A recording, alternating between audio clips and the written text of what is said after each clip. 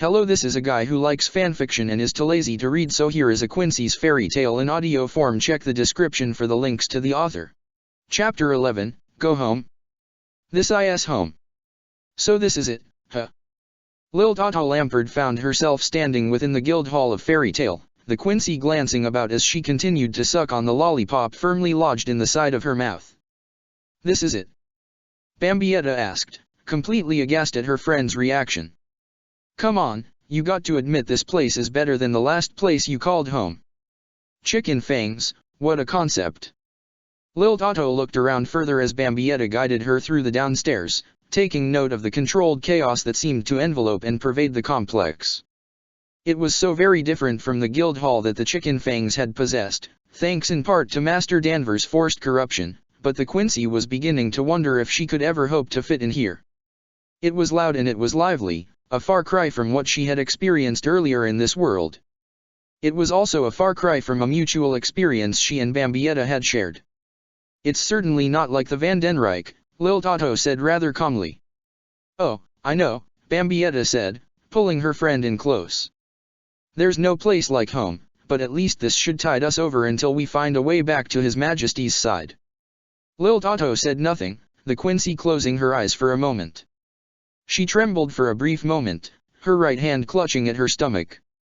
Bambietta was quick to notice. Lil? What's the ma dash? So who's your friend? Bambietta was caught off guard, taking her focus away from Lil Tato and finding herself stared at by a rather inquisitive Natsu Dragneel, the young man perhaps too close to comfort. Still, Bambietta did her very best to ignore her baser instincts and snap. He meant well, she knew that much. Oh, just a friend of mine. Natsu, Lil. Lil, Natsu. Hi. That was all Lil Tato said, not sparing the fire dragon slayer even a glance. Don't let her excitable nature fool you, Bambietta said with a sigh. She's pretty quiet when she wants to be. Bambietta moved her head slightly to whisper to Lil Tato. Come on, he's a nice guy. And he doesn't bite. That's your thing. Lil Tato still said nothing, leaving both Bambietta and Natsu alone in an awkward silence. Okay then.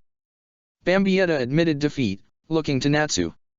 So is Master Makarov around? I think we may have a new fairy in our midst. Isn't that right, Lil? Yeah. Yeah, here's here, Natsu said quietly. He's just... Well. I kind of ran into this other guild called Dragon Spooker and there was a bit of a misunderstanding. And me and the redhead from that guild kind of sort of destroyed a village. Bambietta shook her head. What? You found her guilds offensive? Well yeah, Natsu agreed. Nobody spokes me. There you go, Bambietta said with a sigh. Sticking up for dragons. You do realize your magic is called Dragon Slayer, right? I think the average flying lizard would rather be spooked than slayed if they had a choice in the matter. Well I guess so, Natsu complied, admitting defeat. Anyway, Gramps is kind of filing some reports on the damage I caused to the town of Raysayag. Oh you little devil you, Bambietta replied with a smirk. She nudged Lil Tato to look at Natsu again. I told you he was a fire dragon slayer. How cool is that, right? Pink hair and fire powers. Lil Tato asked, finally paying a bit more attention to Natsu. At least he has a better haircut than Bazby. Bazby? Natsu asked. That a friend of yours from your old guild? Bambietta nodded in agreement. You bet. Lil Tato, however, was not quite in agreement. Yeah, sure. A friend. Bambietta caught notice of Lil Tato getting down and did her best to cheer her up the only way she knew how.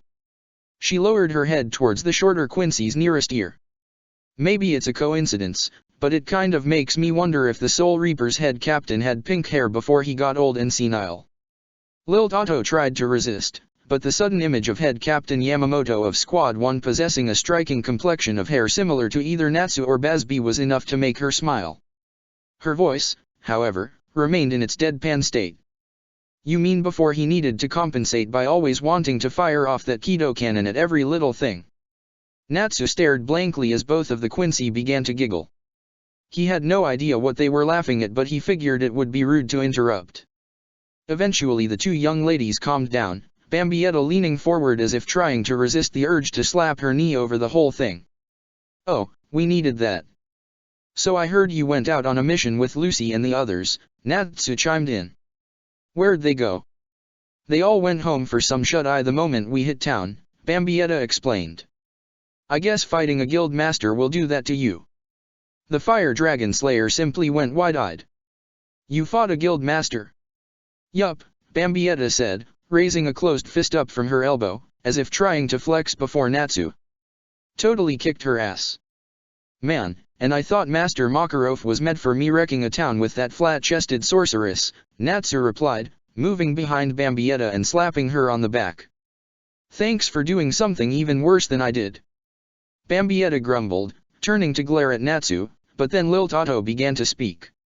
"It's not what you think. She was under a curse, so we kind of had to beat it out of the guild master before she killed us." "Oh. That was all Natsu said at first. I guess I'm all alone in the doghouse then." "Come on," Bambietta said, nudging Natsu in the ribs, "I'm more than willing to join you by causing a ruckus, if it involves us having our little rematch." "Oh yeah," Natsu shouted. "I bet you're a whole lot stronger if you could fight a guild master." "I'm game. But first I have to finish dash." "Yeah, I won't lose twice." Bambietta interrupted with a grin. "Wait, this guy beat you?" Lil Tato suddenly asked. "Well, yeah." Bambietta grew a little depressed then, but quickly bounced back. "It happens. I mean, even His Majesty lost a fight once." That title once more left Lil Tato shaking for a moment, but she too bounced back. She leaned up on her toes and brought one hand near her mouth as she whispered into Bambietta's ears. "No offense to this guy, but he doesn't feel more powerful than me. If you lost to him, then..." Bambietta lowered her head. "I thought I told you I wasn't as strong as I used to be. But even though I don't have my wings or the explode, I'm still a toughie. And don't worry, I'm going to get them back someday."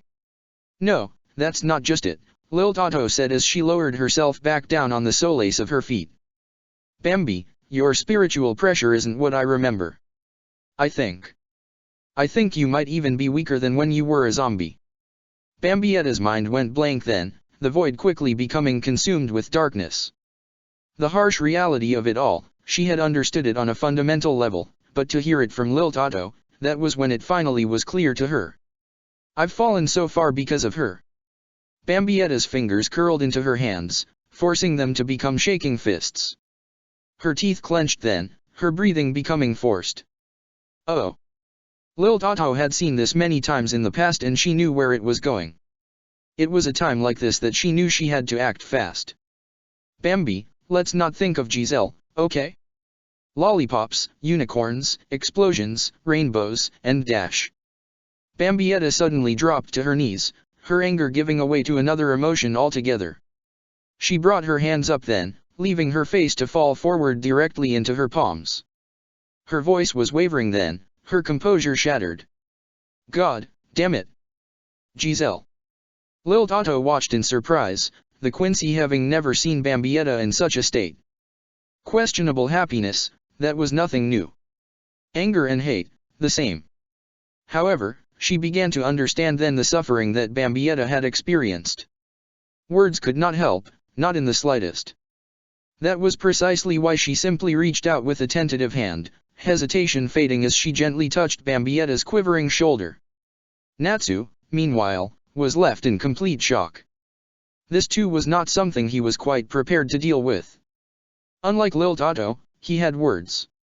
However, the amount of thought that went behind them was another matter up for debate. "Come on, don't cry. I had something important to take care of, but you know what? I'm up for that fight right now. Beating me up will make you feel better, right?" Lil Tato looked at the Dragon Slayer then, wondering how much of a glutton for punishment he really was. "Do you have any idea what Bambi does to guys when she wants to feel B-dash?" "Natsu," Bambietta suddenly said, cutting off Lil Tato and silencing her. "You know me too well, huh?" The dark-haired Quincy shook her head, slapping the palms of her hands against her cheeks as she stood up. She looked at him with a smile, nothing but dried tears around her eyes. A little violence goes a long way to making me feel go dash. Hey, Natsu! A voice suddenly cried out. We going to get this contest underway, or did you finally realize you're not enough of a real man to beat me? Bambietta, Lil Tato, and Natsu all turned their gazes, catching sight of Elfman sitting at a table, Myra Jane placing several plates of well-prepared food before him. That was when the twin Quincy noticed the several dozen plates that were already there. Bambietta's desire for battle suddenly quelled. You're having an eating contest. You bet. Happy suddenly exclaimed, the cat flying by on his wings. Natsu's finally going to take away Elfman's championship. I just know it.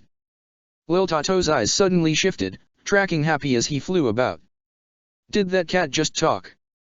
Sure, and the fact that he flies doesn't surprise you. Bambietta suddenly smiled. Okay, I'll let you have your fun before we fight, Natsu, on one condition. The Dragon Slayer looked at Bambietta, quizzical expression overtaking his face. What's that? Almost casually, Bambietta took hold of Lil Tato's shoulders, lifting the Quincy up off her feet and planting her directly in front of herself. You and that manly man of a man over there, let my little buddy play too. Lil Tato simply stared vacantly at Natsu, as if being forcibly moved about by Bambietta as she just had been was nothing new to her. She looked at Bambietta then, glancing over her shoulder. I don't need to intrude on their fun. Bambietta sighed. Come on, be social. It's good for you. Besides, I promise Myra Jane makes good food. Besides, you need to make up for lost time, even after eating Corvus out of house and home. But dash. You're going to eat lightning, Bambietta began to say as she started to work over Lil Tato's shoulders as if she was prepping her for fight, and you're going to crap thunder. That wasn't cool whenever you said it to Candy, and it's not cool now, Lil Tato sighed. But fine. Lil Tato turned to look at Natsu, trying hard to ignore how rough Bambietta was getting with her massage. Can I join your little fairy game? That's the spirit. Bambietta cheered, slapping Lil Tato on the back with much enthusiasm. Show these fairies they ain't got the guts to beat you. Bambietta watched on as Natsu guided Lil Tato over to the table, sliding a chair out for her. Despite his rather puckish exterior, he was quite the gentleman when the need arose. Bambietta had to admit that she was impressed. More so, however, she was simply amused at the sight of Lil Tato's eyes practically sparkling as she looked down at the seemingly never-ending mountain of food that was before her, Natsu and Elfman. Her overjoyous expression only increased as Myra Jane brought a tray consisting of even more plates of food over. Wait a minute, Elfman said, looking down at Lil Tato. No offense, but you look less like a competitor and more like an entree. Bambietta could not help but smile, knowing that the mage was so going to be taken down a peg. Serves you right, calling me manly again and again. Come on, Elfman, don't be a jerk, Natsu protested. If she wants to play, she can play. But she's not even a member of Fairy Tail, Elfman countered. I think I'd remember her dash.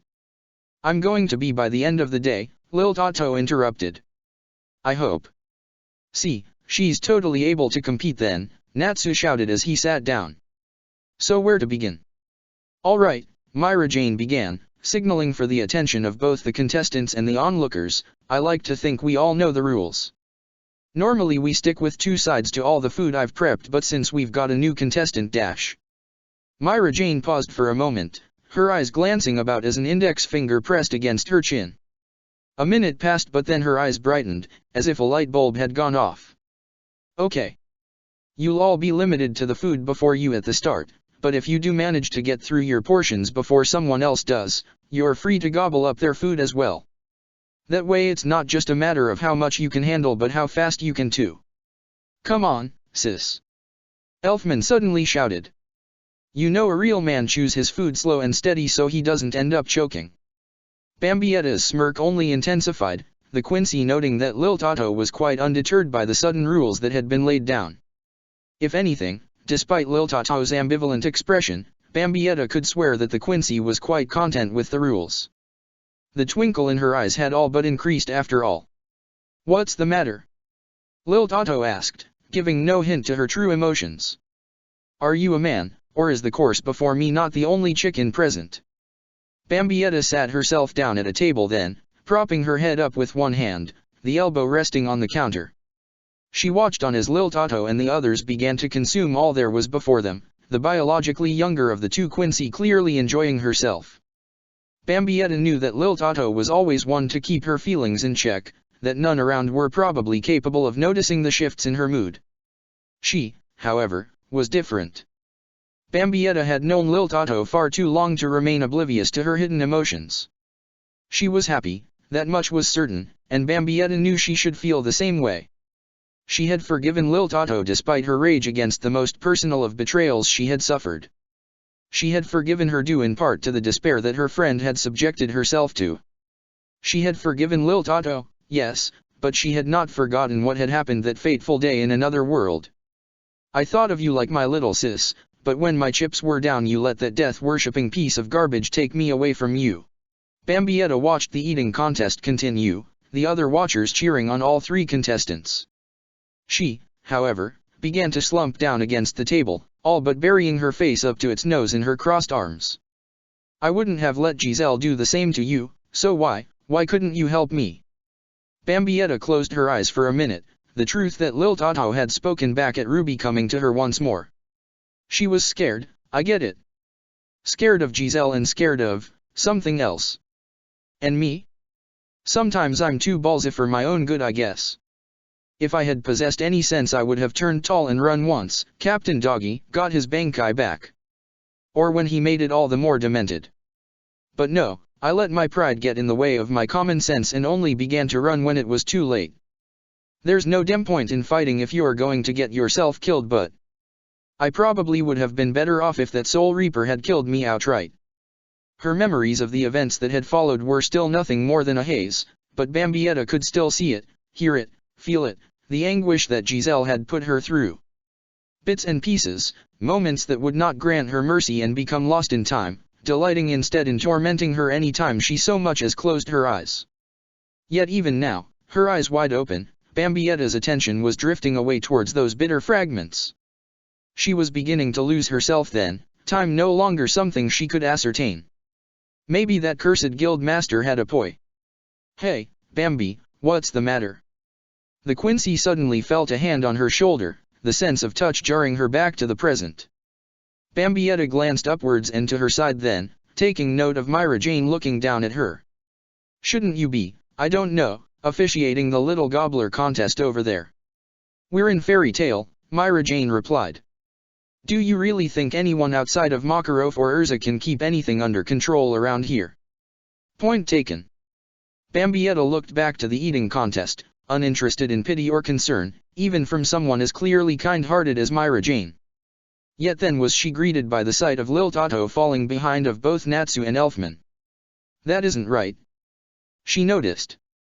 That was all Myra Jane said as first, but when Bambietta looked back her way she continued. I think your friend saw you looking depressed and started slowing down. I don't know why, but... Myra Jane suddenly looked at Bambietta with a serious expression, so unbecoming of her. It was not one of anger but the very concern and pity that the Quincy had wished to avoid. I've always felt sorrow was contagious. So please, for both your sakes, chin up. Bambietta understood what Myra Jane was saying, remembering well what Levy had told her long ago about the S-class mage before her. That even the most cheerful of individuals could very well have experienced the sharpest of pains. The Quincy knew what she had to do now. She could not allow herself to wallow in her past. No, she had to move forward if there was any hope for a future. Come on, Lil. She suddenly shouted, standing from her seat and raising a fist high above her head. Show the hothead and that manly man they don't stand a chance. Lil Tato looked towards Bambietta then, her confidence and resolution to move forward rekindling in response. She wanted to eat, she wanted to win, but she knew that her early lead had been lost in her momentary collapse of happiness. However, she also knew that Myra Jane had made no mention that magic was off the table in this contest and surely no one would recognize her powers as a Quincy as anything but magic. Come on, Lil. You've got. Bambietta's cheerleader routine began to falter, the raven-haired Quincy watching as Lil Tato's mouth began to stretch outwards from her face, the open maw speeding across the table like a viper snatching after prey again and again. Bambietta was shell-shocked, watching Lil Tato devour all the food before her as only she could, her mouth quickly going after Natsu and then Elfman's plates as well. Neither member of Fairy Tail was any less surprised, both the Dragon Slayer and the Takeover Wizard staring in shock at Lil Tato's unique brand of eating. The former was simply quiet, the latter quick to showcase his surprise with bellowed words. "What the heck is that?" Bambietta, meanwhile, simply smirked in delight. "I suppose I shouldn't be surprised he's freaking out. Lil Tato's power does have that effect on people." Natsu watched on as Lil Tato began to finish off the food that had been bequeathed to him, leaving absolutely nothing behind. The table was empty, the newcomer the clear victor, but the Dragon Slayer simply did not care. Her victory, his and Elfman's defeat, it was all so far gone in his thoughts, his attention span dwelling on another subject altogether. That was awesome. Her mouth returned to its rightful place, the flesh no longer stretching to accommodate the power. Lil Tato glanced at Natsu then, completely overcome by the Fire Dragon Slayer's response. "You're the first person who hasn't been revolted by my power." "Revolted?" Natsu began to say. "Why would I be? I wish I could do what you do." "Hey, it's magic. Can you teach me? Can you?" Bambietta watched as Natsu enthusiastically pleaded with Lil Tato, her smirk becoming a broad smile instead. Yet then she could see something on Lil Tato that she had never expected. Her face was going red. She was blushing. "Ah. Come on, Lil. Play with your hair all nervous like. It'll be adorable. See, told you it was contagious." Myra Jane then scampered over to the table, raising Lil Tato's hand high. "The winner and new food. Queen of Fairy Tail." Myra Jane looked at the Quincy then. "I don't think I actually got your name." "Sorry." "Lil Tato," the Quincy replied with an embarrassed mumble, so low that Myra Jane barely heard it. "Lil Tato Lampard." Myra Jane nodded then and moved away from the whispered conversation, her joyous voice spreading across the guild hall. "Your new food, Queen of Fairy Tail, Lil Tato Lantern." Bambietta heard it then, the crowd of gathered mages chanting Lil Tato's incorrect name, leaving her to sit back in her chair with equal parts happiness and amusement. Well, for effort. The moment carried on then, Lil Tato suddenly finding herself hoisted up on Elfman's shoulder of all people, the Takeover Wizard letting her bask in the glory of her victory. It was then that the Quincy truly understood that this guild was quite different indeed from the Chicken Fangs, led along the Van Den Rijk. "Good afternoon, my children." The part was ended then, a hush falling upon the crowd as the voice of the guild master carried over the spectacle. Lil Tato looked down then and could see a rather short old man standing by what she could only assume was the doorway to his office. He was looking quite serious indeed. Maybe it's not so different from the Van Den Rijk. "Hey, Master Makarov!" Bambietta shouted as she approached the guild master with reckless abandon. "How's it be dash? I hope you did not take another S-class mission, Bambietta," the old man said, cutting her off. "No, no," Bambietta replied, suddenly covering her backside with both hands. "But that darn ice cream girl kind of did the same to me on that A-class job request. I swear, someday I'm going to return the favor." Makarov raised an eyebrow at that statement. "Oh, did I say that out loud?" Bambietta tried to laugh it off and change the subject. "Anyway, I kind of brought someone over who'd like to join Fairy Tail." Makarov glanced away from Bambietta then, taking note of the blonde young girl wearing clothes similar to Bambietta's own and sitting atop Elfman's shoulders amidst a crowd of wizards. "It appears she's already situated herself within our family if you ask me." Bambietta flinched for a moment, noting the still serious expression that Makarov wore. "I overstepped my bounds, didn't I?" "No, no," Makarov replied, patting Bambietta on the back of her knee. "There's always room in our Fairy Tail family for more." Lil Tato heard it just as Bambietta had and she quickly took off from Elfman's shoulder, the inherent speed of any Quincy taking her to Makarov and Bambietta's side.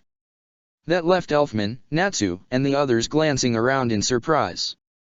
"So I take it I have to defeat a current member as an entrance exam?" Lil Tato asked, glancing back at the confused Elfman and Natsu. "I've already beaten those two in that contest, so that should be a piece of cake." Bambietta wanted desperately to bring the palm of one of her hands up to her face, wondering just how the chicken fangs had run things under Master Danvers' possessed rule. "No, Lil Tato, here we just have interviews." "Oh good," Lil Tato replied with a shrug. "Much less effort then. You truly have interesting friends." Makarov spared Bambietta a look before he opened the office door and motioned to Lil Tato. "Come on now." Lil Tato followed him soon after and Bambietta watched the door close. The Quincy had to wonder how the interview would go. "I guess we'll find out in T.I. Hey there, Angel." Bambietta sighed, her shoulders dropping, and she turned to find herself face to face with Loke. Oh no. Lil Tato found herself within Makarov's office, watching as the guild master of Fairy Tail took at his desk. He was folding his fingers against each other, his forearms resting on his desk as he looked at the Quincy. "Please, take a seat." Lil Tato felt a level of unease but did as the older man had asked. "So I'd like to join Fairy Tail." "So your friend implied," Makarov interrupted. "I'll admit that I had serious reservations within the corner of my mind when I allowed Bambietta into this family, but I did it with the best of intentions. So far I feel my actions have been rewards justly for the most part. However, Makarov looked at Lil Tato with the most serious of expressions. "I did not pry too deeply with Bambietta when she arrived at my doorstep. She seemed to possess a level of hurt that led me to be accepting while alert for any problems that might arise. However, you do not seem quite so hurt." Lil Tato did not know quite how to process that. "There's also the matter of Miss Basterbine telling me that those she knew in her previous guild were responsible for the condition she was found by Urza Scarlet," Makarov continued, not letting his tone waver in the slightest. "The one who treated her condition is quite possibly the most accomplished healer on in this kingdom, yet it took more than even she dared tell me to right what was wrong. Now, seeing as you dress much like Bambietta and that she refers to you as a friend, I would have to assume you are also from the Dark Guild that was responsible for what happened." Lil Tato had not entirely been expecting that, but she knew enough to correct her line of thinking. Bambietta had not told her a word of what she had said to Makarov on their way to Magnolia, only speaking of how a woman called Poor Lyusica had coaxed her faint remains to life. Whatever she had said to Makarov, that was something else entirely separate. Doubt entered Lil Tato's mind then, the Quincy wondering if this was some protracted revenge that Bambietta had inflicted on her. It was something she was quick to correct, Lil Tato understanding well that long, drawn-out schemes were not befitting Bambietta Basterbine. "The truth then?" "Nothing but the truth." Lil Tato asked. "You're going to think I'm crazy." Makarov simply stared with no intent to let the moment pass. "Try me, please." It was times like this Lil Tato hated being so blunt. "I don't know what Bambietta remembers when she came here, but I do. Kind of. This isn't our world. It took me a while to figure out it, but the history, the sources of magic, nothing here matches up with where we come from. I couldn't even tell you if this reality has an afterlife, but I know ours does. Unfortunately." Lil Tato stopped then, the Quincy knowing full well that Makarov was probably considering her insane by now. "Why do you say unfortunately?" That was not the response she had been expecting. "That's what you took from me speaking of alternate dimensions." "If what you say is true," Makarov said, "you and Bambietta are still not the first members of Fairy Tail from other worlds." Lil Tato had not been expecting that. Not in the least. Still, she was willing to move on if need be. "You asked why I'm upset my world has life after death." "Yes," Makarov answered. "Many would find absolute proof of such a thing a blessing when their life is reaching its end. Where we came from, life can be cruel sometimes," Lil Tato began to answer. "But the afterlife was almost always cruel. Its very nature sucked." "Yeah, that's a good way to say it. The realms of the dead were no better than the lowest points of life itself unless you were truly divine. Those in power, those tasked with protecting the souls of the dead, they didn't care. Humanity had to take it upon itself to stay safe in life and death. And we were punished for it." Makarov could hear it then, a sense of pain behind Lil Tato's voice, but he knew that it was not as deep-rooted as Bambietta's own, the wound perhaps not as fresh as what drove her wild emotions now. That was precisely why he let Lil Tato continue. I know this world has monsters, Lil Tato continued, the Quincy looking at Makarov with an unmoving expression, but the ones back home could not be fought by the average individual. And if humanity's angels would not save us, then humanity had to become angelic instead. My ancestors were given that power by a savior, his blood our blood, but in the end mine and Bambietta's kind was hunted to extinction by those felt themselves above us forever. Lil Tato paused for a moment, closing her eyes before looking at Makarov again. I don't know if this world I call home now even has an afterlife, she began to say, but I'd honestly rather cease to exist than live for an eternity in my dimension. To think such a world could exist, Makarov began to say, wearily rubbing his eyes with a thumb and index finger, it's hard to imagine. However, it is this dark guild Bambietta spoke of that I am more concerned about at this moment. Lil Tato was quiet for a moment, trying to find the words. She looked at Makarov, her lips trembling for a moment, her hands suddenly trembling, her fingers clutching at her arms. Again, the whole truth? About the Van den Rijk? About what happened to Bambi? About our master? If you find yourself capable of speaking of such matters, Makarov said. Just. Lil Tato was not sure how to say it. Just keep me safe from such things and I'll tell you anything you want to know. Makarov had to admit then that he had been wrong. Lil Tato's pain was just as fresh as Bambietta's own, she was simply better at concealing it. I'll do everything in my power. Bambietta could not believe she had allowed herself to be drawn into a conversation with Locke, but she had to admit he was not so bad so long as he was not trying desperately to flirt with her. And then we totally made out on top of the rooftop. However, hearing about his exploits was not exactly much better in the grand scheme of things. Bambietta knew that was all her fault, having tried any way she could to redirect the conversation away from him asking her out on a date. Any way that did not involve punching him through the roof. She was trying to play nice, no matter how hard it was. So where's the strangest place you've made out? Bambietta blinked then, realizing that Locke had turned the question back against her. Oh, well. Probably on my old guild master's throne. Wow, just wow. Locke did not know quite how to reply to that. I don't think Master Makarov would appreciate that, if he had a throne.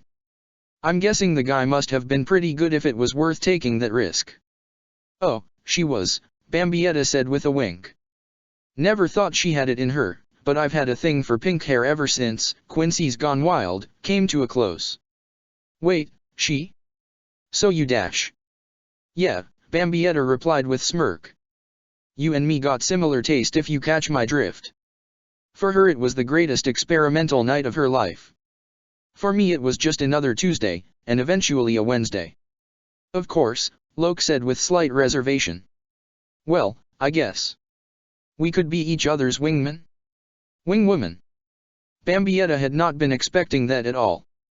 Her preferences had been a little white lie, one that she had hoped would get Locke to stop trying to flirt with her, but clearly he was still interested in hanging out. Sure, I guess. Maybe I could set you up with Lucy. Locke's eyes widened with sudden fear. And no, that's quite all right. What? Bambietta asked, leaning over the table and smirking. You afraid of blondes or something? Come on, they're fun. Or so I've heard. Special war potential Ichigo Kurosaki. Bambietta saw it then, Locke's eyes shifting from fear to confusion and surprise. The Quincy recognized the voice that had shouted and found Lil Tato behind her, the blonde Quincy's eyes glaring at Locke with utter malice. You sure? Locke whispered in fear. She's not looking like a bundle of fun right now if you ask me. Bambietta was quick to leap up from the table and get in front of Lil Tato. Ixnay on the Kurosake. You really think he's here? But dash. Believe me, that guy was not a womanizer. Lil Tato had to agree with that from all that she had heard. Oh, you'd know. Didn't Waiwak have you spy on Kurosaki during the build-up to the war by using the shadow portals to hide in his closet? I swear, sometimes you were gone for the whole day dash. Bambietta grew a little flabbergasted. It was comfy in there, okay. Excuse me, ladies, Locke said, stepping into the conversation, but is this little cutie a new member of Fairy Tale? Bambietta and Loke both could see it, a golden emblem upon Lil Tato's right shoulder. "Oh," Bambietta said, "Master Makarov gave you one personally, huh? That's supposed to mean something?" Lil Tato asked. "No, not a thing." Bambietta laughed. "Anyway dash. So what were you two talking about?"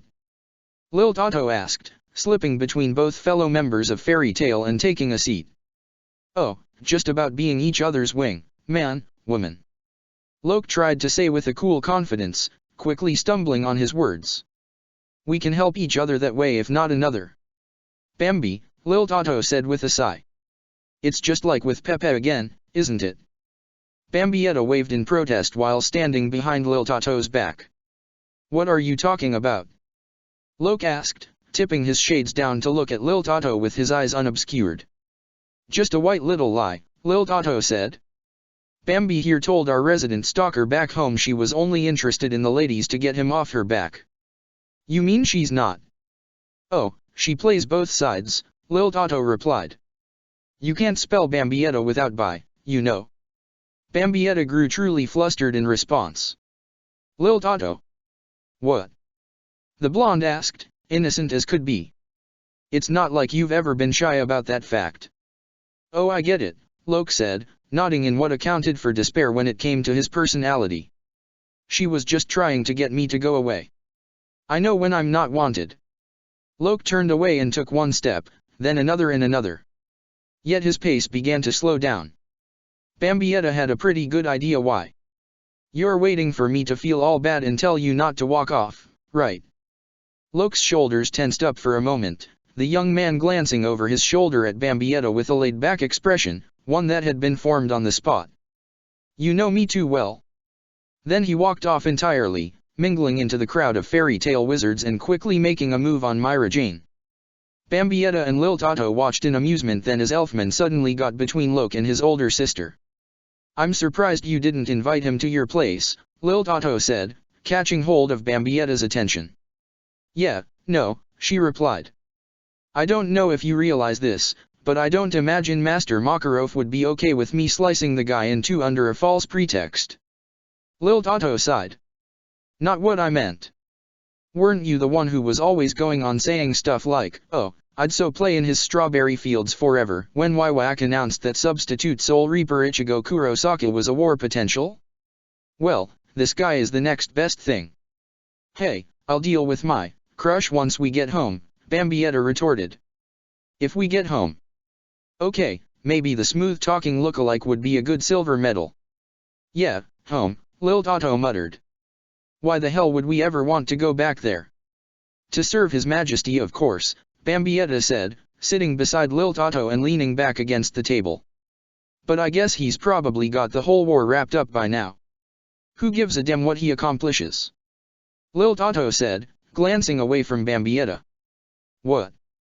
Bambietta had not expected that, to hear honest rage in Lil Tato's voice. "What's gotten into you?" The blonde Quincy was silent then, leaning forward and looking away from Bambietta. That did no favors for her, Bambietta becoming irritated in response. Still, she did her best to hold it in and simply nudged Lil Tato in the side with an elbow. "Come on, share with the rest of the class." "No," Lil Tato replied. "I doubt there's any way home, so it's best you don't know." "What?" Bambietta asked, her annoyance at last coming out. Then did it suddenly subside to worry. Don't tell me His Majesty died.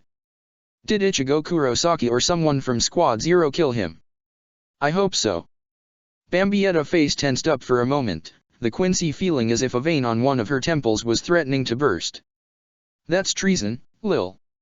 "Good," she replied. "Turnabout is fair play." Bambietta tried desperately to withhold any irritation, the Quincy taking a deep breath to steady her nerves. "Just tell me what the hell happened after I was." "Don't say it," Lil Tato interrupted. "You don't want to say and I don't want to hear it." "But, what happened was..." Bambietta watched as Lil Tato's whole body shook for a moment, waiting in silence for her friend to continue. Patience was never her strong suit, but she knew she had to be with someone teetering like Lil Tato was. Like she had time and again since regaining her life in this world. Giselle was, just the beginning, Lil Tato at last said. Whack forbid any stern ritter from acting out against each other, and in the end we turned on each other like a pack of rabid dogs when the chance arrived. Lil Tato lowered her head then, her eyes becoming obscured by the visor of her hat. I'll be honest, I did not approve of the messes you made with the low-ranked Quincy, but Whack demanded order and obedience at every turn, all the while acting in the most barbaric way. He encouraged violence but refused us an outlet. Lil Tato took a breath, steadying her wavering tone. I won't think you did right, Bambi, but maybe you were the smartest one of us. You were loyal to a fault, you never seemed to want to lash out too severely at the other stern ritter. Maybe you just had found the right way to vent your bad habits. Bambietta raised an eyebrow at that, trying to lessen the mood with potentially unpleasant humor. Come on, you know I'm not that deep of a thinker. First Giselle with you, Lil Tato whimpered, her feelings not comforted by the attempt at a joke, when we only watched. Then Bazby attacking us, Pepe trying to control Menina's, and then Lil Tato's head lowered then, her voice nothing more than a whisper. Then Whack betrayed us all. Bambietta simply remained in silence, the Quincy stunned by what Lil Tato had said. Whack, the man who had rescued her from the depths of hell, who had given Bambietta a place she found herself belonging in after all else had been taken from her. It was what he had done for all those he had given his blood. There was no way, absolutely no way he could consider his lineage, his followers, nothing more than expendable pawns. You're lying, Bambietta said softly, each syllable a fight to give voice to. I watched you die, Lil Tato replied, her composure faltering. I stood on the sidelines as Giselle used you like a puppet, afraid that she would simply do the same to me if the chance arose. But I was already a puppet to Whack. We all were. And I. Lil Tato's hands closed tightly over her knees as she sniffed back sharply. I saw Candy slaughtered by a captain, I saw Menina's taken over by Pepe, and I had to hurt her to get to him. I don't know if she even lived. But after all that, Robert came to us. He warned us. He. Bambietta knew exactly what Lil Tato was trying to say, giving voice to her hesitation with a heavy heart all her own. He's dead, isn't he? Lil Tato answered then. Yes. Bambietta found herself lost in thought then, the Quincy biting down on her lower lip as if such an action had a chance to get her to focus on something, anything, compared to the harsh truth. Whack had saved her the damnation of a life in the world of the living, yes, but it had been Robert Accutrone who had helped shape her into the stern ritter she had become. If not for his infinite patience, she may well have become nothing more than a rank-and-file member of the Vandenrijk at the most.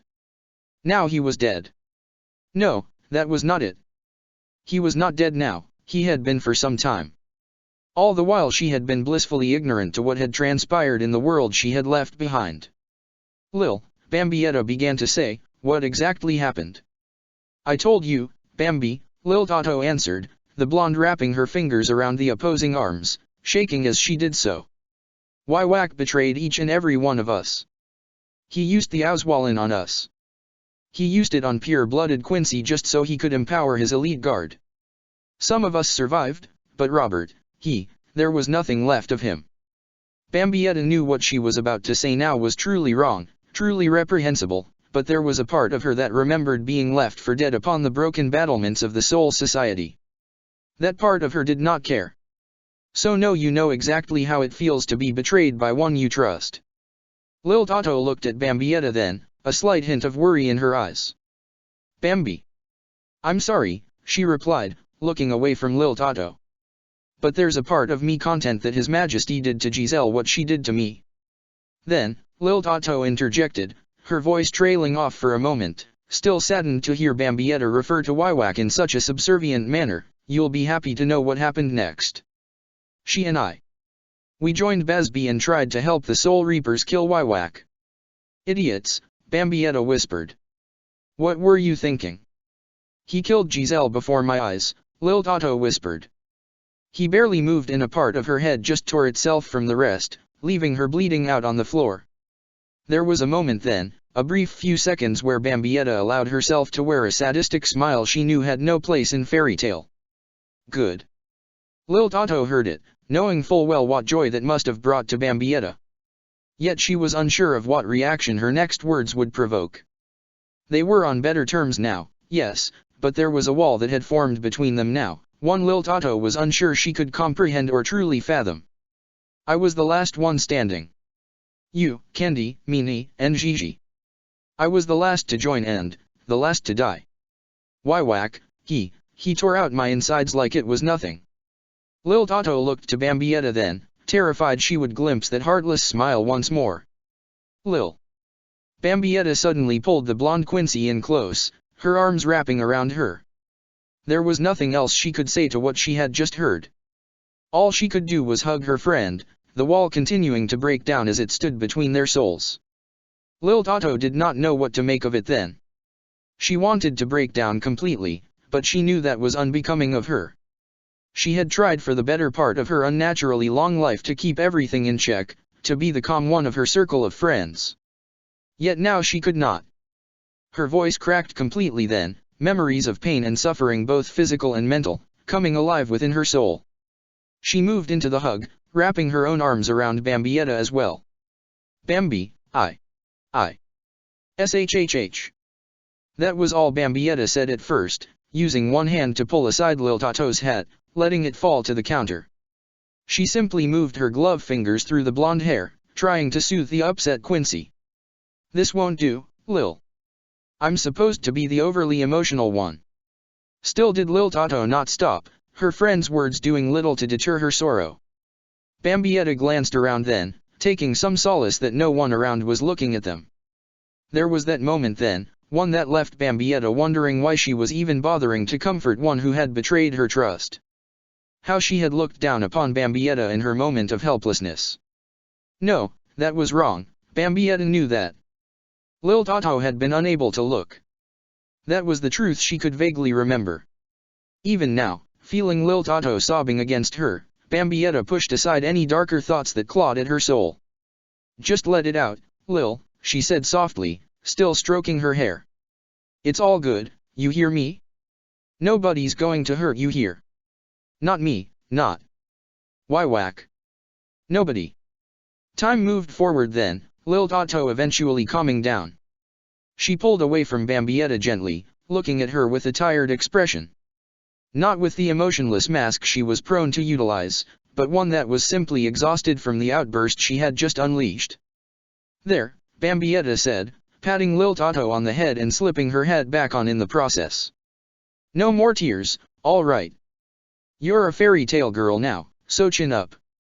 Bambi, Lil Tato began to say, do you dash? So question, Bambietta interrupted, placing both hands on Lil Tato's shoulders. Last thing I remember with absolutely certainty is Giselle killing me. Then one big mess of memories, next thing I know I was here in this world. You want to know how we got here? Lil Tato asked. Bambi, I don't know either. I was dead, dying and then I found myself outside of the town of Ruby. If not for that candlestick guy I might have just left myself on the ground to starve to death. Enough of that, you hear me? Bambietta said, her expression growing stern. I'm alive, you're alive, and we're here in this happy little world. You don't want to go home now. Lil Tato made it a statement, not a question. The next thing she said, however, was different. You don't want to return to the Vandenrijk? After what you told me? Bambietta asked in return. Hell no. I'd rather drink a gallon of bleach than ever go back to that world. Lil Tato shrugged then, if only slightly. She knew Bambietta better than most and had been somewhat worried that the truth of what Wywak had done would only cause her to want an explanation from the man himself, to see if he could justify his actions. Yet that was not the case, leaving Lil Tato to wonder if the death of Robert Accutrone was the reason for Bambietta's sudden decision to stay where she was. Or perhaps it was the simple fact that neither of the Quincy had any idea of how to return home. However, there was something else nagging at Lil Tato. If it was true that those Quincy that had died had found themselves in this parallel world, in this kingdom of Fiori, then perhaps they were not alone. That simple fact left Lil Tato shaken, though she kept it herself. Yet Bambietta was not so foolish to not consider such an option herself. She had thought herself alone in this realm of reality, but now that she had found herself face to face with Lil Tato, she knew that was not the case. There was a moment then when Bambietta could only hope that such a possibility would allow her to meet with Robert Accutrone once more. Perhaps he could help her regain her lost strength. Yet there was a darker thought in the back of her mind then. Lil Tato had made it abundantly clear of one particular Quincy who had perished right before her eyes. That left Bambietta's soul both shaking and seething, the Quincy knowing that such a reunion could only end in blood and tears. "No," she whispered, catching Lil Tato by surprise. "That won't happen again. Bambi." Lil Tato looked at her friend, taking note of a sudden burst of passion in her eyes. "What now? What now?" Bambietta asked, suddenly standing up before Lil Tato, placing her hands on her hips. Her face lit up then, Bambietta smilingly as much as she possibly could. "I'm going to become what I once was. No. Stronger. I'm going to be the best damn Quincy this world has ever seen." Lil Tato furrowed her brow at that statement, wondering just what was driving Bambietta. Her friend, however, did little to calm down. "For too long I've felt like I've been on the sidelines, that I was a bit player," she shouted, her hands curling into fists that rose up before her. "Even here I've felt like I was just an opening act. You know what I say to that?" Lil Tato was honest. "I don't know." "What?" "To heck with that," Bambietta exclaimed. "You and me? We're going to take destiny by the balls. We're going to be the center of attraction." Lil Tato replied softly. "Like the face that people will see on every magazine." "Exactly," Bambietta said, pointing an index finger at the unassuming Lil Tato. "We're Quincy after all. So we're going to come out of the shadows now that it's our time. We're going to be the queens of the scene." Lil Tato had not been expecting this at all. She had assumed at the very least that Bambietta would be withdrawn and depressed by the truth of what the man she had pledged her loyalty to had done, but this sudden explosion of confidence was something she had not been prepared for. However, she was happy to see it deep down. "Brightest star there's ever been, huh?" Makarov stood in his office doorway, watching as Bambietta continued to move about in excitement, the lady's youthful abandon more than a match for anything the old guild master had ever seen from even Natsu Dragneel. He remembered well the young lady who had come to the guild waving about the decapitated remains of a cyclops, of someone who had broken down in his office, of one who had spoken ill of him during the Macau Conbold situation. Yet now she was appearing happy. Truly happy.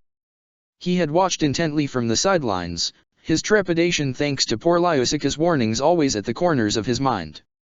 He had seen as Bambietta had made friends with those around her, from Levi to Lucy, from Natsu to even Urza to one extent or another. A curious factor indeed, the guild master knowing Urza was keeping a close eye on Bambietta as well. Yet despite the apparent illumination that was beaming from her outward actions, he knew better than before the darkness she had come from.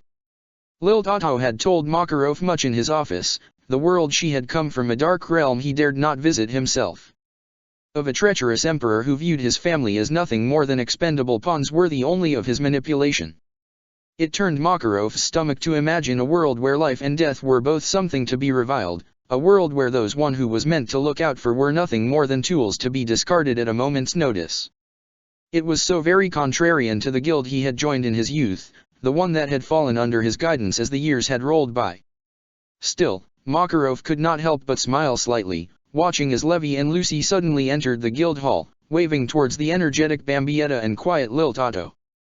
The former suddenly pulled her friend up and all but sprinted them both over to join their friends. "Perhaps my decisions were in the right after all," he whispered to himself. "The solitude others may have forced on you be damned." Makarov let his shoulders fall slightly then, the elderly wizard confident in the choices that he, Urza and poor Lyusica had made in the long run. Hello there." The mage looked up then, catching sight of a slender woman dressed in a violet shades, her blonde hair tied into a bun. "You have my greetings," Makarov said with a nod, the old man folding his arms behind his back. "And may I ask who you are?" "Oh, me," the woman asked, a slight glint in her eye as she placed a finger gingerly along the edge of his lips. I'm Stella Upland and I'm just dying to join Fairy Tale. 2 in 1 day, huh? Makarov nodded in approval. I suppose this guild is still growing. Well then, step into my office and we'll see if you're up to the task. Makarov turned and moved into his room, Stella following. She stopped for a second, her hand resting on the frame of the door and glared at Bambietta, Lil Tato, Lucy, and Levy. She smirked then, knowing that Altair's ability to alter one's own appearance with magic was working far too well. For those around her there was only the Stella Upland, a woman who did not truly exist. Emberella Rodopi almost could not contain herself. She was the wolf among the sheep now, her options for revenge spread out before her as far as the eye could see. Don't be shy, she heard Makarov suddenly say, the guild master hopping up into his chair. Come in, come in. Emberella let her devilish smirk fade, a false smile taking its place as she stepped into the office. Oh, my apologies. Emberella closed the door behind her then, knowing in her heart how this story was going to end one day. However, she also knew that would not make it any less fun to watch. Chapter 12, On the Railway to Clover. Bambietta Basterbine was alone, the Quincy sitting atop the tallest building she could find in all of Magnolia. It was a simple matter for a Quincy to ascend to such heights, but she knew that it would have been easier still if she had possessed her Volstern dike. That was precisely why she had come to this place. She needed the peace and solitude if she was ever going to become what she once had. She wanted to be great again, but Bambietta knew that being overblown and arrogant about it would get her nowhere. She had to know what she was doing, she had to be smart about it. So she knelt on the roof, her hands resting gently upon her thighs. Her back straight, she kept her eyes gently closed, feeling a calm breeze play against her skin, giving life to her hair slightly. It was alien to her, so very alien, to remain peaceful. It was not like times earlier, when her excitable personality had been crushed underneath the weight of despair. No, for now she was simply relaxed in mind, body, and soul, the Quincy trying to tap into the spiritual powers that were her by right of birth. Breathe in, breathe out, Bambietta whispered to herself, the Quincy doing just as she asked of herself. Her chest rose and fell with each breath, Bambietta trying to let her mind flow free, to touch both the magic energies around her and the spiritual pressure that dwelt within her body. It was taxing, so very taxing, but she could feel it, the wellspring of power buried within her soul. Untapped for so long, a force keeping it small and unfocused, that it left Bambietta to bite her lip in frustration for but a moment. A remnant of her death? Or perhaps from the perversions that Giselle had wrought upon her body and soul. Bambietta did not know, but it vexed her nonetheless. Still, she knew that anger would get her nowhere. Not now, away from a battlefield. It was difficult, however, Bambietta never wanted to restrain her emotions like this. Yet she remembered well, of a time long since past, when Robert Accutrone had tried with all his patience to make her more than she was now. I never got to thank him. Bambietta's teeth clenched then, her serenity threatening to break, the Quincy's body tensing up for a moment. The harsh reality of life had robbed her once more. Again and again it had taken from her those most precious. When would it be enough? When would the dark side of life be satisfied? Had it not taken enough from her already? Her parents, her friends, her mentor, her home, her very life. Enough. It was spoken with nothing but the simplicity of a harsh tone, Bambietta remembering well how Robert had scolded her time and again if she had proven too rambunctious during her lessons. It worked then at calming her down, at weakening the resolve of her own internal darkness, and now was no different. Yet still did Bambietta discover the true issue with her trying to meditate. It was simple really. She just could not concentrate and keep herself still. Damn it. The Quincy let herself go then, Bambietta running her hands through her hair in frustration. How am I ever going to dash? Bambi. She opened her eyes in response to her name being spoken, the Quincy catching sight of someone quite familiar. Lil. I guess you did always like getting high, Lil Tato said as she stepped onto the roof, no longer needing her ability to stand on thin air. She looked around then, taking in the bright sky all around. Can't say I'm too fond of it. Then why are you up here? Bambietta asked, realizing that any chance at relaxing and reconnecting with herself was long gone now. Because Lil Tato's voice trailed off for a minute, the Quincy still not looking at Bambietta. Because I was lonely. Bambietta raised an eyebrow at that. Really, we're in the most social group of Looney Tunes I've ever met and you're feeling lonely. I suppose they're nice and all, Lil Tato said, looking at Bambietta, but you're my only true friend here. Come on, they're a lively bunch, Bambietta replied. Give them a chance. Do you consider them friends, Bambi? Bambietta looked at Giselle as if she was a deer caught in the headlights. Well, I do get along with some of them. Lil Tato did not relent. But are they your friends? Bambietta did not like where this conversation was going. Come on, Lil, didn't you at least try to hang out in the guild hall? Lil Tato sighed, realizing that she was getting nowhere with her question. I tried a little, but then that gray guy sat down beside me. So? He had no pants on, Bambi. That made me uncomfortable. Bambietta could not help but laugh then. Oh, I needed that. Thanks, Lil. But don't let his habit wig you out. He doesn't even realize he's doing it. That sounds silly, Lil Tato counted. And a little hard to believe. I'd like to think that if you or I were losing garments of clothes, we would notice immediately. Yeah, well, Bambietta looked away from Lil Tato, her face growing red as she recalled her first mission with Lucy and Levy. You'd be surprised. Bambi, why were you up here? Lil Tato asked, trying a less troubling question. That was one Bambietta could answer without any hesitation. I just figured I needed some alone time. To see if I can, you know, tap into my inner me. See if I could wrangle up some power I used to have. Like Robert taught me how to do. I don't think a guy like that would want you to be so forceful with your own soul, Lil Tato replied. He always told me to take it nice and easy and not try too hard. Well, that was old Rob for you, Bambietta said as she stood up. He always did seem to be able to read a person and figure out the best way for them to train. He was a great teacher. I'm sorry, Bambi. Bambietta looked at Lil Tato then with confusion. For what? I knew you looked up to him, Lil Tato began to explain. That was why I didn't want to have to tell you the truth. Come on, don't be that way, Bambietta said, putting a hand down on one of Lil Tato's shoulders. Besides, we both died and ended up here for some reason. Maybe he did too. But that would mean dash. Bambietta turned away from Lil Tato, not wanting to broach that subject. Anyway, this training is getting me nowhere. I guess I'm a little too wound up still from yesterday's speech to really relax and concentrate. Heck, I can barely sleep last night. I suppose that means your new friend should be thankful, Lil Tato began to sly. At least she didn't have to hear your snoring for one night. Oh you little dash, Bambietta turned on Lil Tato, quickly pulling her in close and digging her knuckles into the top of her head playfully. One time, and a Quincy just can't live it down. One. Was all Lil Tato responded with, grimacing under the actions of her friend. Okay, fine, so it happens a lot, Bambietta said, relenting, and pulling away from Giselle. She glanced away then, a closed hand coming up to her face. I can't help it, okay. Anyway, Lil Tato said, ignoring the moment.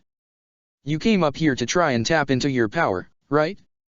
I think I have something that could help you. Bambietta grew skeptical. And what would that be?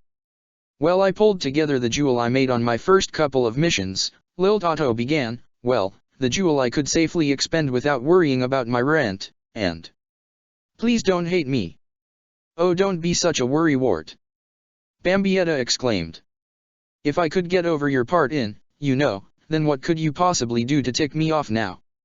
Lil Tato bit her lower lip nervously and reached around to pull something out that had been tucked into the back of her belt.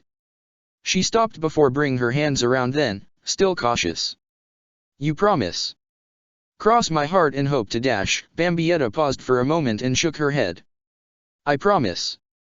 Slowly, very slowly, Lil Tato pulled her hands out and revealed a white glove adorned with blue stripes, one that possessed a length more befitting a night at the opera than a training session.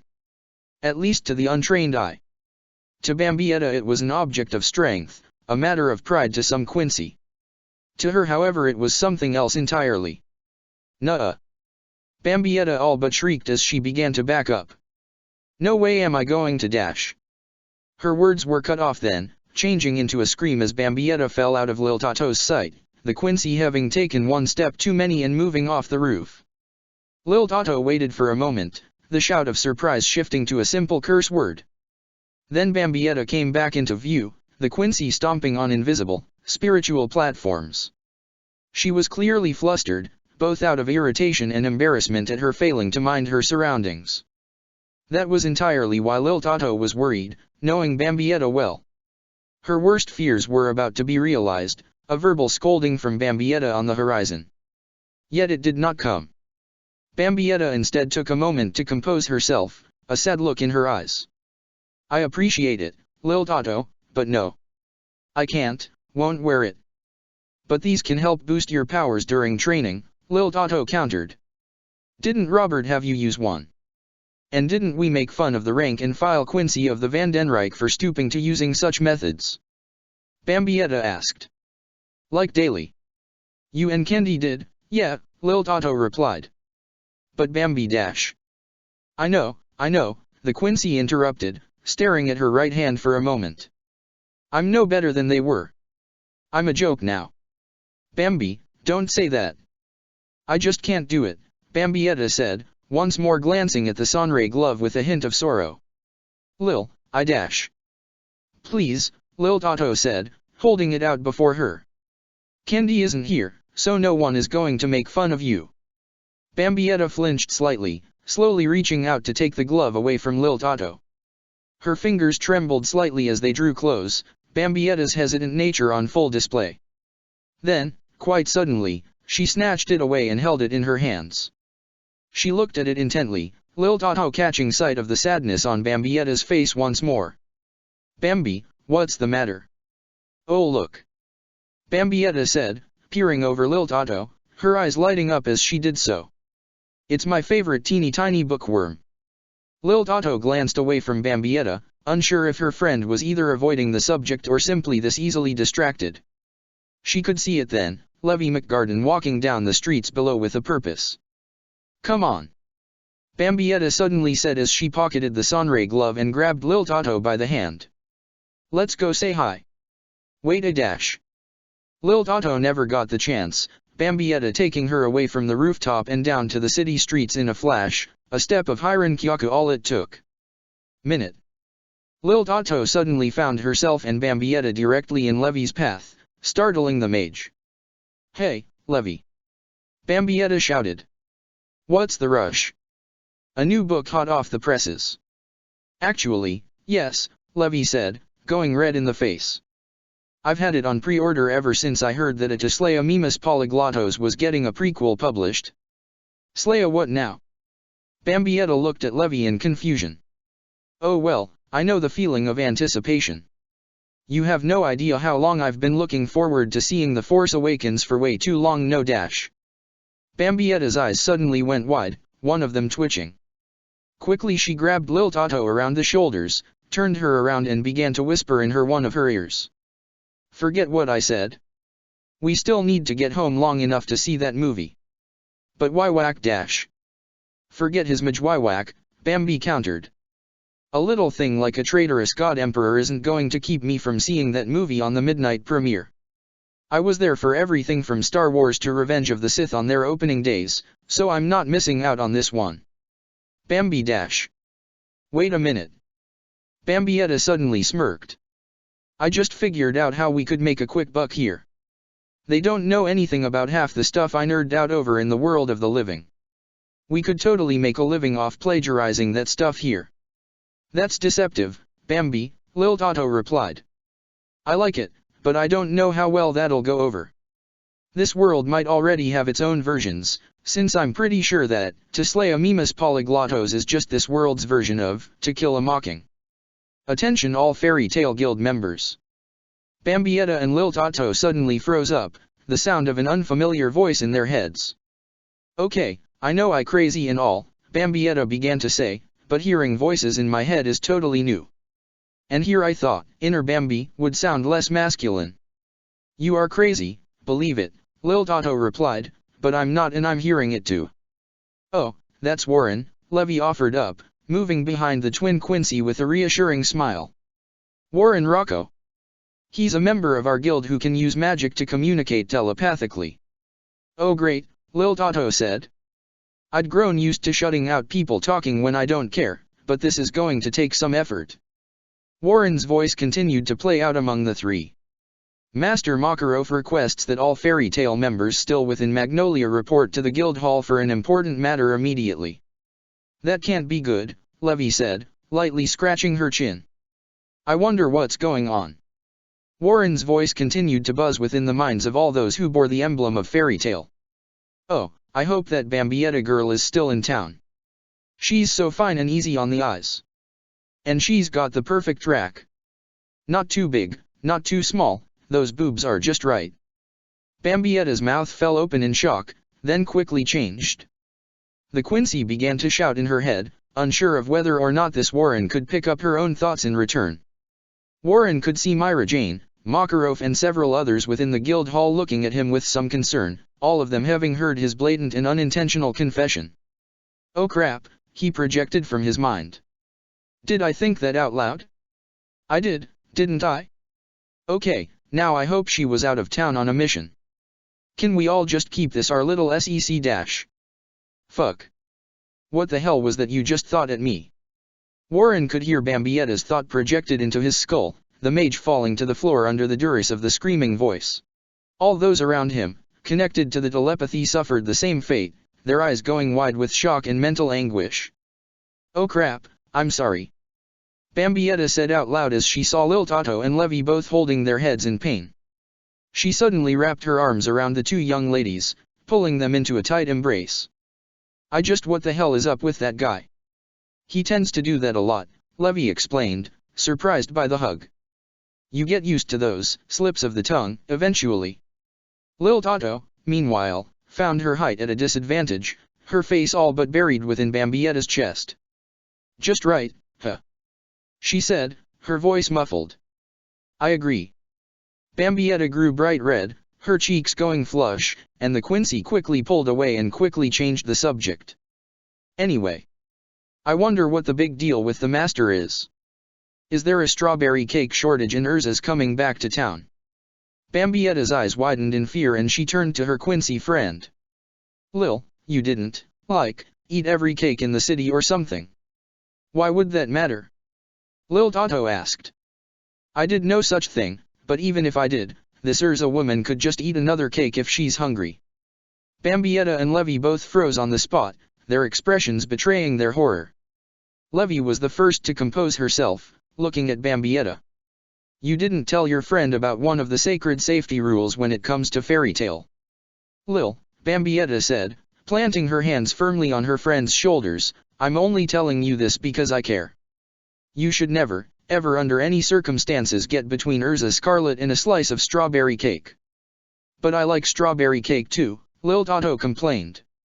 Bambietta and Levy both simply shook their heads in response. Darn. Lil Tato sulked for a moment, the Quincy remembering what had just gone on a moment before. So anyway, I wonder what all the fuss is about. One big meeting out of nowhere kind of sounds familiar, Bambi. You don't think dash? I hope he's not going to choose a successor, Bambietta replied.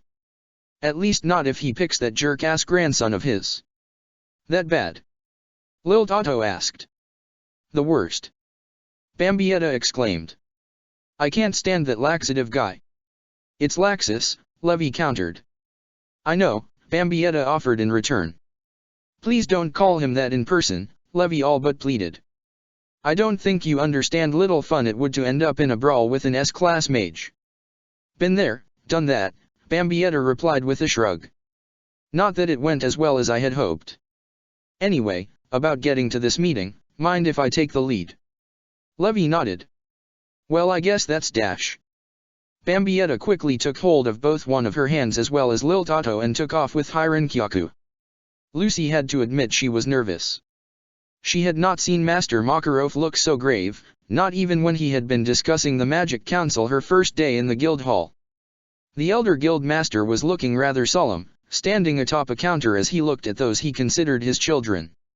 Yet he was quiet, not a word escaping his mouth as he looked out at the mages of Fairy Tale. Lucy knew why, that Makarov was simply waiting for all those present in Magnolia to arrive. Okay. Lucy suddenly felt the air shift around the space behind her and she turned to find the Bambietta, Lil Tato, and Levy.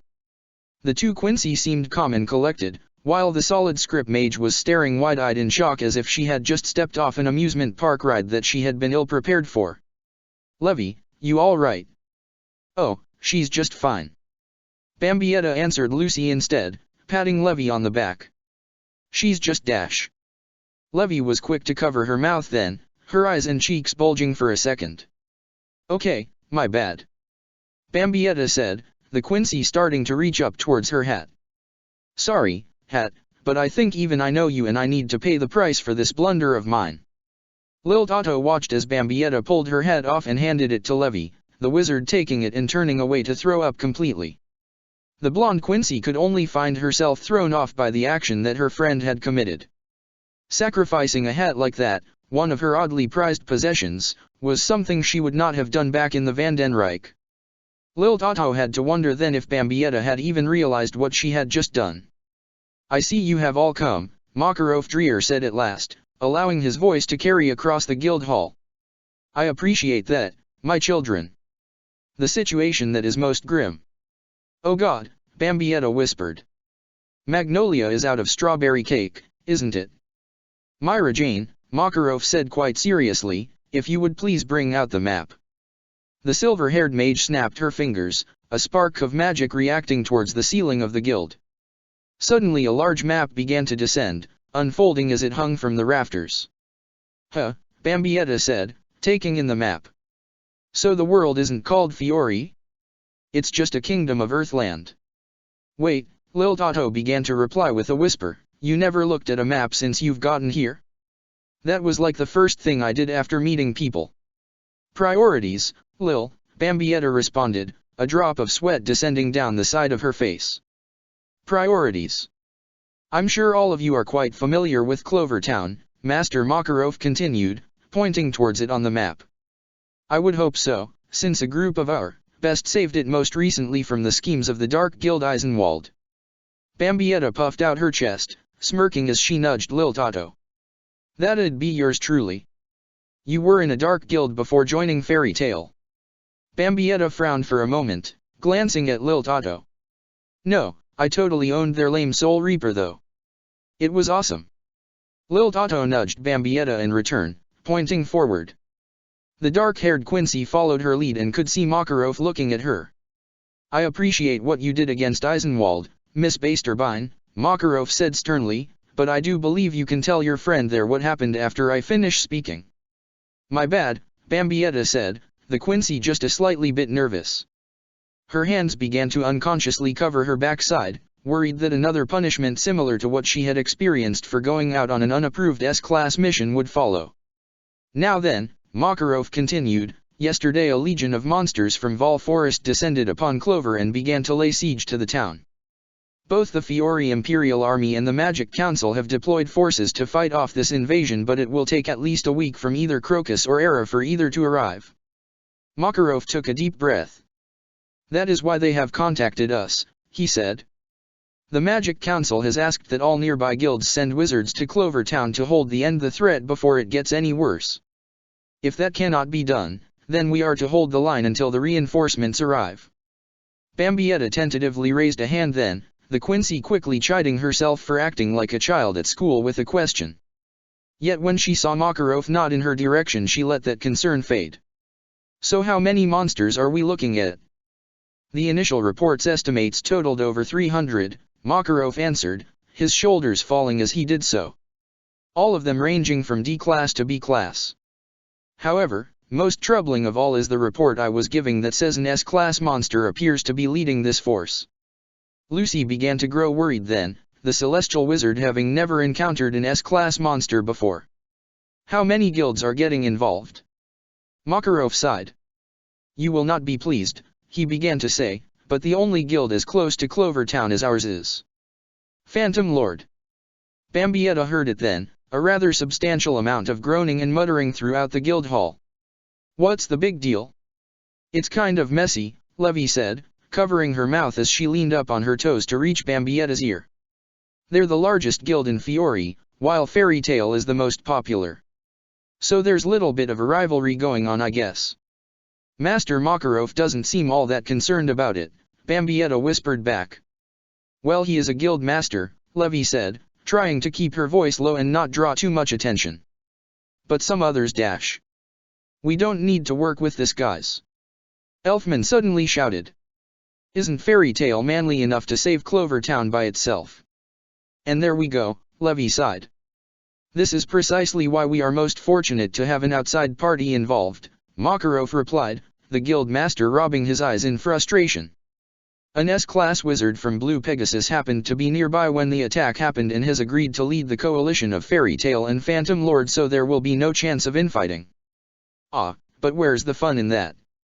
Natsu asked. We could show them who really is the dash. There will be absolutely no fighting amidst this coalition. Do you understand? Yes, sir.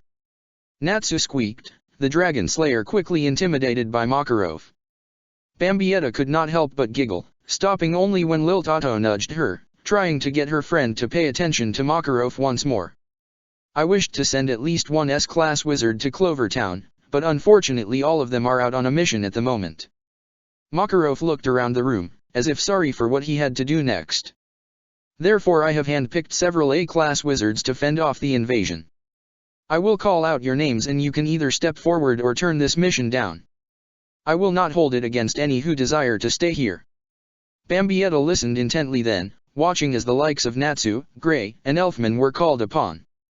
They all walked over without a moment's doubt to stand before their guild master, happy following Natsu. Then Makarov said exactly what the Quincy wanted to hear. Bambietta based her bine. She moved forward then quickly, standing beside Natsu with the wildest of grins. I bet you're all fired up to kick some monster butt, right? Heck yeah. The Fire Dragon Slayer said, sharing his ally's smile. Bambietta's smile turned upside down when she heard the next name to be called, Loke adjusting his shades as he moved beside the Quincy. All fired up, huh? No wonder I got the hots for you, Bambi. And finally, Makarov began to say, Kana Alberona. The mage blinked for a moment and set down the mug of beer in her hand. She gingerly walked forward to join her fellow Fairy Tale members, using Elfman's body for support. Maybe you'll have better luck with her, Bambi said to Loke with a wink.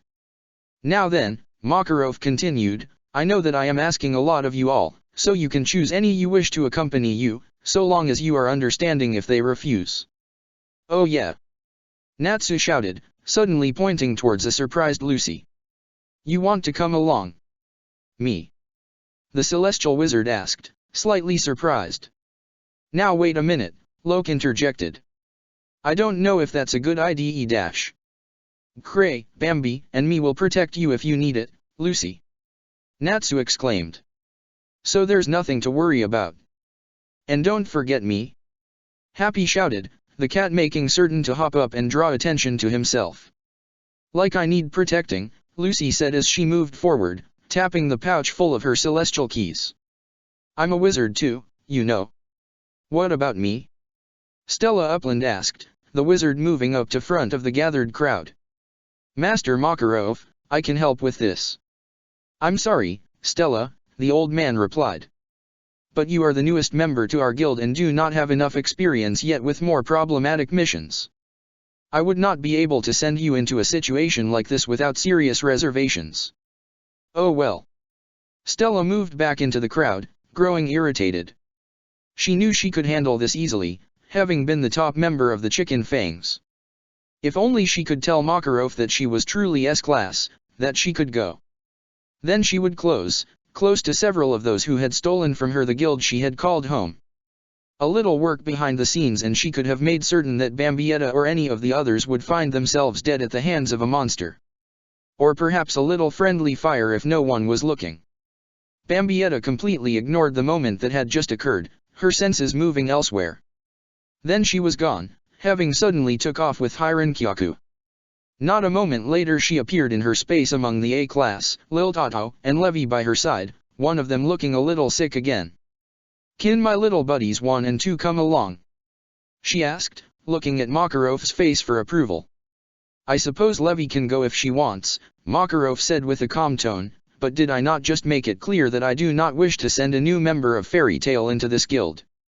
"Wait, you did?" Bambietta asked honestly. Makarov sighed. "I'm in," Levi interjected, trying to keep herself from throwing up again. "So long as Bambi doesn't do that a third time." "Yay, the Bam squad is back in action." Bambietta smiled and pulled Levi in close. "As for Lil, this is hard for me to say, really hard, let me tell you. The thing is, she's stronger than me." Master Makarov raised an eyebrow to that. "Is that true, Lil Tato Lampard?" "I guess so," Lil Tato answered weakly. "Oh, don't be like that," Bambietta shouted, moving close to Lil Tato. "There's no need for modesty. You're even stronger than Natsu if you ask me." "What?" the Dragon Slayer gasped. "Hey, Lil Tato, can we fight?" "I'd rather not," she said quietly. "Stronger than even Natsu you say?" Makarov nodded his head in approval. "Lil Tato Lampard, I would greatly appreciate it if you were to go on this mission as well." Time moved on and the members of Fairy Tail found themselves on a train heading towards Clover Town. It was not the first time for Bambietta Basterbine, but the Quincy had learned her lessons well. She was seated as far away from Natsu as possible, and judging by the sound of him throwing up and both Grey, Elfman, and Loke complaining, she had made the right call. Now she simply sat alongside Lil Tato, Lucy, and Levi, 2 of the 3 looking a bit nervous. Kana, meanwhile, was out and about, checking out whatever the train cars had to offer for luxuries. Bambietta could only imagine she was trying to find an in-ride alcoholic beverage. "Look, I do appreciate the vote of confidence," Levi began to say, "but do you really think I can be dealing with these many monsters? I mean, there is an S-Class 1 out there." "You make it sound like I'm going to let anything hurt you or Lucy," Bambietta said in return. "I just need some backup, you know." Lil Tato suddenly began to fight the slightest bit of jealousy, recalling a time when Bambietta, having decided herself the leader of their little band of stern Ritter, had always tried to look out for the newest member of the group. "Bambi, what about me? Will you let anything hurt me out there?" Bambietta sighed. "Didn't I say you're stronger than me back at the guild hall? I don't think you need my protection, not in the state I've been reduced to." "Look, it was hard to say that, and this is no better. I'd only slow you down." Lil Tato knew the solution to that. "Then why don't you wear the dash?" "No," Bambietta suddenly shouted in the most forceful manner, the Quincy quickly calming down and looking ashamed. "I just can't do that, Lil." "What's she talking about?" Lucy asked, hugging her plus spirit close to her body. Bambietta sighed and removed from her coat a long white glove, a blue line going from the end to the tip of the middle finger. "This. The Sonray glove. It's meant to help people like me become stronger." Levi was confused. "Then why don't you use it?" "Because." Bambietta almost choked on her words, the Quincy forcing herself to look out the window and the passing scenery. "I just won't rely on outside help to become better. I can do this myself." "Bambi," Lucy began to say, "I know I don't have any say in the matter, it's your life after all, but I don't think it's a sin to depend on outside help." "It'd make me weak," the Quincy answered, not looking back. "Come on, don't talk like that," Levi offered up. "I mean, you already use those Jinto capsule things, right? What's one more magical artifact? Besides, Urza uses armors and weapons and nobody would dare make the mistake she weak." "You think I'm weak then?" Lucy asked, getting a slight bit upset and hugging Plo tighter. "You think I'm weak because I have to rely on keys and spirits to be any help to Fairy Tail? To Natsu? To you?" Bambietta instantly regretted her choice of words, looking back at Lucy. "That's not what I meant. I just..." "Lucy, don't get upset, okay? Just dash." Bambietta lowered her head, her expression darkening. "The truth then?" Will that be enough of an apology, Lucy? Lil Otto perked up then, having not expected say anything of such a nature to be said by the one she had considered her friend for so very long. Lucy, however, was quick to voice her opinion. You don't have to, Bambi. Please, just dash. Something like this, Bambietta said, lifting the Sonray glove up but refusing to look at it. Killed my mother. Those words led to nothing, just an empty silence that descended on those of Fairy Tale. Yet none took it harder than Lil Otto. Bambietta had never spoken of such matters, of her past, to either herself or the others who had made up their circle of friends. Yet here, now, she had opened her heart. However, in that one instance, Lil Otto was beginning to understand fully, the Quincy regretting every making the Sonray glove that Bambietta held in her hand now. It had been done with the best of intentions, yet now she could see the results of them. Bambi, I'm dash.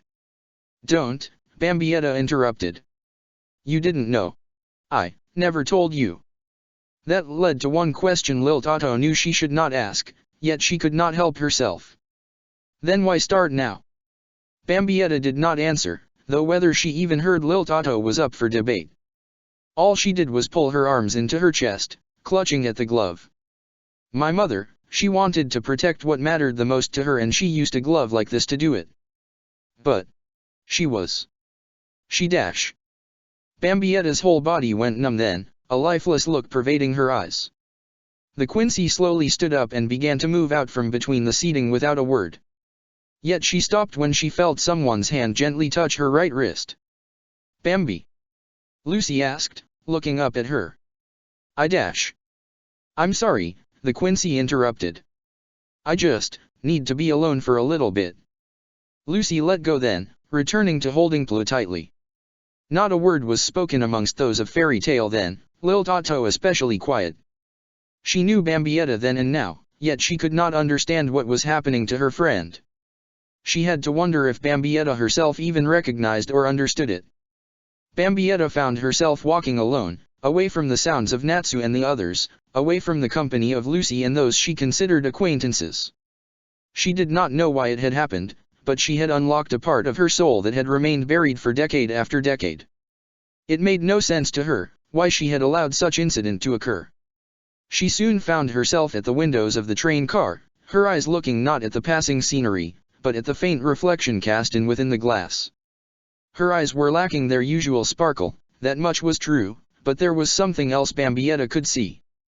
She was tired, so very tired, the circles under her eyes proof enough of that. She had not experienced a truly good night's sleep since her resurrection, her past still pulling at her heart and soul. However, that was simply the recent past. Now she had let something out, something from her life before even the Vandenrijk, and it was gnawing at her very being. She leaned her forehead forward, her skin pressing against the cold glass as she glanced down at the Sonray glove. It's your fault, she whispered. You and that detestable god, that damned soul king. Bambietta's head shifted slightly to the left and right, her emotions taking hold, her teeth gritting as her face began to contort with the depths of rage. You just kept on taking and taking and taking. I hate you. I hate you. Bambietta's hand began to tighten into a fist, crushing the spiritual fabric of the Sonray glove for a moment. Then, as quickly as it had done so, the hand began to loosen, to relent. You, Bambietta said as she pulled away from the window and looked at her reflection once more. You're to blame for what happened to Mother. Bambietta brought her hand up then, the glove still within the fingers, and she pressed it against the glance for a moment, her eyes never leaving sight of her reflection. She knew they were almost to Clover, the Quincy understood that, but she wished the journey would just come to a close already. She knew the quickest way to get herself out of her funk, and that was a little good old-fashioned violence. It was then that Bambietta saw past herself, past her pain, and caught sight of something on the horizon. Something was moving through the sky, coming closer to the train. No, not just something, but an entire swarm. One that called out to Bambietta's senses as a Quincy, letting her feel the malice and the bloodlust that was driving whatever was coming ever closer. She could tell then that this assault was coming from the direction the train was going. They had to be close to Clover Town, so very close, leaving Bambietta to realize just what was upon her. Monsters. Bambietta let a truly vicious smile consume her face then, the Quincy's despair becoming overtaken by her inner darkness. Looks like an appetizer is coming my way. The Quincy moved away from the window then, proceeding towards the end of the train car. It was risky, it was foolish, but Bambietta did not care. She had steam to vent and this was the best way possible. These monsters were a threat to the train, perhaps planning to derail it and throw the mission into chaos before it had even begun. Bambietta knew that she was not the only one who could bring the fight directly to the beasts, Lil Tato and Natsu both able to fly, the latter with the aid of Happy, but that was not what she wanted. She would do this on her own, to make certain that her emotions were dealt with accordingly and through the only way she knew how. Not Lucy, not Levy, and not Lil Tato could have a part in this. Bambietta pulled the door to cart open and all but hopped out into the outside world, making it up to the top of the next train car. She kept a makeshift platform beside her, leaving her unable to fall back thanks to the onrush of winds and the train's momentum itself. Yet her hair and cloak were not held back in the slightest, both fluttering about in the wind. "Oh, that's a lot of monsters," Bambietta said, sizing up the flying horde. "And looks like they're coming this way. Well, we can't have them go and derail this dash." Bambietta's cape suddenly whipped about, covering her face. The Quincy Forest struggled with it for a moment, her face bright red once she had cleared her view. Oh, for crying out loud. Frustrated beyond all measure, Bambietta leapt off the train then, forming one platform after another as she made her way towards the oncoming monster force. She did not know if they were actually organized in this attack on the train or if they simply had noticed something new to attack and were operating on animal instincts, but she did not care. Either way, it was all the same to her. It gave her an excuse to cut loose and indulge in some high-level violence. As she grew closer, Bambietta finally stood her, content with the air at this far away from the train not being much more calm and not obstructing her view once more. She watched as the winged beasts began to grow ever closer, the Quincy at last able to make out their appearance. They were nothing more than humanoid bats, measuring at least 7 feet in height and possessing arms that stretched out into webbed wings that dwarfed their already impressive stature. Bambietta was not the least bit terrified by the wretched monsters, the Quincy instead counting down as she moved a pointed finger from one to another as they came ever closer. 1, 2, 3. On and on she counted until at last she found the result. Bambietta then planted her hands firmly on her hips and began to speak, projecting her voice as far and wide as she could. "Ladies and gentlemen," Bambietta began to say, pausing for one moment and letting her voice drop quite quickly. "No, wait, I can barely tell if these beasties even have noticeable gender differences. No need to be rude." "Oh, that could work." The Quincy cleared her throat again, speaking broadly once more. "Giselle's 1 through 20, she began to say, would you bring your attention to me? I'm nothing like you've ever seen before dash." The Batman simply flew past Bambietta then, leaving her hair and garments to flutter in the wind once more. It was then that her cape spun about under the duress of the movement, once more wrapping around her face. Bambietta snapped then, slapping it away from her face and turning to look at the monsters. They had ignored her, the beasts still moving towards the train like Bambietta did not even so much as exist. In the back of her mind she began to wonder then if they truly were more intelligent than they appeared, but it was the thoughts at the forefront of Bambietta's mind that controlled her actions now. Because, quite frankly, she was offended. "Oh, you did not just do that!" The Quincy shouted, using Hiran Kyaku and a series of invisible platforms to close the gap with the monsters that had all but brushed her off. "Going and interrupting the lyrics one of my fave songs, will you? Okay then. We'll skip ahead a bit." Bambietta slipped out several Jinto capsules and she appeared in the midst of the horde. She threw them all out to the sides quickly, the silver canisters suddenly igniting and catching the majority of the beasts by surprise. "An explosion of catastrophe," Bambietta sang under her breath, a volatile smile playing out across her face. "Like nothing you've ever seen before." Bambietta could see it then, that she had thinned down the ranks of the horde already, the Jinto capsules having done exactly as she had wanted. All that remained of those closest to her were charred corpses, a welcome sight to one who had been denied the power of the explode for so long. "6 Giselles down," Bambietta said with a smirk, knowing she at last had the Batmen focusing entirely on her. 14 to go. Bambietta stretched her right arm out then, a sword materializing within her hand. It was just in time, the monsters swarming about her. Yet Bambietta did not care.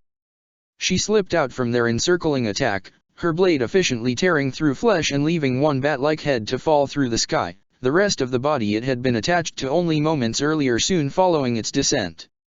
That was when Bambietta lost herself completely in the moment, the Quincy going on the offensive. Gone was the doubt, gone was the despair. This was what she reveled in, and she knew against monsters such as this she had nothing to hold back against. Hiran-kyaku and mastery of the blade took Bambietta far, monster after monster falling one by one, piece by piece. She was untouchable, the power of the flash step technique taking the Quincy far. She had lost power, yes, but not skill. The art of killing with a sword was something she knew she would never lose. The blade cut continued its vicious dance, piercing flesh and carving through bone. A wing here, a leg there, the Batmen were falling apart, incapable of keeping pace with the Quincy's speed. Bambietta knew she was clearly facing the lowest ranked of the beasts that had been described to her back at the guild hall, but for once she did not care. She did not seek the thrill of a battle worthy of her. No, she simply wanted to allow herself to sink into the depravity of a fight she was destined to win. To that end she swung her blade out, taking one Batman's head from its shoulders without even sparing the monster a passing glance. "Oh, poor Giselle 10, Bambietta said with a truly twisted gleam in her eyes. "Or were you Giselle 11? Oh, who cares?"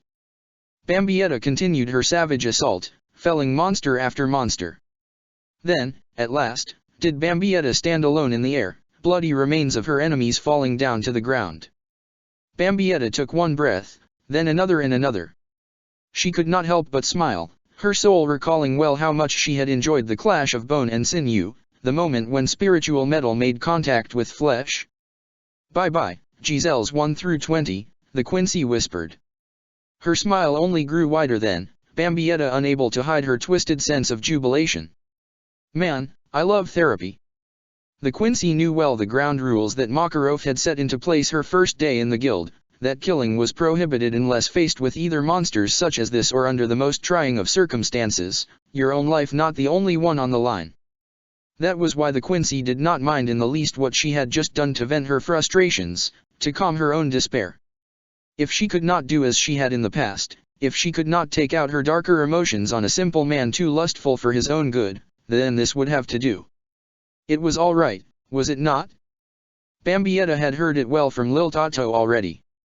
Her friend had all but admitted that Bambietta was one of the Commerstern Ritter, having found a way to clear her mind of the forced civility that Wywak had decreed despite his encouraging violence. So why should she feel wrong for doing as she always had? To be true to herself? Because Makarov said not to enjoy any killing? Bambietta did not know if she truly cared. There was no one she had worry about pleasing but herself, not so long as she was by herself at times like this. "My dirty little secret," Bambietta whispered, her emotions still smoldering beneath the surface. "So why should I care dash?" Then it happened, Bambietta's words becoming caught in her throat as she saw it. A fleeting image of the past playing out across her mind's eye. Levy. It was Levy, the solid script mage, horrified as she looked upon a blood-covered Quincy holding the decapitated head of a cycloptic monster. Damn. Bambietta's face grew sullen then, the Quincy turning her gaze towards the train. The unnatural high that she had just obtained vanished just as fast as it had blossomed, the Quincy once more becoming plagued with despair. Bambietta's power began to fade, neither blood vein or artery flowing underneath her skin. All she could do then was wonder if she had any right to return to that train, to return to Fairy Tale. "I just dash." Bambietta suddenly screamed then, pain cutting through the very flesh of her arm. Her sword vanished in immediate response, the Quincy's concentration shattered. She grit her teeth in response to the agony and could see it then, the coat sleeve that covered her right arm torn from wrist to shoulder, the flesh underneath no different. Blood was spilling out then, oozing down past her hand, all the while staining the white uniform. That was not all Bambietta could see. As her arm began to hang limp by her side, Her fingers twitching uncontrollably from the pain, she took notice of one of the Batmen circling about her. It was maimed in so many places, yet here it was, having no doubt flown back up and taken Bambietta by surprise, the talons that spread from the ends of its wings having done her grievous harm. "Persistent little bastard," Bambietta hissed. She tried to will her arm to move, to materialize a sword within its palm once more, but nothing happened. Bambietta spared the limb a brief glance then, seeing that the horrific wound had done much more than simply shredded cloth and flesh. The tendons had been sliced right through, Bambietta catching glimpses of bone through the bloody mess. "Son of a cigar-chomping thunderfucker," she whispered, the pain becoming much more apparent now that she could not deny what had occurred. "That's going to sting in the morning." Bambietta watched as the Batman began to circle towards her again, the creature's ill intent to finish her off quick and cruelly clear as day. The Quincy reached into a coat pocket with her left hand, pulling out the last remaining Jinto capsule in her possession. She was fully intent on using it to heal her arm, Bambietta cursing herself for expending so many earlier in her zeal for the kind of peace she could only find in violence. Yet it was not to be. The Batman was close, too close, and the Quincy reacted accordingly. Battle instincts controlling her very body, Bambietta struck out with her hand, blood artery allowing her fingers to pierce the monster's throat, her hand tearing directly into the neck. Then she pulled her hand back, blood splattering about. However, the Jinto capsule was no longer in her grasp, having been left behind. A split second passed, the Batman's neck and head erupting in a burst of blue spiritual power, leaving its remains to drop to the ground below. "Boom," Bambietta muttered, her voice taking on a slightly lyrical tone once again. "I wanted it and needed it." The momentary respite was over, the lull in Bambietta's lust for violence have come and gone. She had killed as she wished, in truly spectacular fashion. Yet there it was again, that look of shock and horror on Levy's face. Bambietta glanced down at her left hand then, taking note of the blood that enveloped it. "This is who I am, huh?" the Quincy muttered. "I just... Why should I care?" Bambietta knew she needed medical treatment, the type only magic could provide. Surely if the likes of poor Lyosica could return her to life form a zombified state, then a wound like this would be child's play for a wizard worth their salt. To that end, the Quincy began to move towards the train with Hyrenkyaku, quickly matching its speed. However, there was a hesitation in her thoughts. Levy's face, it would not stop haunting Bambietta. Worse, the Quincy was beginning to see others join it, those of Natsu and Lucy, of Happy and Gray. Then there were Makarov and Urzazone, the two looking down at her, judging the Quincy's failings. It was in that moment that Bambietta began to wonder if she could ever truly belong to this guild. "Bambi, what happened?" "Your arm, it's dash." This was not the reception Bambietta had wanted, but it was the one she had been expecting. Still, she was quite ready for it. "Come on, Lucy. It's nothing, just a flesh wound." "And a muscle wound," Lil Tato said, her own distraught reaction peeking out from her usual calm demeanor. "Not to mention a bone wound if I'm not mistaken." Not helping, Bambietta muttered under her breath, the Quincy beginning to panic as she saw the worried expressions on the faces of Lucy and Levy. It was not an look she wanted to cause, but she had to admit it was a step up from what she had imagined not a few minutes earlier. "Anyways, if you think this is bad, you should see the other guys. Girls. Bad thingies." There it was again, that horrified expression that Bambietta had worried about. For a moment she thought it was the reality of the moment, yet the vision faded, another product of her imagination. All she saw was Lucy and Lucy concerned for her own well-being. "Why don't you just use a Quincy spell to heal it?" Lil Tato asked, the blonde clearly worried just as much, even if she was unable to show it properly. "Well, I would," Bambietta replied, suddenly running her left hand through her hair, a fake laugh escaping from her mouth. "Thing is, I kind of sort of wasted all of them blowing the man-bats, up." "Typical Bambi," Lil Tato said in return. "Blow things up first, maybe ask questions after." Bambietta knew to expect that from Lil Tato, but even she could see the glimmer of concern in her eyes. It only added to the sense of worry that had Lucy and Levy both upset. "Come on, it's not that bad," Bambietta said, trying to calm them down. Okay, so it stings like one bad mother of a trucker, but it's nothing a little white magic won't be able to fix up. Levy was confused. Bambi, I don't think that's going to dash. Okay, I'll admit I've never been too much of a Dungeons and Dragon nerd, Bambietta began to say, suddenly shifting gears as she rubbed her chin with her good hand. Though I wouldn't mind taking Natsu to a dungeon and checking out his dragon if you know what I'm talking about. Lucy and Levy both went wide-eyed in response to that. Lil Tato, meanwhile, remained impassive. Typical Bambi, thinking with her lady boner while she's bleeding out. Hey! Bambietta shouted. It's not my fault some of us look good dressed like a schoolgirl and wielding a whip. And I know Askin didn't mind the handcuffs. Bambietta shook her head then, knowing she was bearing her soul in all the wrong ways. Anyway, I'm not a nerd of either D when it comes to that sort of board game role-playing, but even I know white magic can fix just about anything. Well, it could have, Levy began to say, one upon a time. But that sort of magic is incredibly rare and pretty much lost to time. The Quincy could only blink in response. Say what? It's not like just any wizard can wave their hands and cure the common cold or heal a wound, Levy continued. Certainly not anybody in fairy tale. But. Bambietta was aghast. But that poor Lyosical lady. She was able to bring me back from. You met poor Lyosica? Levy asked, taken by surprise. Oh yeah, you did mention that name back on Galuna Island, Lucy added. Wait, isn't she the renowned medic of our guild? Even I've heard of her and I'm new in town, Lil Tato offered up. But I've heard she's kind of a recluse and doesn't like to hang out. So, me in a couple of decades I guess.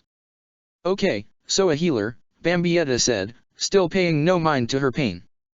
But she didn't use white magic to bring me back, then dash. We really need to get that wound dressed at least, Lucy said as she stood up and called out to the rest of the guild in the car. You guys brought some medical supplies for this mission, right? She doesn't use white magic, Levy continued. Poor Lyosica is renowned for magic potions and the like. So a little more down to earth land than my Jinto spells, Bambietta replied. Guess I will be fighting this battle with one frigging arm. Oh well. I can be an ambidextrous ass kicker if I need to be. Using my sword is going to be a pain, but dash. Bambietta saw it then, a flash of blood and torn flesh followed by Lucy and Levy's fearful faces. Forget it, Bambietta continued, rubbing her forehead with her fingers. I'll make do without it. Not long after the train arrived in Clover, those who called Fairy Tale their guild disembarking from the vehicle deep within the indoor train station. Night had fallen upon the city and there appeared to be no power within the facility either. Still did the wizards and Quincy begin to file out of the train. Bambietta's arm was bandaged from nearly her shoulder to the wrist, the Quincy keeping the sleeveless limb held against her torso by a sling. It was embarrassing for her to appear so weak before the true battle had even began, but she knew she had only herself to blame. She had taken the fight against the advance force alone, she had expended the whole of her resources against them needlessly, and she had lost her focus and allowed a beast that had no right to wound her to do just that. Yet she had found care and concern among her compatriots, something the Quincy was not quite used to. It was a far cry from how her own friends in the Vandenrijk had tended to her when she was wounded and weak. Lil Tato was very much aware of that, watching as her friend exited the train and stepped down into the darkened building. She had failed Bambietta once before, but that had been another time and place. She would not make the same mistake twice. This was where Master Makarov said we'd meet the others, right? Levy said, using a magically crafted word to light the interior of the building. But I don't see anyone. Elfman and the others were weary, the group watching the windows as the pale moonlight gave them glimpses of the monsters fluttering throughout the air, as if looking for prey. Man, it's about time reinforcements showed up, a voice issued forth from the darkness. I could use some good company. These bat monsters can be such a bore. Levy moved her arm then, causing the word light to illuminate a rather tall woman dressed in a violent dress, bountiful blonde hair descending upon her shoulders. It was one of those shoulders that bore the mark of an emblem, leaving those of Fairy Tale to know who was standing before them. Jenny Real-Eyed of Blue Pegasus I presume, Levy said simply and to the point. Wow, it's her. It's really her. Bambietta glanced over her shoulder, watching as Lucy began rather overjoyed, the expression on her face saying it all. "She's a big deal?" Lil Tato asked casually, slipping between Bambietta and the celestial spirit wizard. "Oh yeah," Bambietta answered. "She's not just a wizard, but even a featured model for Sorcerers Weekly." "Of course you would know that," Lil Tato replied with no end of thinly veiled sarcasm. "Hey," Bambietta whispered, "it's not my fault she's got nice articles." "Wow," Jenny exclaimed, looking over the group. "Makarov doesn't mess around if he sent so many of you. Then again, maybe Phantom Lord just believes in quality over quantity. Not that I find him much to hang with." "Is there a problem, Miss Realite?" A man dressed in red and possessing hair that was both black and white in color moving out from the shadows, a sheathed katana upon his back. He looked over the members of Fairy Tale and shook his head slightly. "This is the best Makarov could muster. How sad. Clearly Master Jose finds this matter more concerning if he sent me to help." "Well, aren't you just a big bundle of fun?" Bambietta hissed. Jenny shot the newcomer a dirty look. "We're all allies here, Totomaru." "Don't talk down to me," the young man chided. "We're both S-class after all. The only reason the Magic Council wanted you to be in charge is because they knew the Fairy Tale brats wouldn't listen to someone from Phantom Lord." Totomaru glanced at the group again, his eyes settling on Bambietta. "How pathetic," he said, no amount of disdain. "Is Makarov so desperate to make his guild look big that he sends the wounded and weak?" "Okay," Bambietta whispered. Urged to kick him in the nuts, rising. Totomaru began to laugh then, the wizard showing no sympathy for a member of a rival guild. "Oh, excuse me. Has anyone seen my arm? You can't miss it. It's covered in bandages." Bambietta grit her teeth in frustration, the Quincy trying to restrain herself, to keep herself from lashing out. This man was supposed to be her teammate on this mission, but she was understanding quite well why Fairy Tale and Phantom Lord did not get along well at all. "I think I've heard just enough out of you," Natsu proclaimed, the Fire Dragon Slayer taking one step forward, slamming a fist into an open palm. "So how about I dash?" "You're not worth my time, poser," Totomaru said, suddenly glaring at Natsu, his laughter fading. "You're just a second-rate hothead compared to me." Jenny listened as Natsu and Totomaru continued to argue back and forth, the member of Blue Pegasus beginning to lose her patience. "Will you two shut up already?" Both did so with some muttering under the breath, leaving Jenny to rub the temples of her head with both hands. "Honestly, you two guilds are way too high-strung," she complained. "Why did I have to give up my vacation just so I babysit all of you?" "Vacation?" Bambietta began to ask. "Don't get me wrong, this seems like a nice enough town dash. When it's not overrun by giant bat monsters," Lil Tato added. Bambietta spared her friend a glance before turning back to Jenny. "But I wouldn't exactly say it's the kind of place to have any fun." "Oh, I wasn't here," Jenny replied. "Please, a girl has to have a sense of pride in her vacation spots." "No, I was just soaking up the sun down at Arcane Beach when Master Bob messaged me." "Master Bob?" Bambietta began to shiver, the memory of his stubble scratching against her face. "You work for him?" "Oh, he's not all bad. And honestly, he's much more appealing to the eyes than—" Jenny shivered for a moment. "Ichia? Who's that?" Bambietta asked, feeling a chill in the air, one she could not explain. "The supposed ace of Blue Pegasus," Jenny mumbled, suddenly shifting to a rather haughty tone. "Please, I'm much more of a wizard than him. You should consider yourselves grateful that I was in the area and not him." "Well, and everyone who was at Arcane Beach." Jenny uncontrollably shivered again. "That man has horrific taste in swimwear." Levy moved closer to Bambietta then, nudging one of her arms to get her attention. "Bambi, never, under any circumstances, should you mention him to Urza. It won't end well. Trust me." "What?" Bambietta asked, raising an eyebrow at that statement. "They have a history or something." "I don't know exactly," Levy continued. "But Urza did team up with him on a joint Fairy Tale and Blue Pegasus mission once. When she came back she holed herself up in her apartment and didn't come out for a month. And even then, it was another week before she stopped sitting in the corner of the guild hall looking like a deer caught in the headlights. She didn't even dare touch strawberry cake for the whole time. Believe me, we all tried to snap her out of whatever it was. Good God, Bambietta whispered. This world is full of many strange and horrible things. Now then, Jenny said suddenly looking at Bambietta with a stern expression. I'm the one in charge of all you little munchkins. And honestly I'm not interested in having someone already hurt getting into any fights. What can I say? All the paperwork a death would cause would be too much of a headache. Hey. Bambietta began to protest. I can throw just as much of a mean left hook as I can a right. Then she became a little distraught. But I guess using a bow is out of the question. No need to get so cranky, Jenny replied. You're in luck, since we do have a healer with us. Wait. Bambietta looked at Totomaru. No offense. Well, a lot of offense, but you don't exactly look like the type of guy who would be whipping up potions and stuff. Totomaru folded his arms across his chest and turned his gaze away from Bambietta without a word.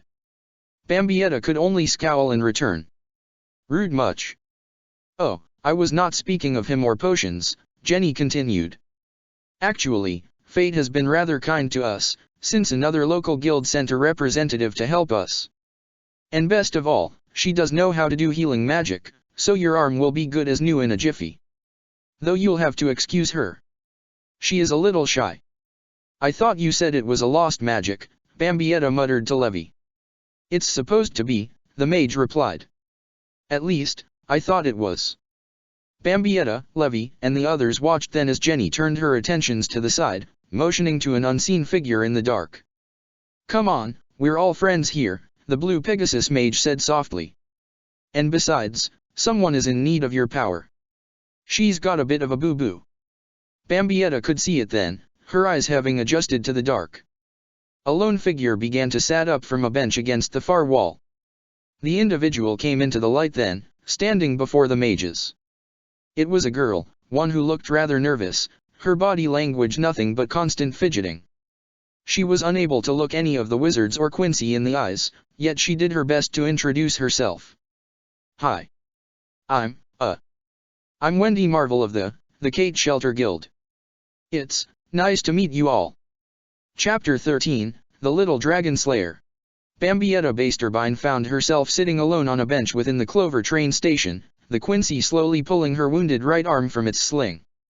The pain caused her to bite down on her lower lip, Bambietta cursing her weakness. She knew this had to be healed, that much was certain, but she was unsure of the healer she was being presented with. This Wendy Marvel, she was just a kid. Bambietta could not even begin to imagine placing either her fate or her faith in this youngster's hands, but she knew she had no other options before her. Getting to Poor Lyusica in the middle of the mission was out of the question, and the same applied to scrapping together any more Jinto capsules by raiding a store for supplies. There was still the option to fight with one arm, but even Bambietta knew that was a foolish strategy despite her earlier bluster. She had to rely on this child, this Wendy. It was all that the world had given her as an option. The fact that said option was noticeably hesitant and worried did not leave Bambietta with any favorable feelings towards the matter. I hope this isn't a mistake. Bambietta watched as Wendy began to move away from the other mages, leaving behind her traveling companion. That one had especially surprised Bambietta. It was another cat, another talking cat. Carla was her name and she was the polar opposite of happy in just about any way that Bambietta could imagine. The only thing they seemed to have in common was that they both annoyed the Quincy, though Carla's attitude was quicker to draw Bambietta's ire than Happy's silly antics. Lil Toto, however, had been much more content with this Carla's personality.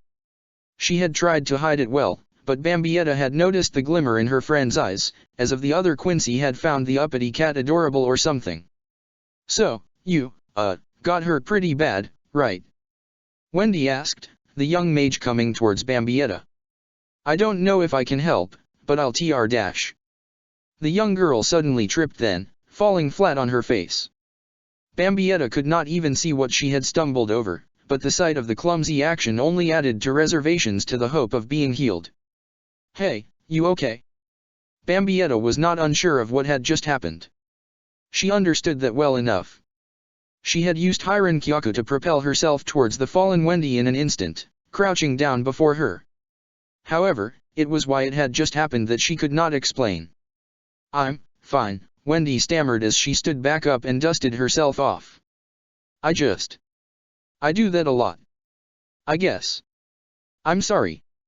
Bambietta watched as Wendy acted far too formal for her liking, the young girl practically bowing in shame for her error. The Quincy shook her head and looked at her calmly. "Oh no, you're a chronic apologizer, aren't you?" Wendy glanced down. "I'm sore dash." "Nuh-uh." Bambietta put a stop to that by wagging her left index finger before Wendy's very eyes. "No more apologizing and no more tripping. At least not now." Bambietta sat right down on the floor then, leaving her damaged right arm to rest in her lap. Wendy was simply confused. "Huh. Now you don't have to come to me, I came to you," Bambietta said with a sigh. "So heal away, white mage." Wendy did not know what to make of this woman before her, but she was determined to do what she could. However, there was one problem. "I'm so dash." Bambietta glared at Wendy. That is. Can you take off the bandages? I can't exactly heal what I can't see." Bambietta's expression grew even sourer. "Trust me, someone like you shouldn't see what's underneath. You're not even old enough for PG-13 and I'm pretty sure what that dumb fudge muffin did to my arm is rated R." Bambietta could see Wendy staring at her in confusion, the Quincy returning the expression. Even she could not understand the ridiculous phrase she had used to clean up her language around Wendy at the last second. All she could do was mouth the words fudge muffin in complete confusion. "Anyway," Bambietta began to say, the Quincy starting to shift in place and prepare to stand, "if you can't heal me without seeing what happened, then I guess I'll be on my way." "But you're hurt." Bambietta halted her movement then, looking at Wendy once more and taking in the worried expression on her face. It was just like what she had seen from those she considered her friends back on the train. "So what?" Bambietta asked. "I'm not your concern. I'm a big girl, so I can dash." "Please," Wendy said. "I came here to help people, so just let me help you." Bambietta sighed, the Quincy running her one good hand right through her hair. "All right, have it your way." "But..." Bambietta reached up to her right shoulder and began to undo the bandage. "I'm sorry." Wendy just looked at her with a rather sweet, if quizzical expression. "I thought you said no more apologizing." Bambietta paused for a moment, the Quincy chuckling for a moment. "Do what I say but now what I do, kid. Seriously. For your own good." Bambietta began to unravel the bandages, keeping a close eye on Wendy's face.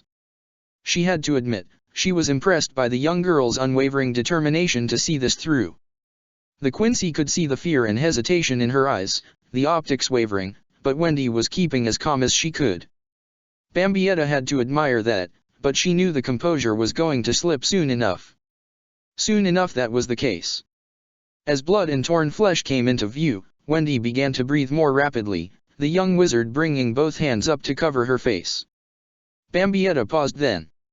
"I said you don't have to do this. I'll manage." "And no," Wendy stammered.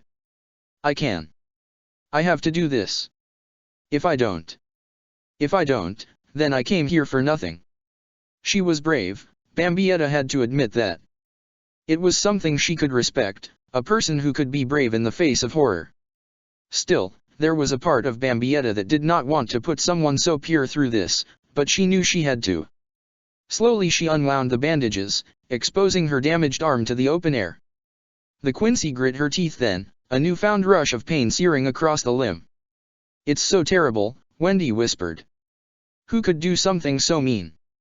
Bambietta closed her eyes then, knowing the answer to that. She could. She had. Several times over she had done something this mean. "You've seen it," Bambietta said at last, "so look away and use your magic." "That's not." Wendy took a deep breath, trying so very hard to avoid throwing up at the sight of the ragged flesh and exposed bone. "That's not how it works. I need to concentrate on the injury to fix it." Bambietta watched then as Wendy reached out with both her hands, keeping them hovering no more than an inch away from the horrific wound. A white light began to overtake the young mage's hands, the magic slowly spreading towards Bambietta's torn flesh. The Quincy flinched as she began to feel a cold air moving across her flesh, causing goosebumps to break out across the pale complexion. She watched then as the torn muscles began to reform, the flesh itself knitting back together slowly but surely. However, despite the healing, it was not a truly pleasant experience. While there was magic involved, this was no simple wave of a hand and the damage undone. No, this is a complete reversal, the pain flowing through Bambietta as the injury began to mend under Wendy's power. It was a far cry from using a Jinto capsule, but the Quincy knew she had to grin and bear it. "I'm not hurting you, am I?" No, Bambietta replied through grit teeth. "Just trying to practice my game face for when we all go fight some monsters." "I can't do that," Wendy replied. "I'd just slow you all down." "Is that a fact?" Bambietta watched as the magic light faded from Wendy's fingertips, the Quincy beginning to move her hand about to test that it was good as new. "Because I'm pretty sure you got me making the race, kid." Wendy's face came alight suddenly with nothing but jubilation, the young girl ecstatic. "You mean it? Really? You're not just saying it to be nice." "Oh, believe me," Bambietta began to reply, "I don't lie to be nice." Does your arm feel better?"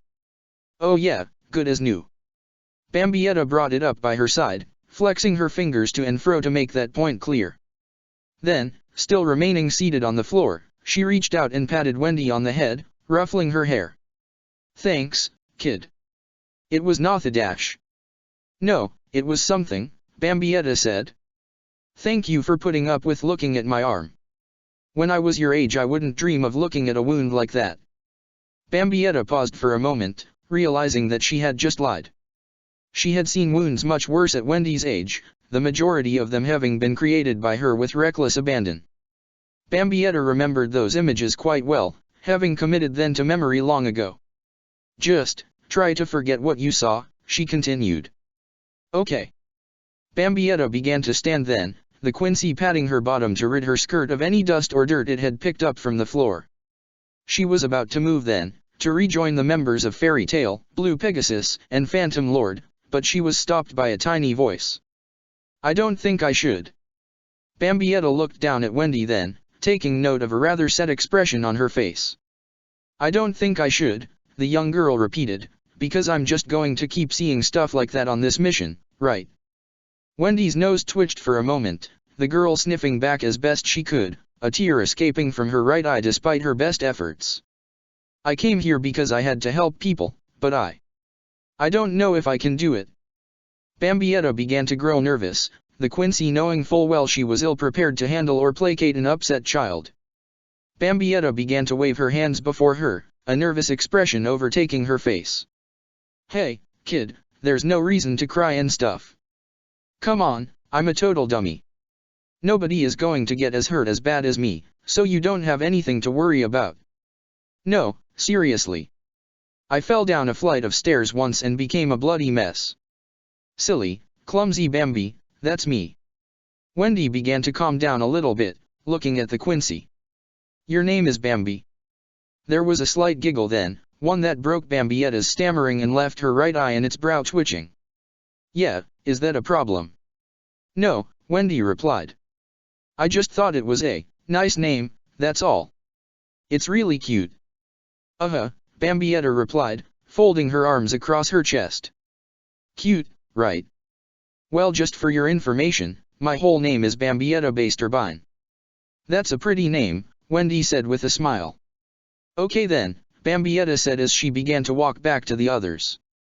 "First time for everything." The Quincy's voice began trail off, Bambietta feeling someone tugging at her cape. She continued to walk, but glanced down her side to investigate. What she found was Wendy close to her, the little mage clutching at Bambietta's cloak tightly with both hands. "You're scared, aren't you?" the Quincy asked, reaching down with one hand and placing it atop Wendy's head. Bambietta glanced towards the skylights of the train station, taking note of the monsters flying through the air, their silhouettes caught in the moonlight. It was clear enough that the child had good reason to be so terrified. You said you're from the Kate Shelter Guild, right? Yeah, Wendy answered, still sticking close to the Quincy. Is there something the matter? I told you I never lie to make others feel better, Bambietta said, understanding that was technically a lie, considering her own secrets. So I'll be straight with you. I'm not all that happy a guild master sent you out here alone. But. Wendy began to stammer. I wasn't alone. Carla. Yeah, Bambietta interrupted. Sorry, but I don't think the cranky Mary Poppins kitty would be a helpful guardian with all these monsters around. Who's Mary Poppins? Wendy asked in confusion. This world, Bambietta to sigh, is denied so many classics. Okay. Wendy was confused but tried to defend her situation. Master Ribal, he didn't even know things were this bad when he sent me here. Our guild just received word that there had been trouble here in Clover, so I volunteered to help heal anyone who needed it. Really, the Magic Council didn't see fit to tell you guys that the monster attacks were still ongoing. Bambietta remained puzzled. They told us and the other guilds. I bet it was that tattooed jerk Seagrain. Guy's a real dirtbag. We didn't hear anything from the Magic Council, Wendy offered up meekly. We just heard rumors of a bandit gang having gone through Clover, so I chose to come here to help anyone they hurt. Master Ribal let me go, saying it'd be a good mission for me. But then I saw the monsters and... Wendy suddenly clung to Bambietta's cloak even more totally. Totomaru saved me and brought me here. And I was so scared. Bambietta heard it once more, Wendy crying a bit. She glanced down and could see the little mage wiping her eyes with the cloak. For the briefest of moments did the Quincy grow upset, yet she reined in that impulse. The Quincy stopped walking, instead crouching down in front of Wendy and placing her hands on the trembling girl's shoulders. Hey. No tears, just like the apologizing and the tripping, okay? You're safe now, you hear? You got a bunch of big tough grown UPS to protect you now. So no being scared either. You don't have any reason to be. Not anymore. Say, Bambi, Lil Tato suddenly said, slipping beside her friend. Are you feeling all right? Bambietta looked up at Lil Tato then, a smile on her face. Good as new thanks to darling little trooper. Heck, now I can use my right hand to give people the thumbs up again. Lil Tato was rather curt with her response. Yeah, That's the type of sign language you're so fond of.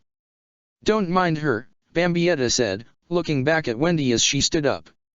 She only hurts with words because she cares. Anyway. Lil, Wendy. Wendy, Lil. It's nice to meet you, the healing mage said, reaching out to Lil Tato with a hand to be shaken. I'm sure. Lil Tato turned to her friend then. Bambi, can we talk, in private? What's the matter, Lil?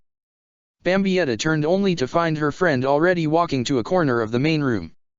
Lil. Bambietta turned and gave Wendy a thumbs up with her right hand before she went to follow her friend. I'll ask again, are you feeling all right? Lil Tato asked, the blonde Quincy leaning up against a wall and peeking out from under Cap's visor. Did you lose a lot of blood before the healing? Did it make you feel a little off? Or does that spell of that Wendy girl's give you an unnatural high? What are you talking about? Bambietta asked, growing frustrated. This is me, nothing but me, Lil. Right, Lil Tato contested. You've always been the friendly and outgoing type. Bambietta kindness to all creatures based turbine. Okay, I am not appreciating the sarcasm, Bambietta said, her eyes narrowing as they looked at Lil Tato. Come on, I can be friendly. Wasn't I with you the first day we met? Lil Tato reached up and lowered her head down, cutting Bambietta out of her sight. She was quiet at first, letting her friend hang for some time. This is different, Bambi. Bambietta began to grow defensive. No, it's not. Yes, it is. Lil Tato shouted, raising her voice and catching Bambietta off guard. Then did she return to her quiet ways, unable to look her friend in the eyes. You're happier here, aren't you? Bambietta did not know where Lil Tato was going with this, but it did tear at her heart a little bit nonetheless. What? Am I supposed to be miserable the rest of my life or something? No, Lil Tato replied softly. It's just, you were never this happy back in the Van den Rijk. Well, maybe that's because I'm pretty sure no one in this guild is going to stab me in the back. Bambietta covered her mouth with a hand then, instantly regretting that she had spoken on impulse. It was true, she understood that greatly, but she also knew that the truth hurt. You're right. Lil Tato stood up from the wall then, bringing a hand up towards her shoulder to cover her emblem from sight. And maybe I was too. You'd be better off if I just left this guild. Lil. Bambietta reached out quickly, grabbing her friend's hand with one of her own. She pulled it away then, allowing the fairy tale emblem to stay in sight. Stop that, you hear me? Look, I'm sorry. I'm sorry, it's just. Bambietta suddenly grew red in the face, the Quincy trying to regain her composure. She let go of Lil Tato, not willing to let her friend see the confusion etching itself upon her. You know I've always had a soft spot for kids, Lil. What? No. Lil Tato moved in front of Bambietta. Weren't you the one who was going kill the Chibi Aaron car? Kill the Chibi Aaron car, when the Van den Rijk invaded Hueco Mundo. It was a hollow, Bambietta replied. That's what we do. And I didn't say anything like that at all, thank you very much. I was just yelling at Bazby to kill it with fire. And besides, the Drool factory got away before he could even lift a finger. No more lies, Lil Tato said, uninterested in Bambietta's attempts to divert the conversation. Please tell me what's going on, Bambi. You know I don't lie. Bambietta's shoulders began to sink. I don't know, okay? I like some of these people. That's all. But dash. That's it, Bambietta interrupted. It doesn't have to be super complicated, Lil. The blonde sighed and moved away from the wall towards Bambietta. I guess it never is with you. Damn straight, Bambietta said as she snaked an arm over Lil Tato's shoulders, walking her back towards the others. Then she glanced at her. Wait, was that a shot? Nope. Right. Bambietta chose to ignore it, the Quincy instead focusing on the matter at hand.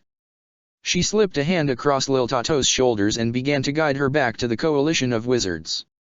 As they approached they could see Happy trying to get the attention of Carla, the blue cat holding out a fish that neither Bambietta nor Lil Tato could even hope to guess where he had gotten it from. Carla was having none of it though, the white feline having turned away from Happy, having crossed her arms across her torso in an act of clear indifference. That cat, Lil Tato began to say, she's the perfect pet for me, don't you think? Lil, Bambietta replied, what did we say about stealing? Don't do it in front of people. Okay, there was that, Bambietta said, nodding in understanding. But I don't think it would be a good idea to make that kid cry. I really can't handle that again. Is somebody just a big softy deep down? Lil Tato could not help herself. It was rather fun to rattle Bambietta with a little teasing, if only because it was so easy. Oh please, Bambietta protested. I just don't like the sound of a kid crying, all right? Bambietta's face grew sullen then, the Quincy glancing away from Lil Tato as they rejoined the group. The blonde Quincy was about to say something but her words were cut off even before they began. Oh good, Jenny said with no hidden amount of sarcasm. I'm so glad you two are willing to grace us with your presence. Well, aren't you a little sarcasm factory? Bambietta replied with a trace of irritation in her voice. Pot, kettle, Lil Tato whispered just low enough that neither Bambietta nor Jenny heard. Now then, Jenny began to say, the mage taking a seat on a bench and crossing her legs, I assume both masters Makarov and Jose informed you all about crisis that Clover is facing. Well, even if they didn't, Natsu began to say, we can kind of see all the monsters outside the windows. Okay, good point, Jenny replied with a sigh, the mage glancing towards the skylight and taking notice of the beasts that were basking in the moonlight. In any event, we all have a lot of ground to cover if we're going to protect the civilian population. With that in mind, I think it would be totally ideal if we split into groups of 2. Oh, you and the Phantom Lord guy would go great together, Bambietta teased, nudging Lil Tato in the shoulder. We can even give you a celebrity couple name. Lil Tatomeru. What do you think? I think you're getting me back for the shot earlier, Lil Toto replied. Besides, I'd rather stay by your side. Come on, Bambietta said. What have I always told you? Lie, cheat, and steal. And Lil Toto sighed. Try and be social with new people. That's my girl. Bambietta slapped her back. And I know just the person who should team up with. Quickly did Bambietta moved, dragging Lil Toto directly over to Lil Toto. The dark-haired Quincy wrapped an arm around the mage, bringing her and Lil Toto close together. So how about it? Bambietta asked. Levato has a nice ring to it. Bambi, Lil Toto said, a trace amount of outright whining slipping into her voice. I want to protect Y dash. Bambietta interrupted. You need to bond. And Levy here. Bambietta did not want to simply say she could use a strong partner. She's my first friend here, so I want it to be the same for you.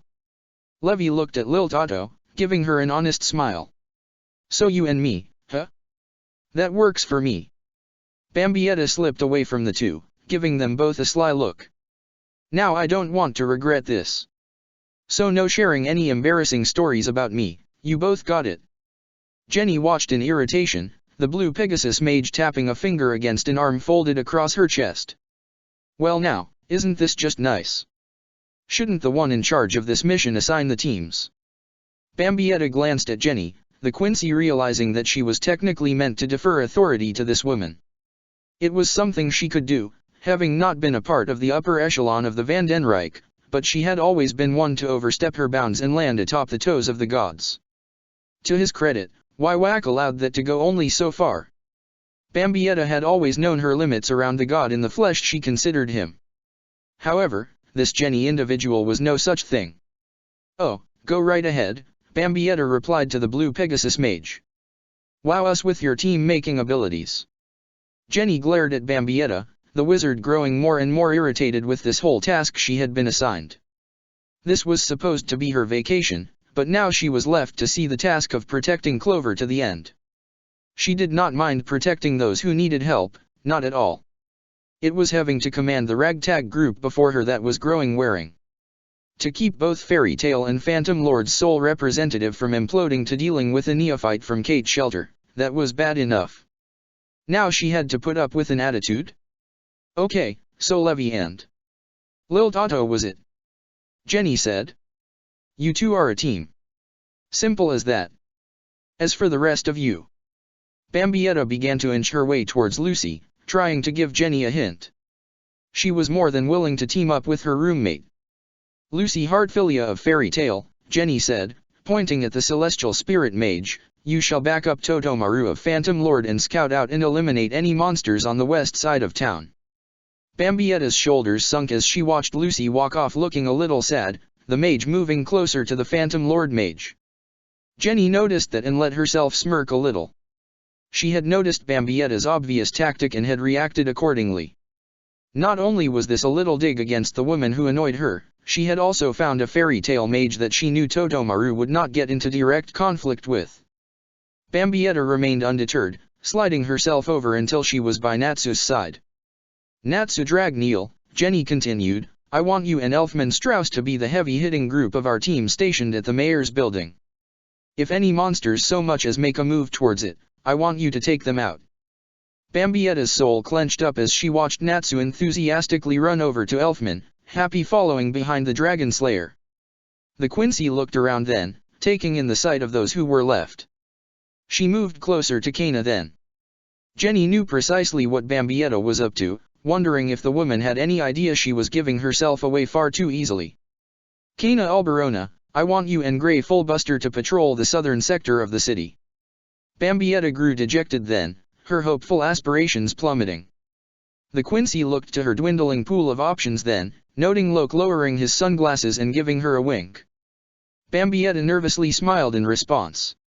So he makes you smile, huh? Jenny whispered. Look, you shall assist me in tracking down the lead, S-class monster. I'm all for assisting a pretty lady with any need, Loke said as she walked towards Jenny, but just so you know, I'm only A-class.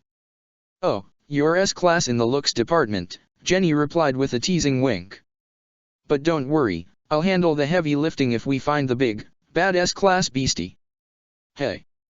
Bambietta shouted, the Quincy growing irate. What am I? Chopped liver? I'm going solo. Oh, I think someone already wants you as a partner, Jenny teased, giving Bambietta a smirk and nothing more. Huh. Bambietta felt it again, a tug on her cape. The Quincy glanced down and could see Wendy Marvel looking up at her, Carla by her side. Bambietta turned her gaze then, glaring at Jenny. There's no way you're putting a little kid out there in harm's way. 1. Jenny began to answer, she's a wizard. 2. We can't just leave her alone in here. And 3. She's a healer. Judging by how beat up you got coming to Clover, you probably need all the help you can get. Bambietta did not like this woman from Blue Pegasus, no she did not. The Quincy's body began to shake slightly, Bambietta's hand closing into fists. Why you little dash? You'll protect me, right? Bambietta felt her anger dissipate then in an instant and she looked down at Wendy. The blue-haired wizard looked nervous as always, leaving Bambietta to wonder if it was in response to her apparent moment of anger. She tried to put on a smile and placed one hand atop Wendy's head. Sure, kid. You've got nothing to worry about. Time moved forward, the trio of Bambietta, Wendy, and Carla finding themselves patrolling the eastern side of Clover. It was eerily quiet, no signs of life presenting itself for the group. Neither monster or civilian was coming into view, leaving the oldest of the trio both bored and annoyed. This is just great, Bambietta said as she stretched her arms above her head and yawned. I guess all the stupid monsters must be sweeping another section of the city. Why does everybody else get to have all the fun? You really think they're not around here? Wendy asked, the mage making sure to keep pace by Bambietta. That's good at least. Good. Bambietta looked back at Wendy, trying to keep her temper at bay for the sake of the timid young girl. It was successful to some extent. No, this isn't good. I want to fight some monsters. That's what I call fun. Wendy froze up, the slightly raised voice of Bambietta taking her by surprise. The Quincy could see the change she had initiated and she quickly regretted it. Carla saw it as well as marched over to Bambietta, raising one paw at her. I would appreciate it if you would apologize to Wendy immediately. The cat all but ordered. I'm being lectured by a stuck-up, talking cat that can sprout wings and is wearing clothes. That was all Bambietta could say, at least at first. What has happened with my life? Stuck up. Carla grew cross then, planting her paws against her sides. First you act up to Jenny and now this. Good heavens, you are a rude one, aren't you? Bambietta snapped out of her moment of blanking out, the Quincy all but ready to yell in her own defense. It was something she was all but prone to do, yet she caught sight of Wendy looking on with a worried expression on her face. In response, Bambietta chose her words quite carefully, even if they went against her surface layer feelings. Yeah, okay, I'm rude, she admitted, the Quincy's right hand ruffling through the back of her long hair. It's what I do, but... An exasperated sigh escaped from Bambietta as she moved over to Wendy and knelt down before her. She looked into the mage's eyes and tried to smile. I'm sorry I got a little pies prickly. The Quincy was quick to correct herself, trying so very hard to keep her coarse language to a minimum around the young one. Wendy was not prepared for such a word. Prickly. Yeah, that's me. Bambietta said, placing one hand on a shoulder of Wendy's. I'm just a prickly pear. Wendy's face lightened up then, the girl almost fighting the desire to giggle. That made Bambietta feel more at ease then, the Quincy continuing to talk. It's just, I came here to fight these monsters, so that's what I'm looking forward to. But, Wendy began to say in return, I thought we were here to save people too. Bambietta's facial expression went cold for a moment. I'm no savior, kid. All I'm good for is fighting. But... I thought you said you'd protect me. Wendy grew worried once more, leaving Bambietta to regret what she had said almost instantly. And that's how I'm going to protect you, Bambietta began to explain. If anything around here so much as makes a move towards you, I'll be there. Bambietta stood up then, raising her right hand up slightly as she looked at it. "You're the savior around her, kid. All I can do is hurt things. While you..." Bambietta looked over her shoulder to Wendy. "You're something special." Bambietta turned away from Wendy then, her eyes glancing around just as her spiritual senses did. There had to be something, anything, to fight. Yet all she could feel was Wendy's own magical signature, one that seemed to suddenly spike with jubilation. Bambietta could not see it, but she had to imagine that Wendy was smiling now. "Good," the Quincy whispered slightly. She began to raise her voice then. "Time's a-wasting, kid. Let's get moving." "Right." Bambietta began to press forward, Wendy and Carla joining her side once. The Quincy flinched slightly as she felt Bambietta reach out to hold her hand, the young wizard acting as if this was a walk to a candy store or something. Bambietta's body continued to mind, but her mind lost focus for a moment. She was not here in Clover holding the hand of a timid little girl. No, she was the timid little girl standing by her mother's side, bringing brought to her favorite store in the town that was her home, the place that was the whole wide world to her. Bambietta's lips trembled slightly, the corners turning upward. The Quincy's eyes began to water, even if only a little. Then there was a scream, one that shattered her moment of stolen bliss, the Quincy snapping to reality as she heard Wendy's voice. "Somebody's in trouble." Bambietta smiled then, knowing what that meant. If someone was in danger, then it had to be the work of a monster. That meant one thing to Bambietta. It was the chance for her to do what she did best. This was her chance at inner peace achieved through violence. It would only last a minute, but that was exactly what Bambietta's soul craved at times such as this. She began to move towards the alleyway on her left, the source of the commotion coming from there, but she looked back at the one that had been assigned her partner. "Kid, I think it would be best if you stayed here." "But I won't be safe away from you," Wendy said, the young mage glancing around and looking uneased by the situation going on. "Please don't leave me out here alone." Bambietta heard a scream of terror again, the Quincy trying to speed up the situation. "You've got your cat there. Carrie or whatever her name is."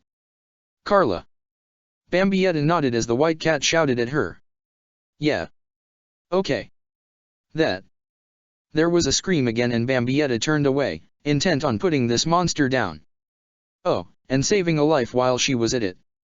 "Please don't leave me out here." Bambietta looked down her shoulder and could see Wendy gripping her cloak once more. "Come on, kid. You don't spit in the wind and you don't tug on Super Dash. Please." Bambietta shook her head, finding herself caught between two cries for help. One big, one small. "Okay, fine. Sheesh." Bambietta moved towards the alleyway, Wendy and Carla in tow. The Quincy knew now that she could not have any prolonged fun with the monster, not with this audience. A quick kill was in order. To that end, Bambietta extended one hand out to her side, allowing magical energies to gather and shift to the spiritual fuel that drove a Quincy's strength. Wendy watched as a faint blue light began to form in the palm of Bambietta's hand, the young mage having never seen anything like it. Carla was the same, though the cat was not quite as impressed as her friend. As Bambietta rounded the corner of the alleyway, she could see an older woman pressed up against a wall, terrified in her mannerisms. It was easy to see why, a hulking beast that stood at least 8 feet in height lumbering towards her. Its back was to the newcomers, the monster focusing on its prey as it inched closer. "Look away, kid," Bambietta said, her bow coming to fruition, its pale blue light blinding as she raised it upwards. "This isn't going to be pleasant." Wendy covered her eyes then, doing as she was told. Yet there's just something about the power Bambietta was using. The young mage spread her fingers slightly, peeking out from between them. She knew she was too enthralled by the beauty of the strange magic to do anything else. She watched in awe as a shining arrow formed upon the bow, one that Bambietta began to draw back on. Then she let it loose and the arrow quickly pierced the monster through the chest. It stumbled forward, a gaping hole all but burned through it, and the beast collapsed to the ground, a tremor echoing across the ground. Wendy gasped slightly, covering her eyes once more in response to the sudden violence. Bambietta was quick to hear it and as her bow faded from view she looked at Wendy. "You peeked." "I'm sorry." Wendy shouted in response, still keeping her upper face covered. Good heavens, child, Carla mused, stepping up beside her, you look when you shouldn't and keep your eyes obscured now.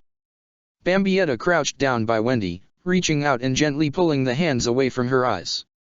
Kid, I thought I told you to look away. I know, the young girl said, sniffing back as she did so, but that magic of yours is pretty. Bambietta was stunned, at least for a moment. Pretty, huh? No, it isn't. Nothing I do is ever pretty. Bambietta saw the confusion apparent in Wendy's face, the Quincy choosing to ignore it for the moment, to put it out of her mind. She could hear the sound of the rescued woman fast approaching and she began to stand. Thank you. Thank you. The resident of Clover began to say, her voice teetering on the edge. If it wasn't for you, I might have died. Well, there's a surprise, Bambietta replied, looking back at the person she had just saved. A big monster apocalypse is going on and you, what, decide to hang out in a back alley in the middle of the night? What did you think was going to happen, half-wit? Now run along home, and if any weirdos in a magic mobile offers you some candy, don't get in the vehicle, you moron. Of all the dash, the woman began to become as irritated as Bambietta herself, if not more so. Who do you think you are to speak to me like that? I'm Bambietta Basterbine of Fairy Tale, the Quincy replied. Oh, and the person who just saved your sorry butt. Wendy watched as the two stared at one and another, leaving both herself and Carla to wonder who would break first. I can't go home. Not yet. The woman continued to shout. I need to see someone first. Oh, come on. Bambietta yelled in return. Look, I like a sleepover as much as the next lady who's been cooped up too long, but now is not the time or the place for that sort of thing.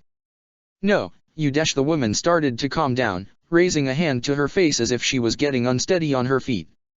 It's my son. I need to find the local doctor for him. Bambietta's eyes went wide. What? He'll die if I do nothing. The woman shouted once more, grabbing the Quincy by her cloak. Please. Help me find a doctor and get home. Okay, all right, Bambietta said, brushing the woman's hands off her cloak. Enough with the hands-on drama. I'll help you if it'll make you calm down. Besides, this is your lucky day. The woman became confused. Huh? Because with me is the one, the only, Bambietta said as she slipped behind her traveling companion and lifted her up by the shoulders right in front of her, Wendy Marvel, white mage extraordinaire. Wait, you're a healer. The woman's began to become overjoyed as she snatched Wendy out of Bambietta's arms and pulled her into a hug. Oh, thank you. Thank you. Bambi, help me, Wendy asked softly, feeling herself held far too tightly. So how far away exactly is your house from here? The Quincy asked, peeking out from the alleyway and noticing that there were still no monsters about, a fact she found quite boring. About another 3 blocks west of here, the woman replied, setting Wendy back down. Bambietta sighed. I hope Lucy, Levy, and Lil Toto are having more fun than I am. Levy could not help herself. She was throwing up tremendously into a garbage can on the sidewalk. Lil Toto was watching, all the while using a wooden toothpick to remove the trace amounts of monster bits and pieces from between her teeth. Let it all out, the Quincy said, rather bored, while also a little disappointed. That's how most react to my power when they see it in action. I'm sorry, Levy said as she meekly looked away from the garbage can. It's just. I don't know if I'm ever going to get used to that ability of yours. Lil Toto lowered her gaze as she spit out her toothpick. Her eyes obscured by the visor of her hat, she spoke again. That's what I figured. Levy cringed for a moment, feeling as if the rest of her lunch was going to come up. She fought against the urge and moved away from the garbage can, walking towards Lil Toto. Come on, don't be that way. I know you're a nice person. Yeah right, Lil Toto whispered. Not after what happened. Levy stopped. What are you talking about? I didn't do anything, Lil Toto continued to whisper. I could have, but I was a coward. And it cost her everything. Levy looked at the blonde young lady, noting that she was shaking slightly. Lil Toto. I shouldn't be here, she said. Look, I know you said you want to protect Bambi, but dash. No. Lil Otto suddenly shouted, still not looking at Levi. I shouldn't be anywhere near her again. Levi did not know precisely what was going on, but the solid script mage had heard more than enough from Bambietta in recent memory. She had seen her reaction to Lil Otto back in the town of Ruby. Maybe that was enough. She trusts you now, doesn't she? How? Lil Otto interrupted, her voice calm again. How can she be so stupid as to do that? Because she cares, Levi said in response, taking one tentative step after another towards Lil Otto. I don't know what exactly went on in your old guild, and I don't think I can even guess what your lives were like there, but I know who Bambi is now. And if she's willing to put her faith in you despite whatever happened, then so am I. Levi did what she could then, placing a hand on Lil Otto's right shoulder. The touch made the Quincy respond. Lil Otto tilted her head up and looking into Levi's eyes. You're all a bunch of idiots, the Quincy said, still unable to compose herself. It's not that easy. It can't be. Lil Otto suddenly moved closer to Levi, the Quincy's composure having snapped for a moment. Her face contorted, Lil Otto refusing to show her emotions any more than she already was. Maybe Bambi is, Levi began to say, placing one hand on Lil Otto's back. Maybe all of Fairy Tale is in your eyes. But that's just who we are. Lil Otto became motionless for a moment, the Quincy suddenly pulling away from Levi. She cursed her inability to keep herself calm and distant, to remain as stoic as she normally chose. She could not understand why she had acted as such. Was it this world, this guild? Was that what had made Bambietta changed, even if only slightly? Was it doing the same to her? Or was this simply the results of their shared recent past in the world they called their birthplace? Come on, Levi said, reaching out an inviting hand to Lil Otto. Bambi's let go of her past, so why can't you? Because I dash. Lil Otto paused. Never mind. I want to be as stupid as all of you. Well, that's not the best way to endear yourself to Fairy Tale, Levi said with a slightly smile, but I know what you meant. Monsters, come out and play. Wendy and Carla were both by the side of the individual who had identified herself as Claire Valentine, the three of them not saying but all thinking the same thing. They all did not appreciate Bambietta having taken the lead while literally looking for trouble. We're all going to die, Claire was repeating under her breath. We're all going to die because of this crazy lady. But, Wendy began to contest, looking up at Claire, Bambi's not that crazy. You always do try to find the good in people, Wendy, Carla added on, the cat just as concerned with the Quincy's actions as Claire was. And I don't see you denying that she's going to get us all killed. Wendy could see both Carla and Claire looking at her, the cat glancing up and the woman staring down. What? This Bambietta seems to be fond of you, child, Carla said. Perhaps you can talk her out of this foolhardy action of hers. Oh okay, Wendy stammered as she tried to remain positive. I'll do my best. The young mage began move towards Bambietta, watching as the Quincy continued to shout, her hands cupped around her mouth. Come on, you ugly monsters. Please? This is totally boring. Bambietta dropped her hands then, feeling just the slightest bit depressed. I want to fight some stuff. Hey, Bambi dash. The Quincy turned, quickly catching sight of Wendy tripping over debris in the road. Acting on instinct, the Quincy moved to her side in a flash, trying to help her up. Bambietta began to wonder then if that was going to become a running theme as long as she was in contact with this healing mage. You okay, kid? Bambietta asked. That was a nasty fall. It wasn't that bad, Wendy answered as she got up off the ground and looked at Bambietta. But I was just wondering. Well, that is. I don't want to be rude, but... The young girl was having no end of trouble speaking her mind, yet it did not matter. Bambietta had a feeling she knew exactly what Wendy was getting at. You want me to stop trying to get us all in a fight? Well, yeah, was Wendy's honest response. I didn't come here to fight, that's all. I just want to heal people who need it. And that's fine, Bambietta replied. But I already told you, all I can do is hurt things, right or wrong. So that's what I'm going to do. It's the mission. But can't that wait until after we get this nice lady home and take care of her son? Bambietta knew Wendy had a point, she just did not like to admit to it. All right. Fine. I'll zip my lips. To accentuate that point, Bambietta ran a finger across her mouth and nodded.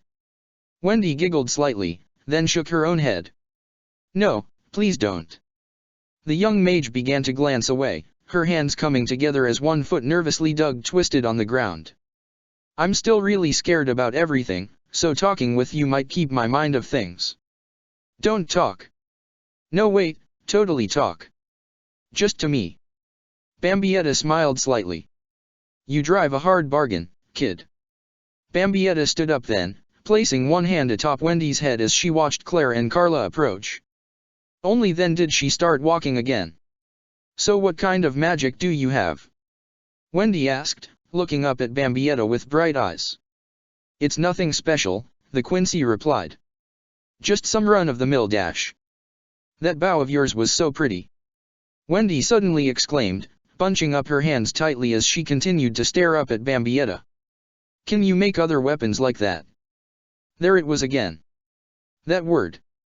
Bambietta was not going to deny this young girl of her opinion when it came to the sacred bow, but she knew the other weapon that was even more her specialty was not going to produce such a reaction. Not considering what she could do with it. I can make a sword, Bambietta said gently. But you shouldn't see such a thing. But dash. You want to see something cool? Bambietta interrupted Wendy, looking down at her with a smile. The Quincy was not sure if this would actually impress the girl or simply gross her out, but it was worth a shot. Yeah. Bambietta took in Wendy's reaction for what it was and she began to slip off her left glove. The pale blue mark of fairy tale came into sight and for the briefest of moments did Bambietta stare at it. She was right-handed and had chosen the left for Makarov to adorn entirely to keep the emblem away from prying eyes. Why then had she chosen to reveal it to Wendy as she had? Bambietta was unsure but she pushed the question out of her mind. Instead she allowed the magic around her to flow into her body, bringing to life the spiritual energies within her body. The power began to flow through her veins, glowing almost directly through her skin. Wow, was all Wendy could say as she watched the blood take effect. That's so pretty. Bambietta grinned a little more, unsure of why she was so content that it had not grossed out Wendy. She noticed then that the faint blue glow was running through the fairy tale emblem, almost making it shine through the night. The Quincy stared at it then, wondering if she had made a poor decision to hide it from the world. The moment was lost quickly, however, Bambietta's senses snapping to attention. Something was approaching. No, more than just something. There was several sources of malevolent desires coming closer. Bambietta's sweet smile changed to a sickly satisfied one, something she was glad Wendy could not see, the young girl too caught up in looking at the glowing power. Kid, I'm sorry, Bambietta began to say, but we've got company. Bambietta stepped in front of Wendy and the others, holding her ground as she watched two monsters begin to approach. Both stood at an impressive height, green-scaled flesh giving way to fangs and teeth, tails extending from their backs. Both lizard men felt as if their strength was more than what Bambietta had fought so far on this mission. That was just fine by her. Guess you boys must be B-class, huh? Bambietta said as she took several steps forward to greet them, all the while stretching her arms out above her head. It's about time. Your little buddies up in the sky were just a D-class depression killer and I can't even say that about the thing in the alley from before. But you guys. Bambietta stared them down, noting the oddly human shape to the upright reptilian monsters. You guys look like you might be able to make up for how boring this part of town is. At least a little bit. The taller of the two beasts began to roar then, forcing Bambietta to simply smile.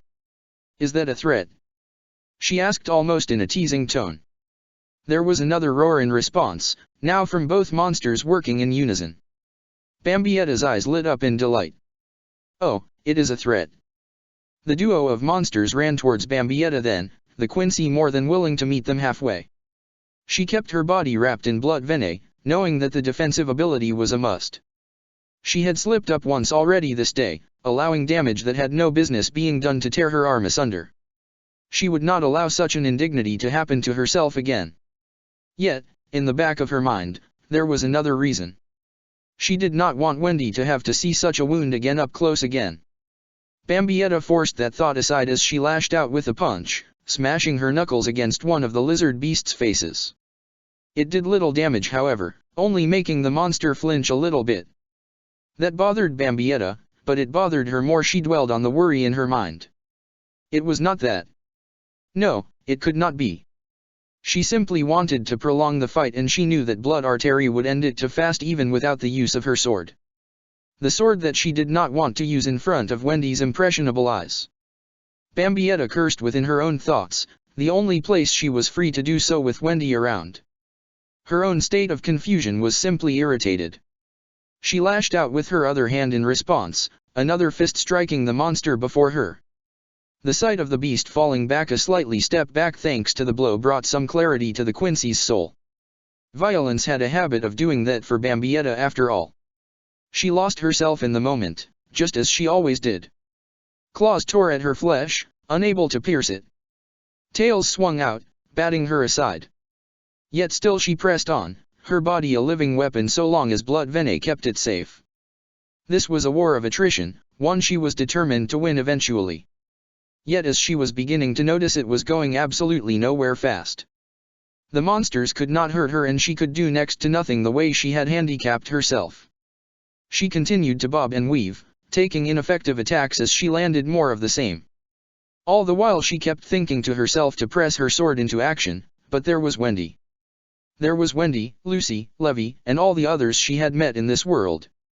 Wendy watched on in awe, the girl unable to process the Quincy's erratic but well-timed movements. One moment she was directly in front of a tailed beast, leaping up to drive a knee into the underside of its jaw, forcing the monster back slightly. Another she was driving her fist into the back of a monster's head, making it stumble a little bit.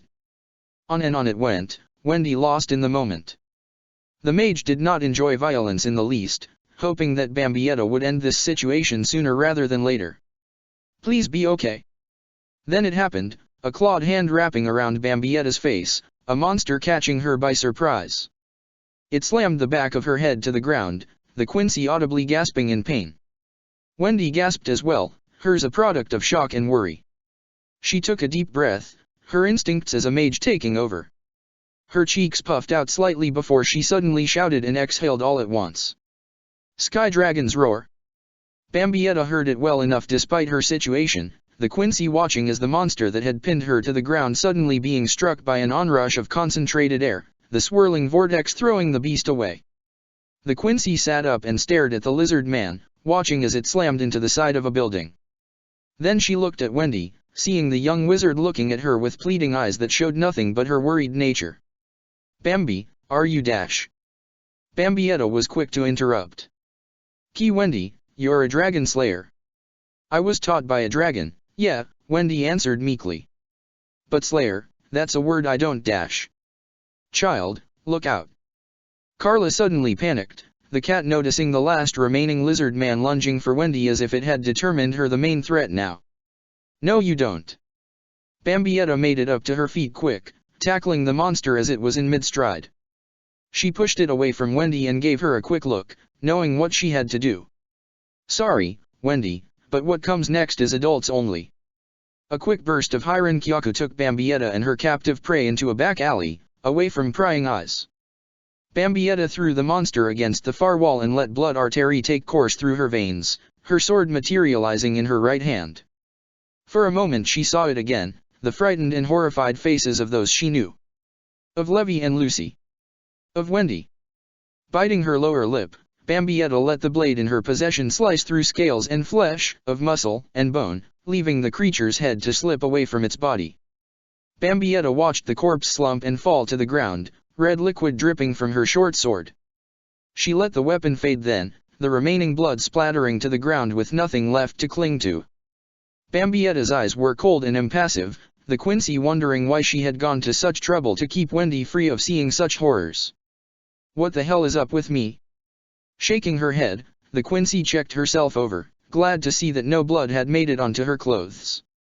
She walked out of the alley then, taking note of the relief that was consuming Wendy's previously worried expression. Is everything all right? Bambietta interrupted again. You're a dragon slayer. I thought we already dash. How cool is that? Bambietta suddenly exclaimed, her eyes beaming. A white mage and a dragon slayer? That's just dash.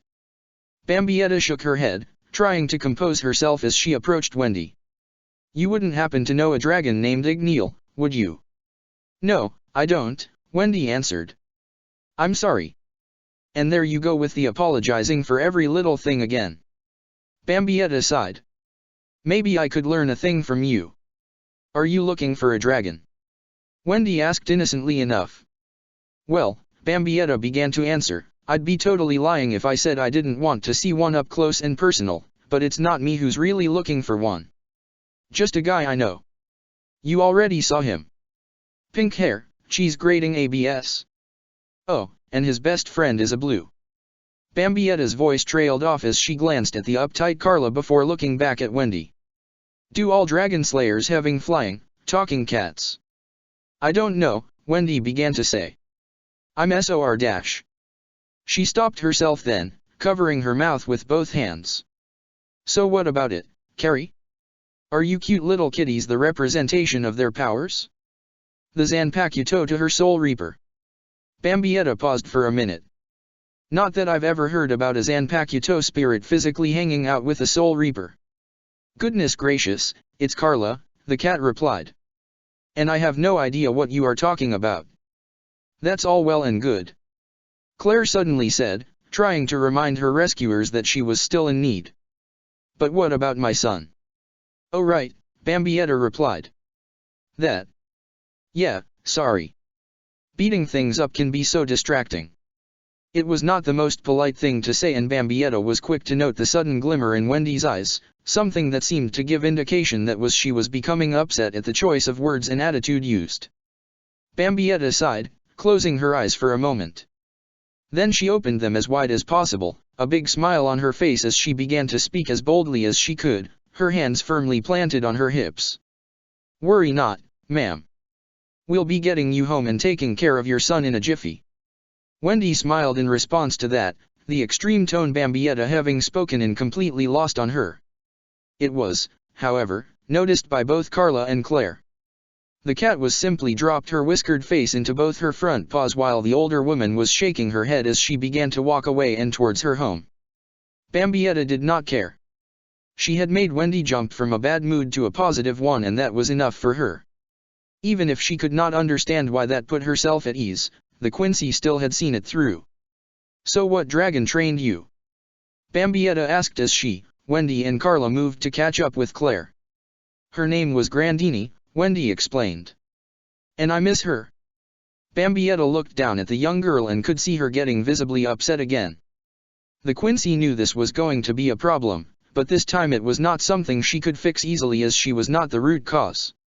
She meant a lot to you, huh? She was like a mom to me, I guess, Wendy answered, her voice soft and unassuming.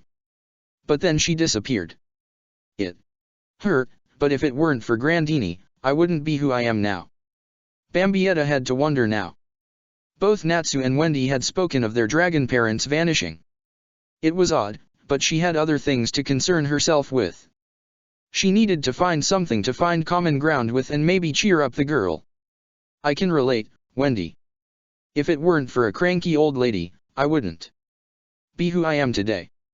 Lucy had been unsure of what to expect when Jenny had assigned her to work alongside a complete stranger from the Phantom Lord Guild. She had no grudge against the rival guild, not like Natsu and the others, since she was far too new to fairy tale. Still, she had been prepared for just about anything, whether he was simply aloof or openly hostile. What was happening now, however, was the one thing she had not been prepared for. Remind me never to ask a complete stranger about how they honed their magic powers, Lucy whispered to herself as she followed along behind the Phantom Lord Wizard. She had asked to simply break the ice as she and Totomaru had been patrolling Clover, completely unaware that he would launch into a retelling of his life story that was so painfully detailed that the Celestial Spirit Mage had become completely aware of each and every mission Totomaru had endured throughout his tenure as a wizard, right down to finest of details. Say, that's all good, but dash. And then there was the time. Lucy's shoulders sunk in response, the mage all but admitting defeat. She could only hope that Totomaru did not eventually reach the present in his story. Lucy simply began to start mumbling to herself, Totomaru completely unawares. Please don't reach the present. Please don't start telling me about this mission. Please don't start telling me about how you're telling me your life story. Please, please, please. And then Master Jose sent me here to monsters. Lucy perked up at the sound of that word, the mage wondering how she could have ever been happy to be under attack. She looked around and could see that Totomaru and herself had been surrounded by at least a dozen creatures, the majority of them appearing to be well 10 feet long. A low hissing sound was pervading the air, the ends of the creatures' tails rattling about. Overgrown snakes, Totomaru said, a sweat drop sliding down his face. Why did it have to be overgrown snakes? You're scared of snakes? Lucy asked as she made sure to keep her back against Totomaru's own so that neither of them could be taken by surprise. No, was his response. I just don't like them. They're icky and slimy and slither all over the place. And those tongues are just dash. Look out. Lucy dove to the ground and Totomaru did the same under her advice, a snake's fanged mouth piercing the air where they had both just stood. You okay, fairy girl? Totomaru began to pull himself up from the ground, realizing what he had to do. He hated the fact that he had to work with one of Fairy Tail's own. He had come to Clover to fight, not to babysit a rival guild member. Still, he knew his duty. He was a member of Phantom Lord's elite, a part of its Element 4, but even he did not wish to get on Jenny Reolite's bad side. That would completely impede his hidden dream.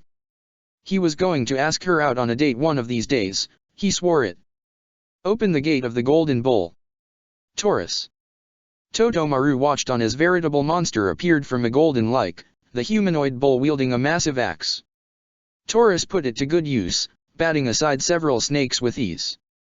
Totomaru had to admit, he was impressed with this Lucy's potential as an apparent celestial spirit wizard, but he was also somewhat vexed by one simple fact. I'm being outdone by someone beneath A class? Oh no. A fire began to form in Totomaru's right hand as he stood. He looked at several of the snake monsters surrounding him and threw the palm forward, letting the searing flames consume them all. That really burns me up. Oh wow, Lucy said as she glanced back at Totomaru. It's Natsu all over again. Totomaru heard that, extinguishing his flame as he turned to face Lucy with some amount of annoyance evident in his tone. Don't be comparing me to Salamander. That little matchstick is nothing compared to Phantom Lord's number 1 dash. Lucy kick. Totomaru prepared himself to dodge, the fire mage not the least bit surprised by the Fairy Tail Guild member's actions. Of course she would verbally assault someone who insulted a comrade. It was what he would do after all. It was what Master Jose had instilled within him since joining Phantom Lord. None were allowed to besmirch the guild's honor or pride. He was ready to dodge it, prepared even, but Totomaru was left surprised when Lucy's momentum took her directly past him. What? Totomaru turned his body completely, watching as Lucy pushed back a serpent that had been all but poised to strike the Phantom Lord wizard in his moment of distraction. He was quick to finish the job then, striking it down with a blast of flames. He then looked at Lucy with some level of skepticism. Why did you bother doing that? There's no love lost between our guilds. I don't care about that. Lucy shouted, growing a little annoyed with Totomaru's reaction. I don't care if you're Fairy Tail or Phantom Lord. Either way you're just a person. Isn't that enough? Lucy turned away, crossing her arms across her chest, the mage beginning to wonder if Bambietta was rubbing off on her a little bit. A thank you would be nice. Totomaru was simply dumbfounded. She had an attitude befitting what he expected of a member of Fairy Tail, but he also knew it was only in reaction to his own actions. She had helped him after all. Thanks. It was difficult to say, perhaps too difficult, but he had managed it nonetheless. There, you see. Lucy asked as she looked back at Totomaru and winking. That wasn't so hard, was it? Totomaru said nothing, looking away himself. Let's just get back to monster hunting, all right. What a dump, Bambietta muttered under her breath as she began to follow Claire into her apartment. There's no way we're going to get much of a reward for this. Claire heard exactly what the Quincy said, but she chose to ignore it.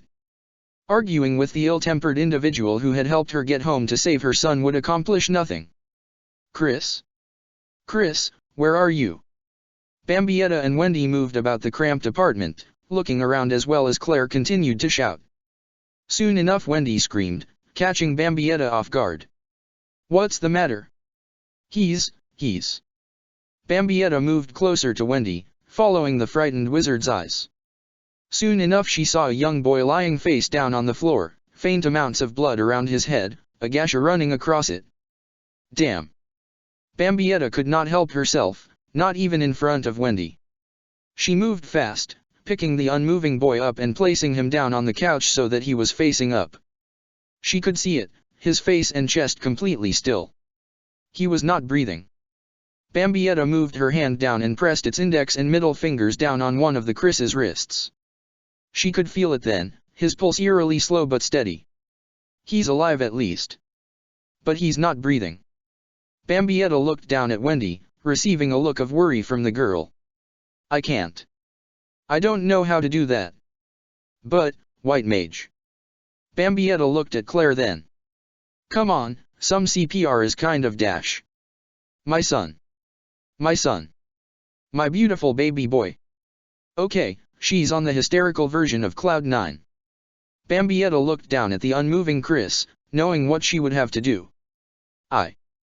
Please, Wendy said, staring at Bambietta with pleading eyes. You can do it. This isn't what I do. Bambietta shook her head and knelt down beside the couch. Okay, fine. Bambietta placed the heels of her hands against Chris's chest, pressing down on it again and again. Soon enough she shifted her attentions upwards. She tilted Chris's chin up and then moved her face close to his. She paused for a moment, then began to do her best to breathe into him. Wendy watched on in nervous trepidation, Carla by her side. Bambietta continued to do what she could, moving from face to chest and back again. A minute passed, one that seemed to go on for an eternity. Then, at long last, did Chris begin to breathe. There we go, Bambietta said as she stood back up. You did it, Bambietta. Wendy shouted, moving closer to the Quincy and wrapping her arms around her. Bambietta flinched, not expecting the reaction at all. Wendy, what are you dash? You're a hero, Wendy interrupted.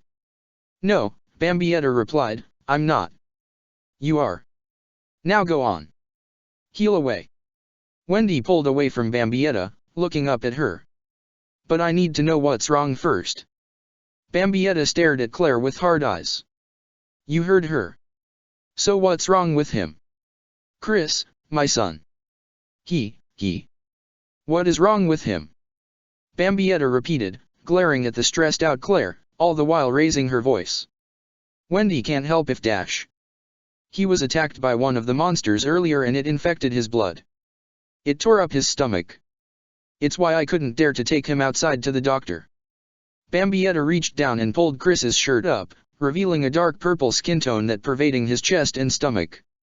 A gash was running across it, dried blood still present. Wendy, I can do this, Wendy said, reaching out with her hands, a faint glow once more returning to them. I can do this. Bambietta moved back a bit, gently placing her right hand down on the mage's shoulder. We both know you can. Time moved on, Bambietta watching as the gash began to heal slowly but surely. More minutes continued to come and go, the violet markings slowly receding inch by inch until there was nothing left. Wendy breathed a sigh of relief as she let her powers fade. She watched then as Chris slowly opened his eyes. Mom. Oh, my baby. As Chris sat up, Claire was quick to embrace him, holding him tight. She looked at Wendy then.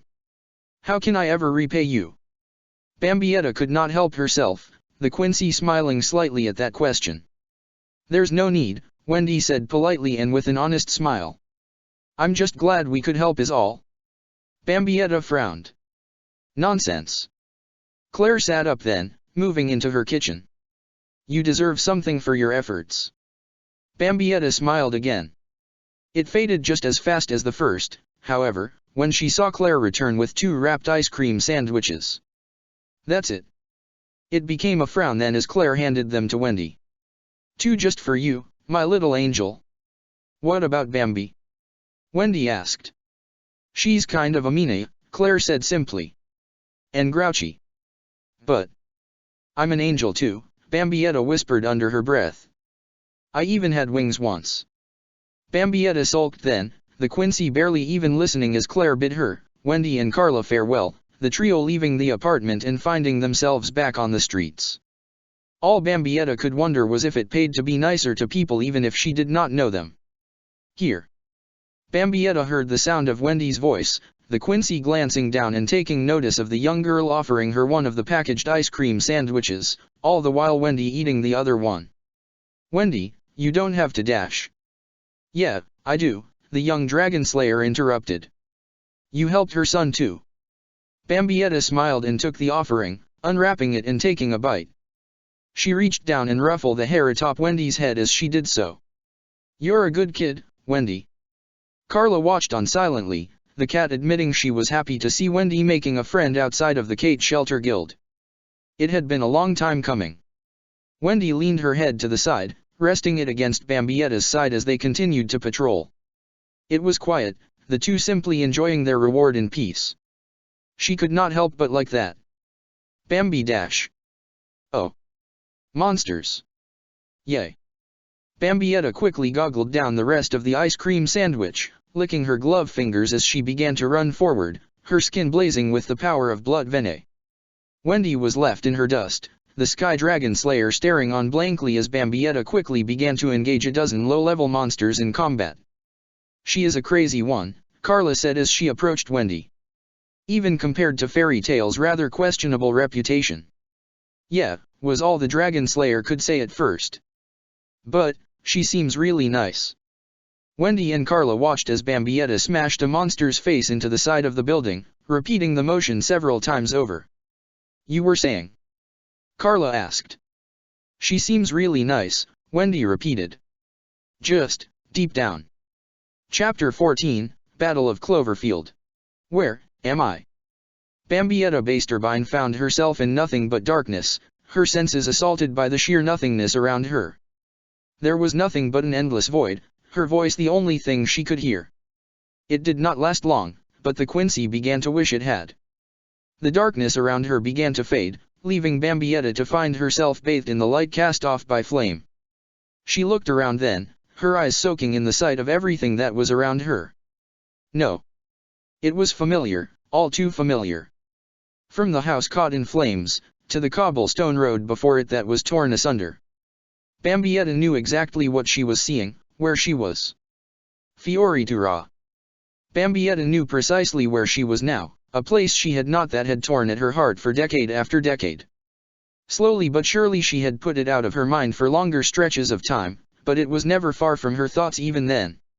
Always hiding beneath the surface, threatening to devour her in darkness. A darkness that could only be relieved with the blood of another being split. This is... Bambietta began to shift from confusion and sorrow to pure rage. Her face began to contort, her eyes blazing with fury. This is... Bambietta paused.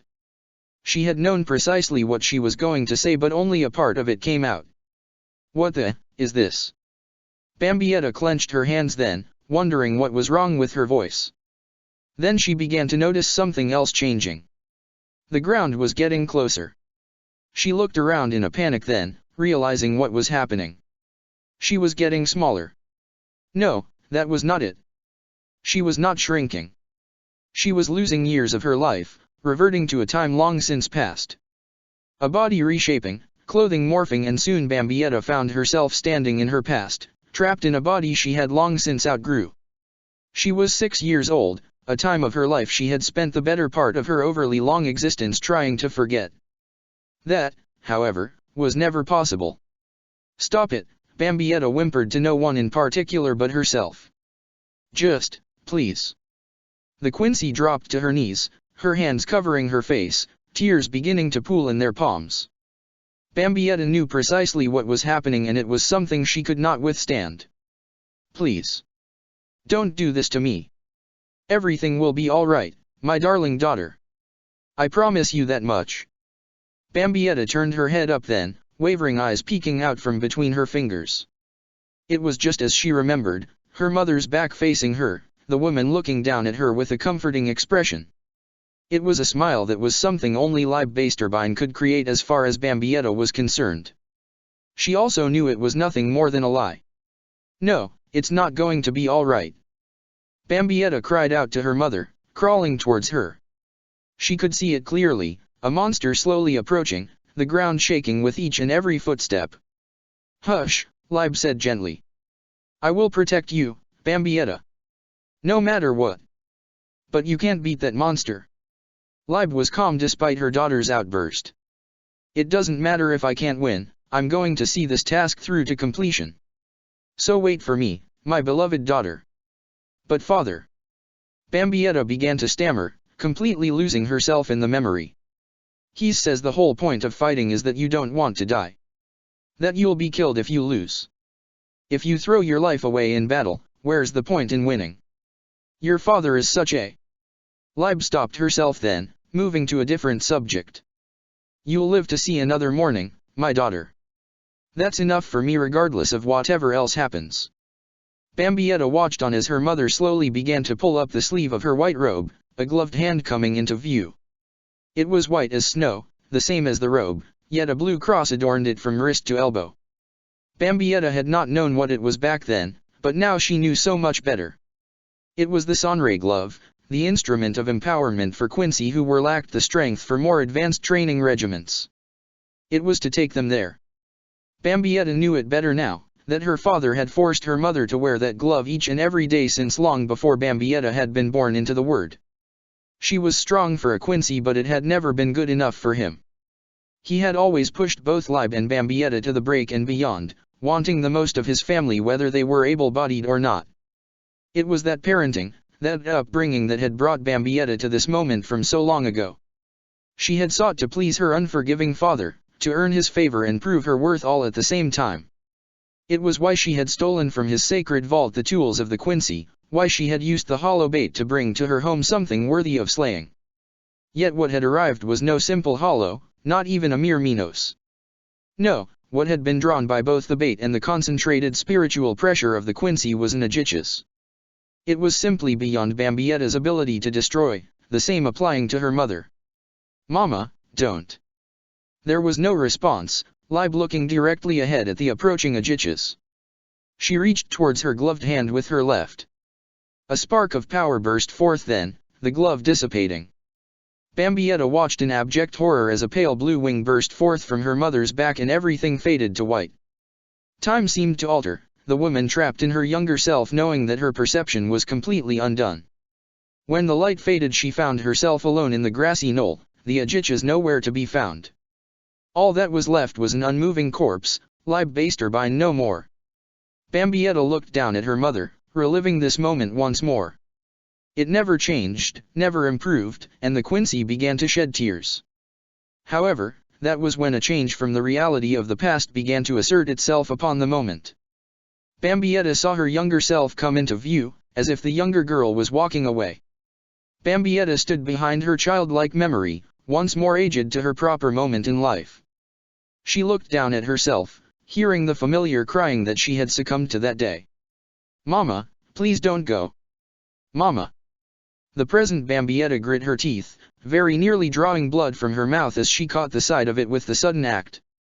Shut up.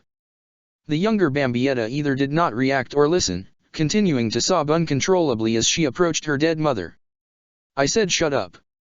The older Bambietta reached out the figment of her past, roughly turning herself around so that their eyes could meet. Shut the hell up.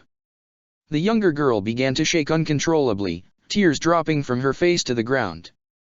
Bambietta could not stand it and she reached out and grabbed her younger self by the throat. Stop your crying. This is your fucking fault. Do you hear me? Your fucking fault and no one else's. The younger Bambietta did as she was told, almost too quickly, her face shifting in a blurred image until there were only dry eyes and an impassive face staring at her true, older self. Yes, the figment said with no hint of emotion, this is our fault. You killed your mother. Bambietta's fingers tightened around her younger self's throat, forcing the girl to gasp in surprise. Bambietta could feel the pain around her own neck as well, breathing becoming far too difficult. She should have stopped, but she could not. Despite her own outer pain, Bambietta's inner agony forced her to continue. She kept applying pressure, watching as the light began to fade from her younger self's eyes, all the while feeling as if fingers were crushing her own windpipe. Will this? The younger Bambietta barely managed to gasp out. Will this bring Mama back?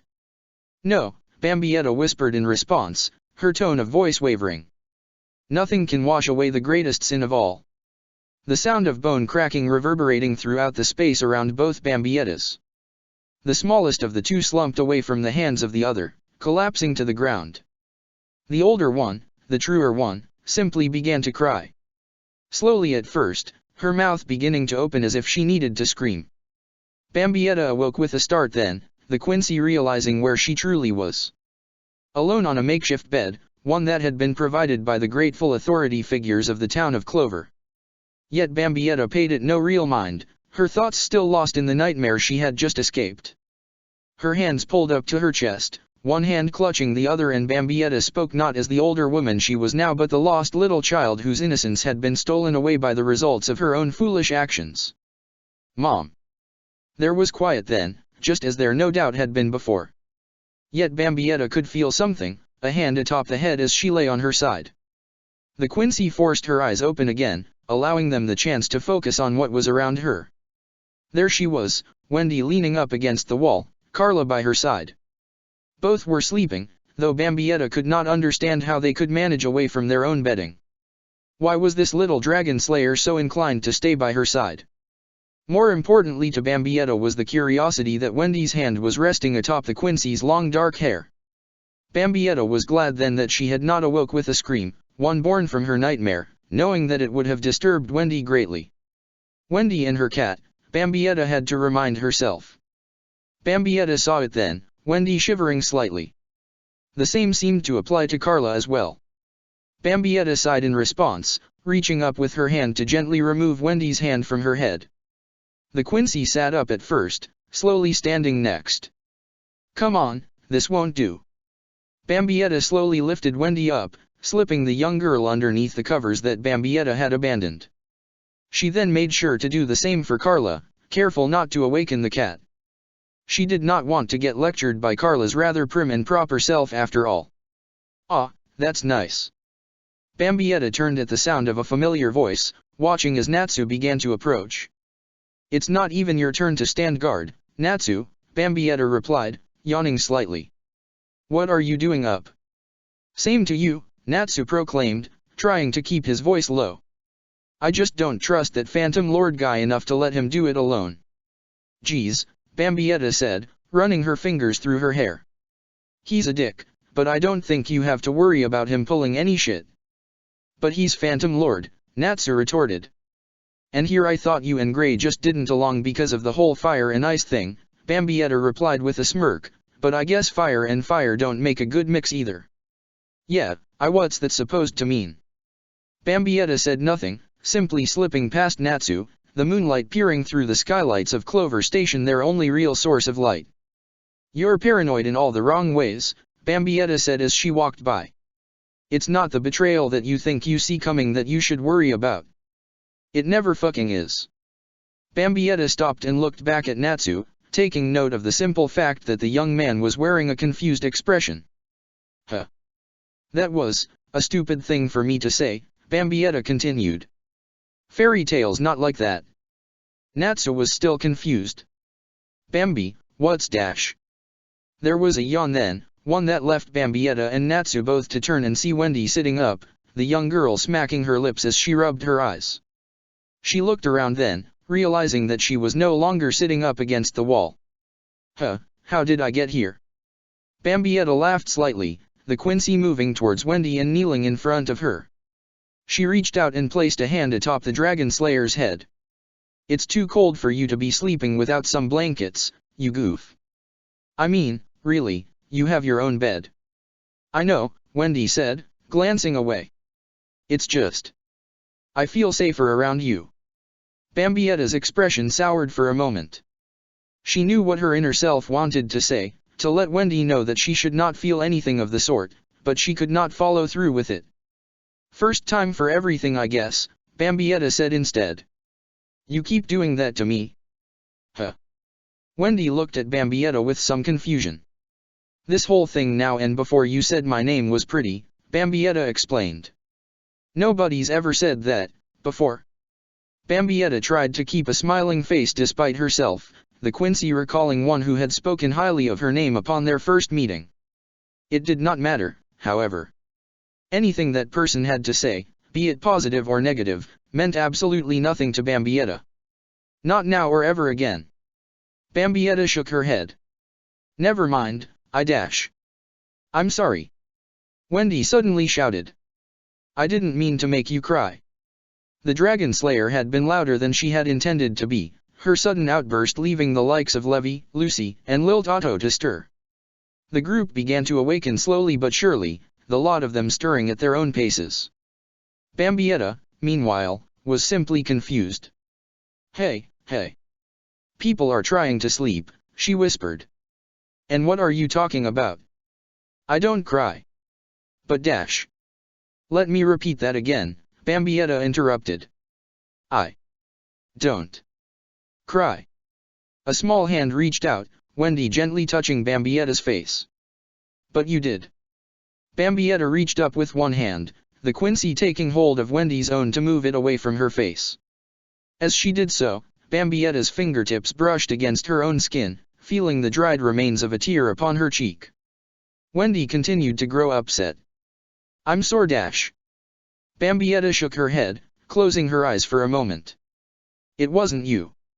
It was Bambietta moved about then, sitting down on the floor beside Wendy. She kept her eyes shut and leaned her head back against the cold surface of the wall. It wasn't you, got it? Bambi, what's wrong? Lucy asked, the celestial spirit mage rubbing her eyes as she sat up. Is something the matter? Levi said as she sat up from her cover, looking about. Lil Otto was next, the Quincy up on her feet, and looking down at the others. She, however, said nothing. Lil Otto simply watched and listened, the Quincy once more noting the shift between the Bambietta she knew and the one before her now. She never had opened up like this in the Vandenrijk, and Lil Otto knew it was with good reason. She herself would have been quiet, just as she was now, while Giselle and Candace would have probably made fun of her. Meninas would have been the only one capable of understanding. This fairy tale was deciding different, Lil Otto understood that well enough, but even still she could not understand the effect it was having on either Bambietta or herself. It's nothing, Bambietta said, opening her eyes at last as she noticed how those awake were looking her way. It's stupid, okay. Wendy was clearly worried, the Dragon Slayer looking up at Bambietta. No, it's not. You're sad, so. Bambietta bit down on her lower lip, the Quincy reluctant to say anything, to speak at any length of her past. Lucy and the others had already heard some of it back on the train, and that was more than enough as far as Bambietta was concerned. She did not dare to trouble with Wendy of all people with the details, but she desired the need to express herself despite that. The question that still plagued Bambietta was why she felt such a need. I just had a bad dream, okay. The Quincy looked around then, wondering when someone would laugh. However, she received nothing of the sort, not even from Lil Otto. That still did not put Bambietta in the right frame of mind. I told you all it was stupid. What the heck is wrong with all of you? Gray suddenly asked, the ice mage rising into view as he glanced around from his own makeshift bed. Natsu, I totally expect to be a loudmouth when we're all trying to sleep, but now all the rest of you won't let me get any rest? For crying out loud. Bambietta did not spare Gray a glance at all, the Quincy expecting him to be naked in one form or another. It was not something she even needed to confirm. In the state she was in, all she cared about was him minding his own business. Oh, stuff it, Gray. You're the last person I want to bug me about this. Gray snapped to attention then. What was that? Bambi. Now look who's being antisocial. Lil Otto scoffed at the notion, though not out of any inherent cruelty. She knew Bambietta well, though she was beginning to wonder just how well, but she understood enough how to press her buttons to get a desired response. You just had to challenge her was all. Bambietta glared at Lil Tato, getting the slightest bit annoyed in response to what had just been said. She fell right into the veritable trap then and there. It was a nightmare, all right? Bambietta winced slightly, the Quincy gently touching her throat with the fingertips of her right hand. I don't want to. It was about my mother. There was a silence then, one that left Lil Tato regretting even forcing the conversation to continue. Bambi. Gray suddenly felt her annoyance start to fade, the time on Galuna Island coming back to him. Oh. I was stupid, Bambietta continued, the Quincy pulling her knees up towards her chin, wrapping her arms across her legs as she did so. I was just a stupid kid crying out for attention. A daddy's girl. And he. Bambietta's eyes went cold. I hate him. Bambietta's head slumped forward then, her face hiding away in the process. Still she forced herself to talk. But I still wanted his worthless approval. I wanted his love. So I attacked something I had no business fighting. And it was going to kill me. And I wish it had. Bambi. The Quincy turned then and could see the looks of worry on those she had come to know, yet it was Levy who surprisingly looked equal parts concerned and angry. Bambietta was about to say something, anything in response to defend her questionable declaration, yet she stopped as she felt Wendy tense up beside her. Please don't say things like that.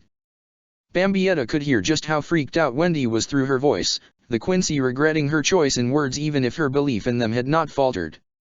I'm sorry. Bambietta slipped her hand into her coat pocket, slipping out of it the Sonra glove that Lil Tato had given to her the week before.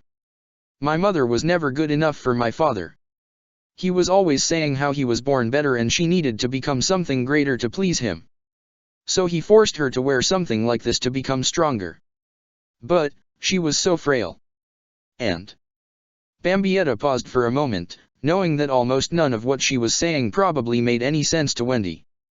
This thing makes it harder to use magic, the Quincy began to say, trying her hardest to add context for the uninitiated. Every day I saw my mother struggling to move, to breathe with it on. But then, that day I picked a fight I couldn't win, she took the glove off and it released all the power she could hope to ever have. Bambietta's hand fell to her side, the Sonra glove held tightly within her shaking fingers. She killed the monster and saved my life, at the cost of her own. That stupid glove took away her powers, just like she was told, but her body couldn't sustain itself afterwards. The stress was too. Bambietta's teeth began to come together, a moment of anger consuming her. She didn't do anything wrong. And I.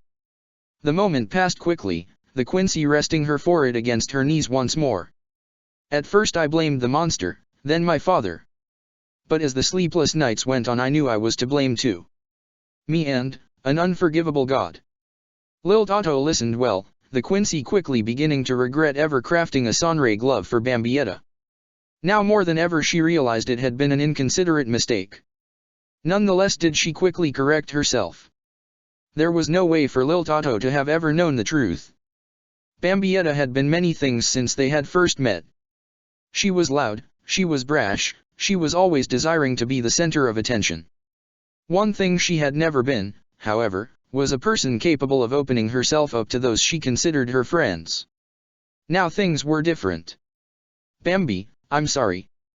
Lil Tato had not meant to say it, she had not planned it in the least, but it had slipped out nonetheless. For what? Bambietta said, glancing up with tired eyes. It's not like I ever told you anything about it. Lil Tato wanted to ask one thing then. She wanted to utter one simple word. Why? Why would Bambietta not open up to those she considered her friends within the Vandenrijk? Yes, they had bickered and snapped at each other, but nobody was perfect. Then it hit Lil Tato, the obvious truth to it all right before her very eyes. Things were different now, they had changed. Giselle had broken Bambietta both in body and spirit right before her eyes. No, not solely Giselle as Lil Tato had to remind herself. Sternritter's had been responsible through action while the rest, herself included, had been complicit through inaction. They had broken Bambietta, and now this world, this guild, was picking up the pieces. Lil Tato had to wonder then if she had any place in hearing what her friend had to say. "Give me the glove," Lil Tato said, walking towards Bambietta and reaching out to her. Bambietta looked up at Lil Tato, a spark in her eyes despite how tired they appeared. "What? I shouldn't have made it for you," Lil Tato continued. "I was ignorant, so I want to take it back for your sake." "No way," Bambietta said, smiling despite her own internal issues. "Come on, Lil.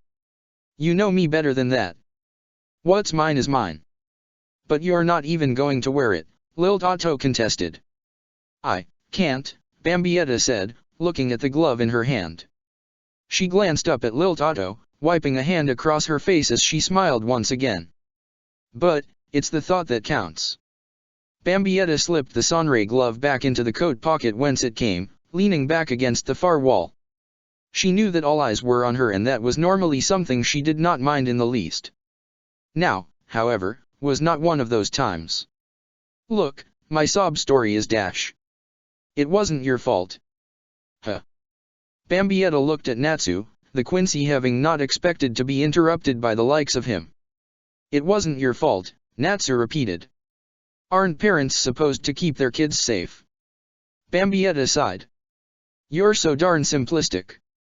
It was my fault that she dash. She wanted you to live, right?" Natsu interrupted once more, causing Bambietta's blood pressure to spike a little bit. "So I bet she didn't have any regrets." Bambietta looked away. No, she didn't. But I have enough for the both of us." "You really think that's what she'd want?" Levy asked, moving a bit closer to Bambietta. "Come on, you can't believe dash." Gray grew a little annoyed then, remembering well the last and perhaps one of the only meaningful conversations he had had with Bambietta. "She sacrificed herself so you could live, right? Tell me, how would she feel if she knew this was the end result? Does it matter what she wants?" Bambietta interrupted, the Quincy barely registering that Gray had thrown back at her what she had said to him on Galuna Island. "She's gone and I'm all that's left. Me and a lifetime of feeling sorry for myself."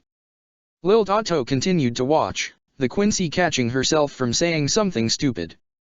It had just popped in her head, the notion of Bambietta having already lived and died once already, something that should have extinguished such lasting remorse.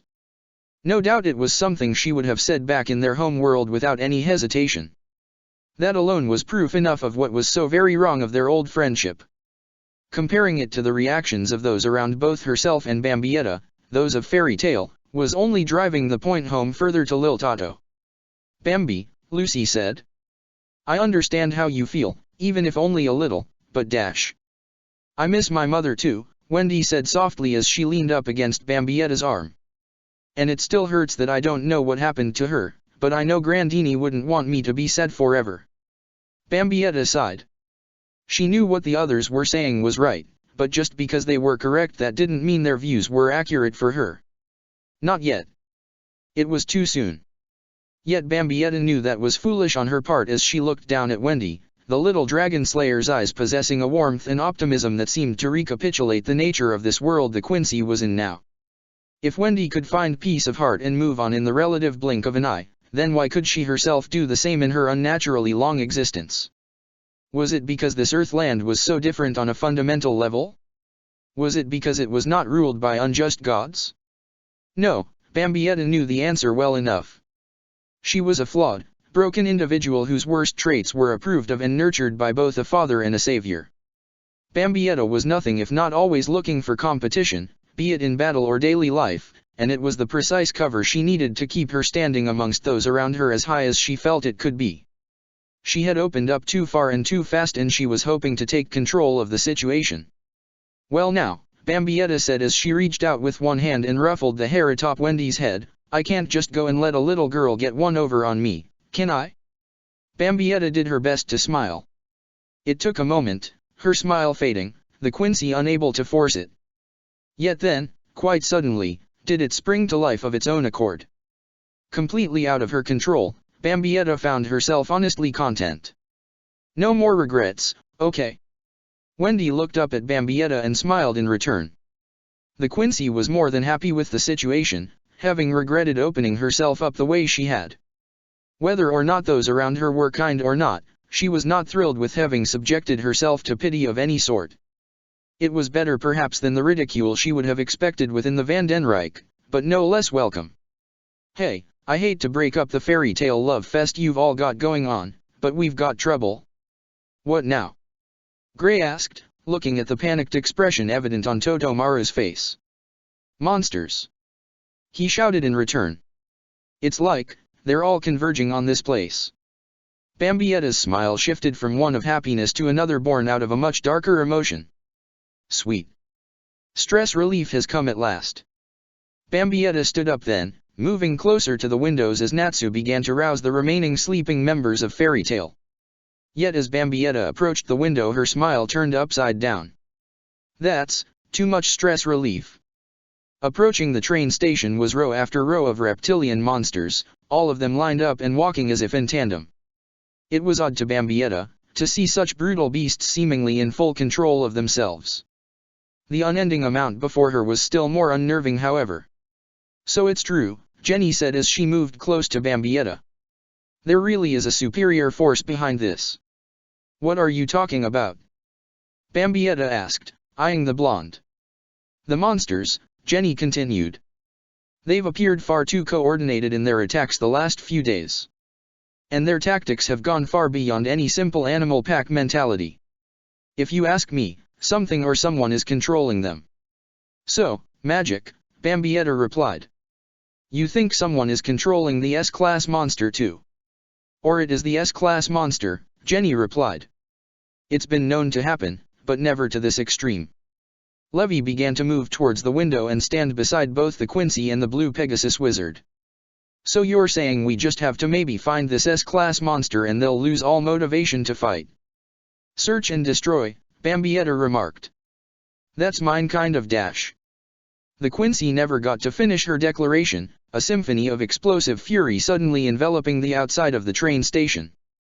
Blue bursts of energy came alive, engulfing the legion of monsters as they approached. Levy turned to look at Bambietta, a judgmental expression clear as day upon her face. Bambi! Oh come on! Bambietta shouted in response. Just because stuff starts blowing up, you're all, Bambi, you got some explaining to do. I have feelings too, you know. Right idea, wrong Quincy, Lil Tato said as she approached. I figured we needed a little extra security, so while it was my turn to stand guard, I decided to lay out some Jinto capsules of my own in a perimeter around the building. You did? Levy asked, genuinely surprised. Bambietta, meanwhile, was not. She slipped behind Lil Tato, slipping one arm over a shoulder pinching her cheek. Don't let this unassuming exterior fool you. Behind it lies the mind of a strategist. Lil Tato pulled herself away from Bambietta, rubbing the side of her face as she did so. All the while her face assumed the slightest shade of pink. You don't have to dash. Seriously, I know it's kind of a plot twist, Bambietta continued, Lil Tato's plea falling on deaf ears, but she's totally the smart one out of my. Bambietta suddenly grew dour, the Quincy's overly emotional expression fading. My old friends. Bambietta shook her head, unwilling to fall back into the throes of sorrow. Her smile beamed once more as she pointed at Lil Tato. Nice work, smartapants, Bambietta continued, watching as the explosions faded, leaving behind nothing of the advancing wave of low-class monsters. You really dash. Those were bombs. Natsu asked, suddenly moving closer. When did you set those up again? During my last turn standing guard, Lil Tato repeated. I think it was right before your last turn. Natsu sighed. So that's why I got blown up when I went around the back of the building to take a leak. Lil Tato looked away. I'm sorry. Ah, don't said it, Lil. Bambietta interrupted, pulling her friend in close. I totally did worse to him the first day we met. He's a trooper. But I should have warned everyone, Lil Tato continued. No worries. Natsu added on, trying to brush off the situation. Even the smartest people make dumb mistakes sometimes. And even the dumbest people can do something smart every now and then, Bambietta muttered, watching as Lil Tato faintly began to cheer up in response to Natsu's attitude. Yet then did Lil Tato glance up at Bambietta. Pot, kettle. Bambietta furrowed her brow. Huh. Exactly. Bambietta scowled for a moment, knowing full well she had fallen into Lil Tato's little word trap. It was nothing new, not at all, Bambietta having grown accustomed to Lil Tato's personality over the years. Well, that takes down the C-class monsters, Jenny said, staring at Lil Tato's handiwork all the while. But I doubt this is over yet. Levy looked to Jenny then, quite worried. You don't think dash? Jenny looked at Bambietta. I need eyes in the sky. Bambietta glared at Jenny. What, I'm being reduced to surveillance. Come on, Happy the freaking cat can go do that. And if he gets attacked, can he defend himself? He can carry me up there, Natsu offered. Then I can dash. I can do it. Bambietta grinned, knowing there was a possibility for battle if she did get caught. Then she was gone, a burst of Hiran-kyaku taking her out of the sight of all around. She's got spunk, Jenny said, folding her arms across her chest. Maybe too much. Levy, meanwhile, just sighed. That's Bambi for you. Bambietta soon found herself standing in the sky above the train station, the Quincy trying to get the lay of the land. Come on, she whispered under her breath with utter impatience. Something see me and attack already. It can't be that hard. I'm wearing white, you should see me a mile away. The Quincy's voice trailed off, Bambietta getting a good look at the field and forest outside of Clover. There were monsters by the dozens stepping out of the forest, bigger and nastier ones than any she had seen in the past week. Her spiritual senses came alive, Bambietta able to sense the strength of this legion. These were no simple C-class monsters. No, not at all. These were something different indeed. Plentiful sources of B-class power, faint traces of A-class strength among them. But where's the S-class monster? Bambietta grew frustrated. It can't possibly be hiding its power, not if it doesn't know people like me and Lil are around. Bambietta took one last look at the veritable army of monsters and began to make her way back to the train station. Something's not right, not at all. Wendy was worried, the Dragon Slayer looking out towards the skylight of the train station. She had heard what Jenny had told Bambietta, she had seen the Quincy leave in a flash, and now she was simply wishing that she could catch even the faintest glimpse of Bambietta in the night sky. Yet there was nothing and Wendy was growing distraught. I hope she's okay. Good heavens, child, Carla said as she approached her friend. That woman is no doubt just fine. However, I do wish to make this clear, Wendy. What's wrong, Carla? Wendy asked, looking down at the cat. I do not approve of that woman, Carla said, the white cat looking quite serious. She is nothing but trouble if you ask me, and I don't want her being a bad influence on you.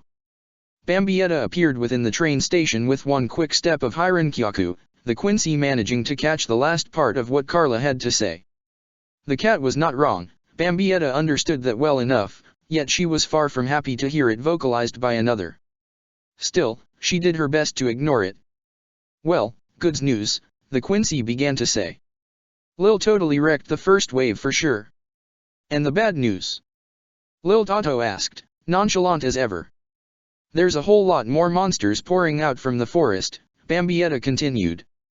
A bunch of B-class stuff. Vulcans, lizard men, batmen, you name it. And I think I saw some chicken monsters too. All right, we can roast some chicken for dinner. It's about time I have something more substantial than fire in my belly. Aye, sir. Bambietta turned around to face Natsu and Happy, taking note of how Lil Tato was moving beside them. I agree with the Dragon Slayer and the Flying Kitty Cat, the blonde Quincy said. And I'm kind of hungry. Bambietta grinned slightly despite the situation she and the others were in, then looked back to Jenny. I also sensed a few A-class monsters scattered around them, like they're waiting for the advancing force to test the waters. Test the waters. Bambietta's slight smile dropped completely then. It looks like they're all going to converge on us and the town. Well, that's just dandy. Jenny rubbed her eyes with her thumb and index finger before looking back to those under her command. Boy and girls, here's the plan, so listen and listen well. We're splitting up into teams again and meeting them head-on before they reach the town. Natsu, Gray, and Look, you're going to approach right down the middle. Lil Tato, Lucy, and Levy, you've got the right side. Totomaru and Kana, you've got the left. As for me, I'm going to find that S-class monster and put it down. Natsu and the others nodded their heads in approval and began to exit the train station. However, one member of the Fairy Tale Guild was far from amused. Hey! Bambietta shouted, drawing Jenny's attention. What about me? You, Jenny said, sparing Bambietta a glance, are staying put beside Wendy. There's no way I want our little healer in the thick of things, not when some of us might need to double back for some help if things go south out there. But I want some action. Bambietta shouted, not willing to drop the point. Then did she simply glare at Jenny. Oh, I get it. You just can't stand me, even after a week. Sheesh, talk about holding a grudge. Okay, I seriously can't stand spunk like yours, Jenny said, rubbing her temples with both hands, but that's not it, no. I'm pretty sure Wendy here wants you to stick close and I'll be honest, I'm trusting you with keeping the town safe. What? Bambietta had not expected that last part. You're no pushover, Jenny continued. And I know you've got things locked down both in close quarters and range. So if anything so much as slips past us and gets into Clover, I want you to put it down quickly and efficiently. Bambietta grinned in response. Oh, I can do that. Sounds like fun. This is so boring. Bambietta continued to pace back and forth atop the roof of the train station, leaving both Wendy and Carla to watch in silence. Man, Jenny didn't think this through, Bambietta continued to complain. Now she's almost got me rooting against my home team just so I can fight a monster that slips into town. Despite her irritation, Bambietta continued to keep her spiritual senses awake and alive so that she could sense anything amiss, to notice a monster closing in. Nothing was happening, however, and that was precisely the problem. I've got an idea, Wendy said rather timidly. No, don't encourage this woman, Carla whispered as she tugged on the girl's dress. It would not be wise. Bambietta snapped to attention and looked at Wendy. We ignore what Jenny said and leap into the fray of battle. Wendy went wide-eyed in response.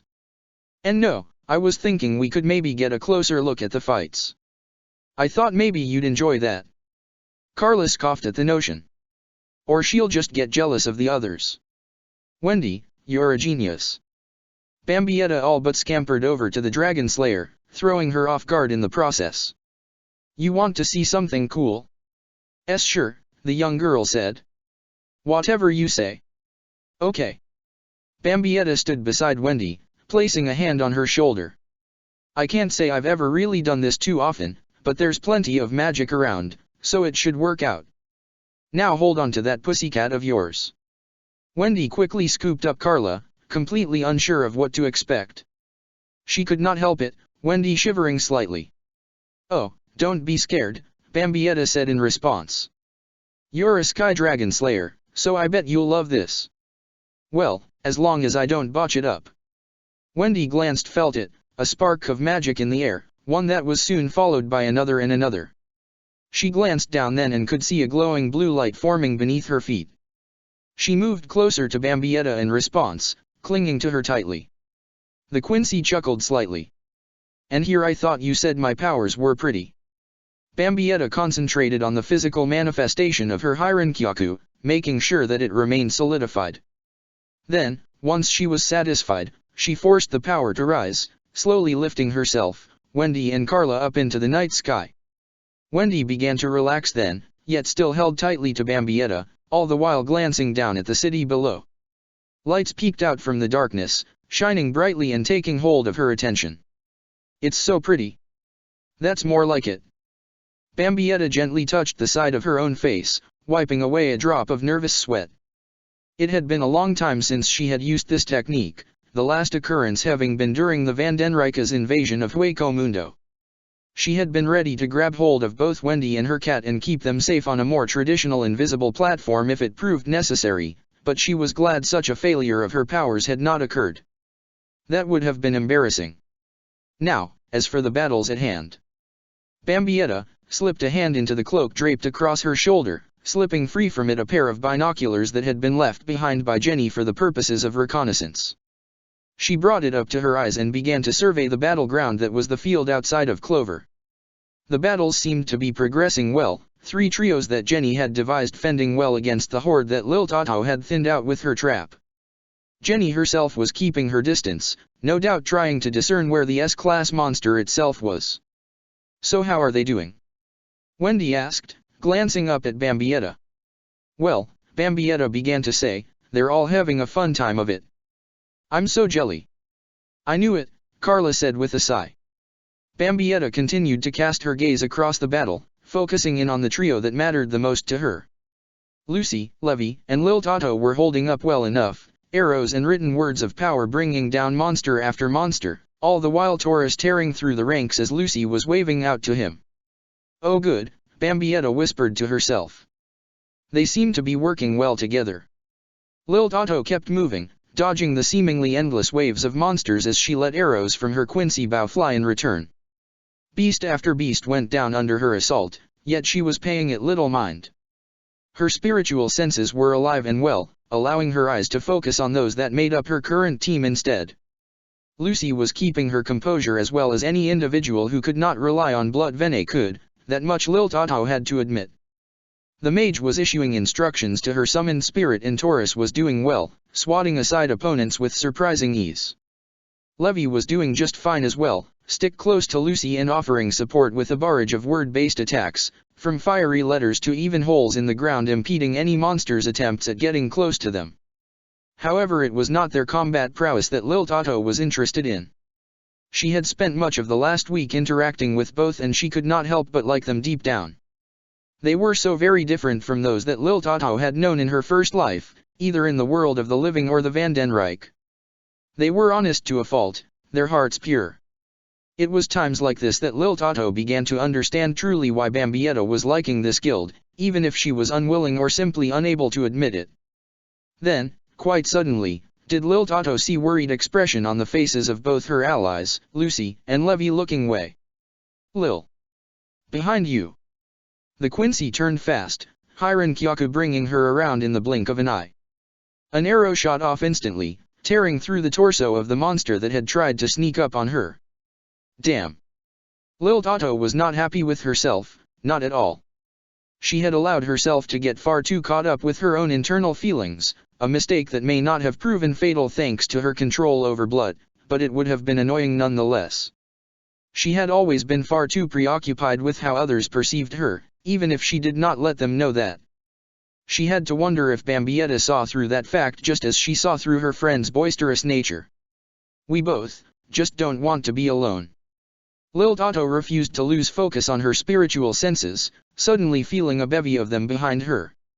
She whirled around quick, seeing a horde suddenly descending upon Lucy and Levy. Now they were too preoccupied with Lil Toto to defend themselves in time.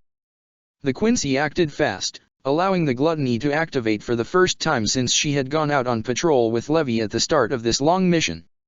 Her lower face extending outwards over Lucy and Levy's heads, her mouth stretching out and quickly snapping down on the monsters. They struggled as they vanished from sight, but they were no match for Lil Toto's power. Her mouth came back into place and Lil Toto waited for the inevitable. She had avoided her power time and time again precisely because she did not enjoy Levy's initial reaction to it. Fate had forced her hand once more and she expected the worst. "Thank you, Lil." The Quincy looked up and could see the relief on both Levy and Lucy's faces, neither of them horrified or disgusted by her powers. It was. Lil Toto paused for a moment. It was nothing.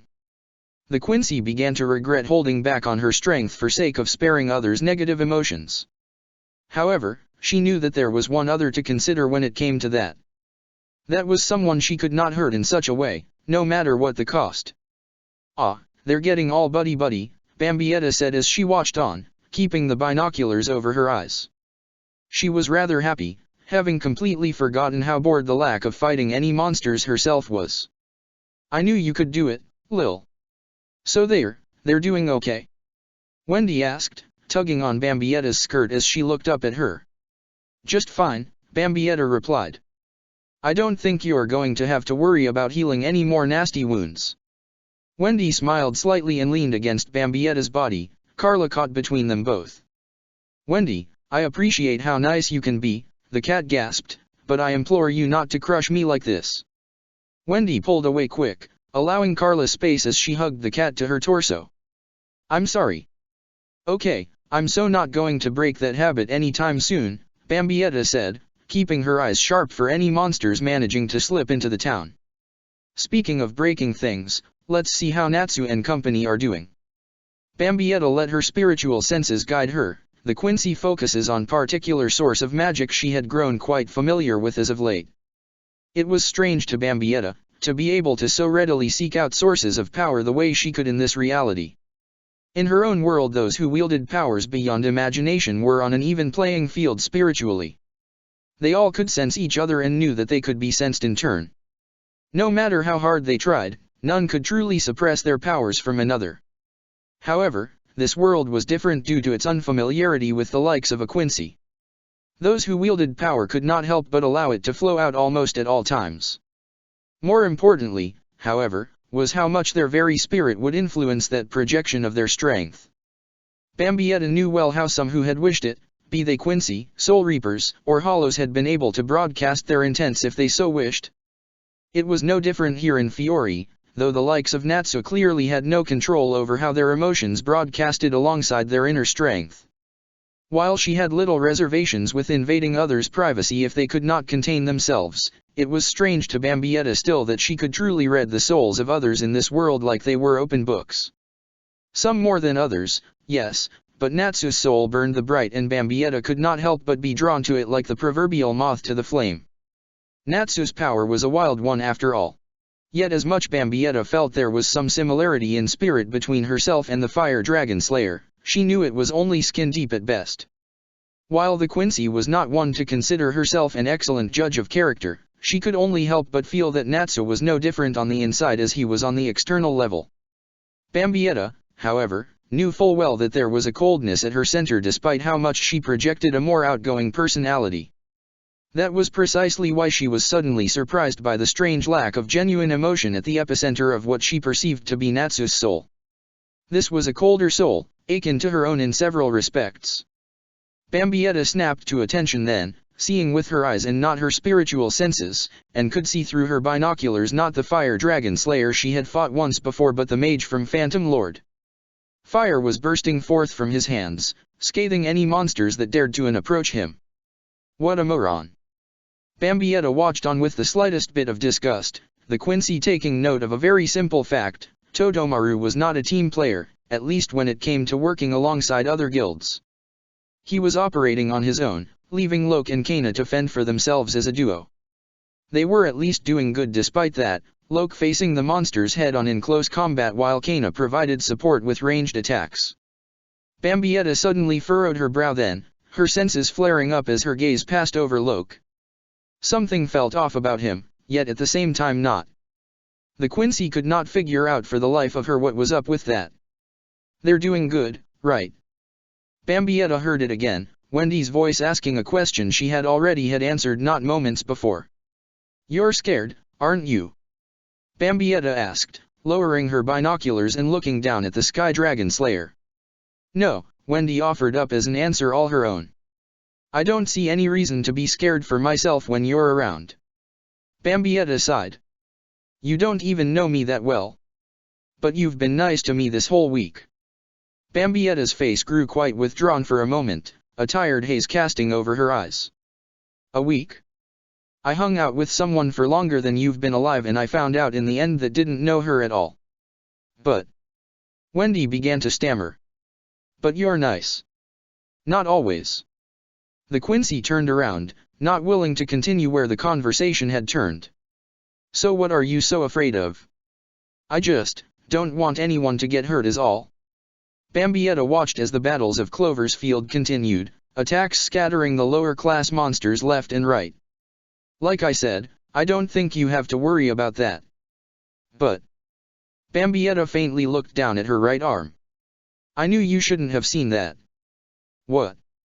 Wendy peeked around Bambietta, careful to keep her footing on the spiritual platform, and looked at the Quincy's arm.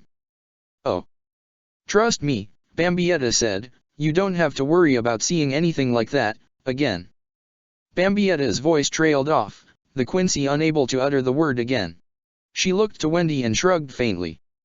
I told you I don't like to lie to make others feel better, didn't I? Bambietta reached out and placed a hand on Wendy's shoulder. Yeah, I did. And that's why. I can't make you any promises like that. I'm sorry. Wendy nodded her head slowly. Please, don't be. Besides, if you have faith in your guild, then so will I. Wendy turned her gaze back to the battlefield, squinting to get a better look. Bambietta shook her head slightly, handing Wendy the binoculars. Your turn. I'll do this my way. Wendy graciously took the binoculars and held them up to her eyes, all the while Bambietta reached out with her spiritual senses once more. Fire Dragon's Roar. A burst of flames shot across the field, pushing back a wave of monsters, leaving Natsu in the free and clear to admire his handiwork. These guys ain't so tough. Aye, sir.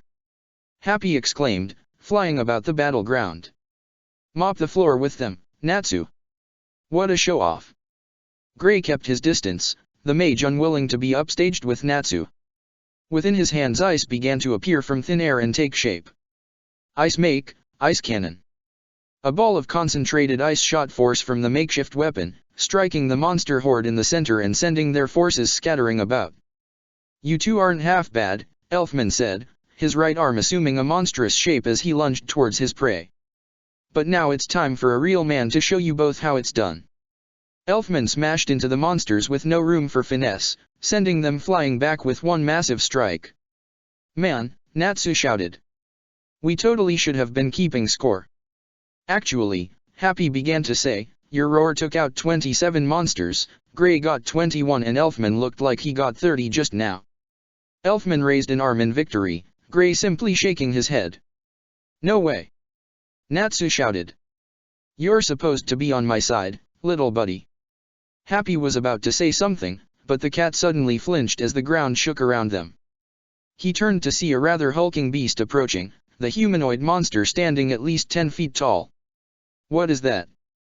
Elfman asked. A hawk man, I guess, Gray answered, the ice mage completely bewildered. Please don't tell me this is an A-class monster. Natsu slammed his fists together, unconcerned with the species of monster that stood before him. Time to roast this guy good. You worthless, wretched humans. The monster suddenly bellowed. You will impede Master Gisborne's plans no longer. It talks. Gray blinked. Great, something else I can file alongside the monocle spider and corset rat. You talk tough, Natsu said, his hands lighting up with flames, but all I see is a great big bird just waiting to be plucked before we move on to the big boss man. You wretched fool. The hawk monster all but cawed.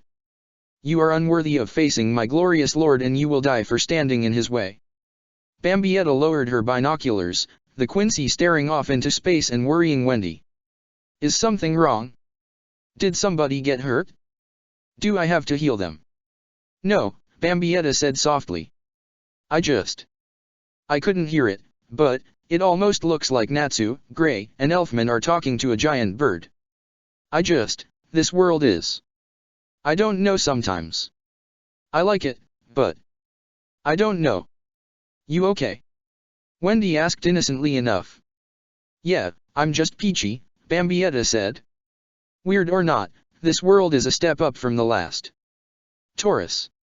No. Lucy watched as her celestial spirit was batted aside by the clawed paw that belonged to the recent newcomer to the Battle of Clover's Field. It was a large beast, covered in brown fur, a perpetual snarl adorning its face. Levy took a step back as the beast crouched down on all fours and roared. Is that a giant bear? Lil Tato's lips curled up ever so slightly. Looks tasty. What the devil are you? The bear said, surprising all before it. It can talk. Lucy asked, completely stunned. Darn, Lil Tato muttered. I hate a dinner that gets mouthy while I'm trying to enjoy my meal. The bear flinched for a moment, its eyes glaring at Lil Tato with evil intent. "That's my line, you little witch. You little witch." Bambietta muttered to herself, the binoculars once more up to her eyes. "Okay, maybe I totally read the bear's lips wrong, but talk about your lousy lines." "Sheesh. Do you think any monsters will get into the town?" Wendy asked rather nervously, once more clinging to Bambietta. Carla saw that very well, the cat not particularly fond of the whole situation. "At the rate those wizards and the fool Tomcat are going, I don't imagine any will make it out of that field." "A relief, I'm sure." "Well, I hope at least one or two manage it," Bambietta said of her own accord. "I do want some action today." Carla looked up at Bambietta, noting the glint of joy in her eyes. It was obvious to Carla, just as it would be to anyone else, that this woman craved violence. It was precisely why the cat had little desire to see Wendy so invested in being friendly to one such as this.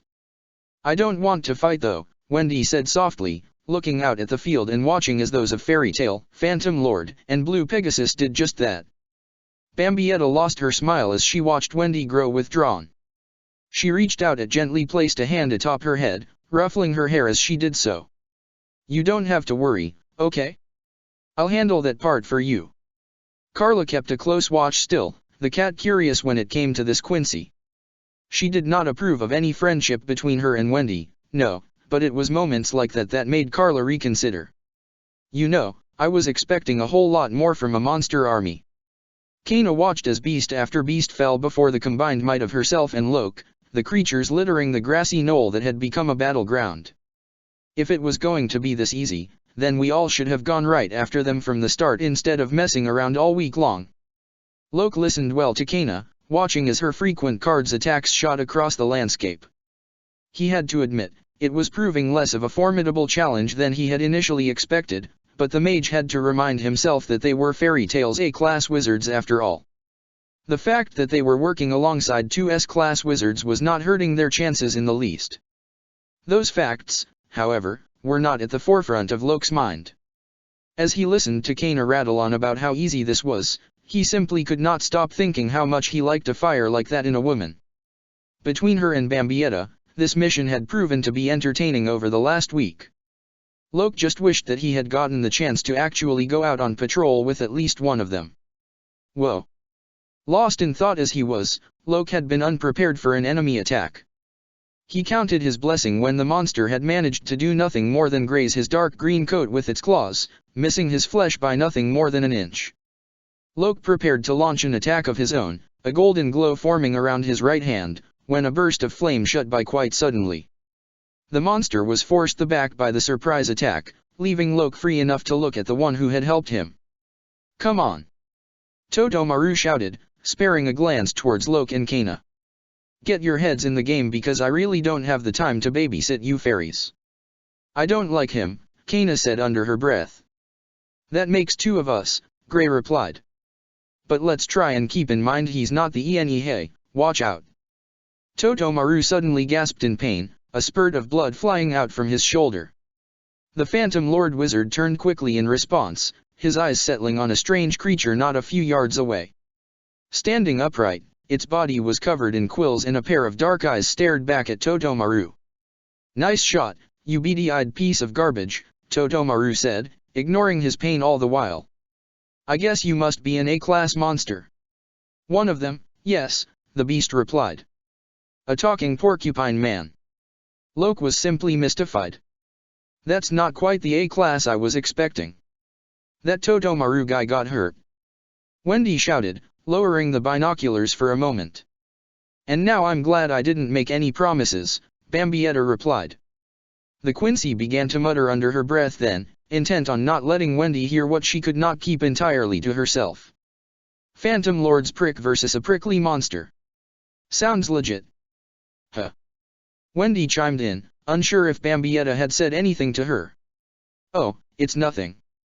Bambietta stammered, trying to hide her questionable choice of words. "Nothing at all? You're no S-class monster?" Jenny found herself facing down an upright wolf man. It was strong, she could tell that much from just looking at it, but it was not the prey she sought. "No, I am but a humble servant of Master Gisborne, the wolf snarled. And you are not worthy of challenging him. Jenny Simple looked at the wolf with a sneer of disgust. Really now? Do you have any idea to who you are speaking to? A pitiful wizard who thinks she can stand up to the inevitable, the wolf answered quick and to the point. And a pitiful wizard who is going to be torn limb from limb in just a moment. Is that what you think is going to happen? Jenny brought the back of her hand up towards her mouth, a haughty laugh echoing out from it. You silly little fleabag, you really don't know who you're picking a fight with. Jenny brought her left arm up, the limb extending out at a horizontal level as it became engulfed in magic. What is that? The wolf beast said, taking a step back. Such a stupid little mutt you are, Jenny countered. You have no idea who you're messing with. I am Jenny Real S-class wizard of Blue Pegasus. And you? You've just dug your own grave. The wolf took a step back in fear before doubling down on its convictions. It bared its fangs at Jenny, claws flaring up with magical energy all its own. You don't scare me. You can't. Master Gisborne's orders are absolute, and if killing you is what it takes to lay waste to Clover, then so be it. Jenny glared at the wolf monster with no hidden amount of malice, concentrating still on her magic. Apollyon Soul. Jenny stood then before the wolf beast in red and black armor that was adorned by white markings. From her gauntlet hung a segmented metal rod, the whip-like weapon jagged at its edges. A machina take over. The wolf monster said, flinching slightly. Impressive, human, but it will not make me kneel before you. Give it time, Jenny replied calmly. I have that effect on both people and pets. Darn, they're really going to have all the fun. Bambietta was sitting atop her spiritual platform now, her legs kicking faintly against the night air. She was barely paying attention now, her elbows propped up against her knees as the edges of her face rested in the palms of her hands. This is so boring. Say, Bambi. Wendy was speaking, but the Quincy was far too lost in her own despair to notice. I just want to fight something already. Bambi. Why won't anything just slip into town and attack us? Bambi, something is slipping into town and looks like it's going to attack us. That perked Bambietta up and she looked at Wendy with the biggest, brightest grin possible. You just made my day, Wendy. Bambietta hopped up onto her feet and looked to the skies. Sure enough, she could see it, a group of Batmen swapping through the night air. Leftovers. The Quincy all but squealed. And a bunch of GGs to boot. This is going to be so much fun. Bambietta began to summon her bow before looking back at Wendy, noting the nervousness in her eyes. Bambietta had her own brief moment of concern, knowing full well these were the very same types of monsters that had wounded her greatly and required her to seek Wendy's aid a week before. This isn't going to be pretty, Wendy. Bambietta suddenly scooped up Wendy and Carla, using Hiran Kyaku to take them to a nearby roof. She began to turn away then, stepping up onto an invisible platform before looking back to the little dragon slayer and her cat. Adults only. Sorry. Then Bambietta was gone, leaping up to greet the coming onslaught. As she drew closer to the Batmen, she promised herself that she would not need to subject Wendy to healing another horrific wound born out of the Quincy's own foolishness. It was more than a mere promise. Bambietta was never one to lie to make others feel better, not even herself. So I hear you ugly motherfuckers want in Clover, right? Bambietta shouted as she appeared before the wave of flying beasts. She was content now that she could curse to her heart's content far and away from Wendy's delicate little ears. Well, I got news for you all. I'm the welcoming dash. Bambietta felt the cold air whip around her, the monsters flying right before just as their brethren had a week earlier. You sons of bitches. Bambietta shouted, using Hiran Kyaku to get ahead of them again. You never ever let me finish a damn introduction. Well, you know what? I'm sick of it. Bambietta brought her bow into existence and let loose a single arrow that struck one of the Batmen directly in the head. It did not even have the chance to cry out, its body descending to the town below. The other creatures finally came to a stop, flapping their winged arms to remain afloat as they looked at Bambietta. Do I have your attention now? Bambietta asked. It's about damn time. So where were we? Bambietta paused for a moment. Damn it. You all got me so worked up I forgot what I was going to say before. You're going to regret this, you freaks, all the way to the grave.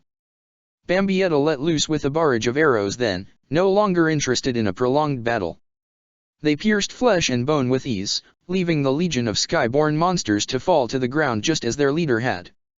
For a moment Bambietta lamented how uneventful the battle had been, stopping only when she remembered well the promise she had made to herself for Wendy's sake.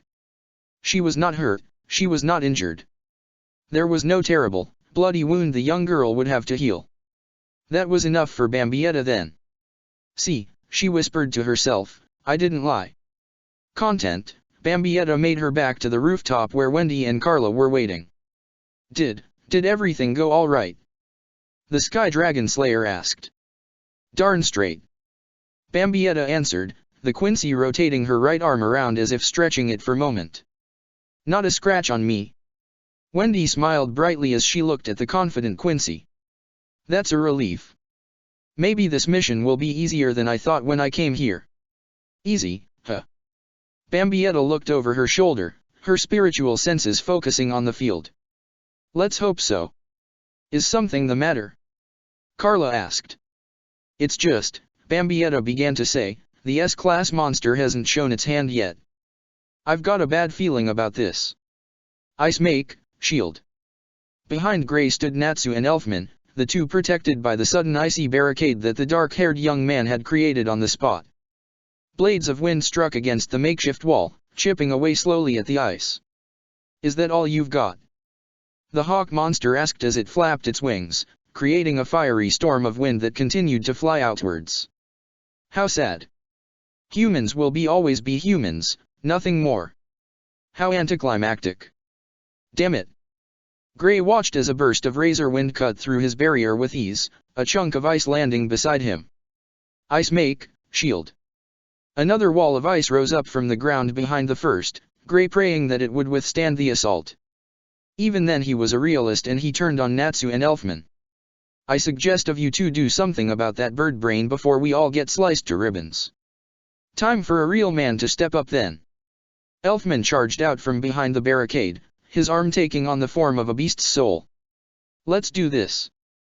The hawk turned its gaze upon Elfman, lashing out with its gusts of wind. They struck the man down quickly, drawing blood as Elfman was forced back. The mage dropped to one knee then, trying to catch his breath. How utterly foolish of you, the hawk monster said. But I admire your ability to act so foolishly. And I, Elfman managed to gasp out, looking at the hawk with a grin, admire your ability to pay attention to the wrong man. The hawk glared at Elfman then, the monster thrown off its game. What are you dash? Fire dragon's roar. The hawk turned quickly at the sound of the voice, catching sight of Natsu hovering high above, Happy the cat holding on to him as his wings continued to flap. A brilliant leapt forth from the dragon slayer's mouth, the ball of fire descending upon the hawk monster. How can I be defeated by such pitiful wizards? The monster shrieked as it became consumed in flame, dropping to the ground quite suddenly. Pitiful? Natsu asked as he looked down at the motionless hawk. Dude, we're fairy tale. We make everything better. Aye, sir. Happy simply nodded in approval. And that A-class defeat should bring you up to 40 points. A bunch of A-class wizards, the porcupine monster cackled as it continued to launch a hailstorm of quills at its prey. Is this all that Clover has to offer for resistance? What a joke. Kana and Loke did their best to keep their wits about them, staying free from harm as they tried to form a plan of attack. Totomaru, meanwhile, was not so diligent. The Phantom Lord Wizard let his body become consumed in flame, the quills becoming nothing but ash as they came too close. The porcupine beast snarled at the sight of its failed attack, choosing to double down and fire more projectiles as it began to give ground. A-class. Totomaru sneered as he stared at the porcupine man with contempt. Don't you dare lump me in the same category as those fairy tale chumps. I am Totomaru of Phantom Lord. An esteemed member of the Element 4. And I am the S-class mage whose fire will reduce you to ash. The red-clad mage withdrew from the sheath that adorned his back a katana, Totomaru offering a quiet chant. The blade suddenly became lit in blue fire and he held the weapon with both hands before him. Then he surged forward at the porcupine monster with a precise and quick movement, his speed catching the monster off guard. He stood behind it then, his flaming sword held to his side.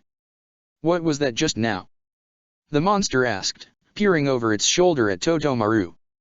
Is this the best an S-class wizard can dash?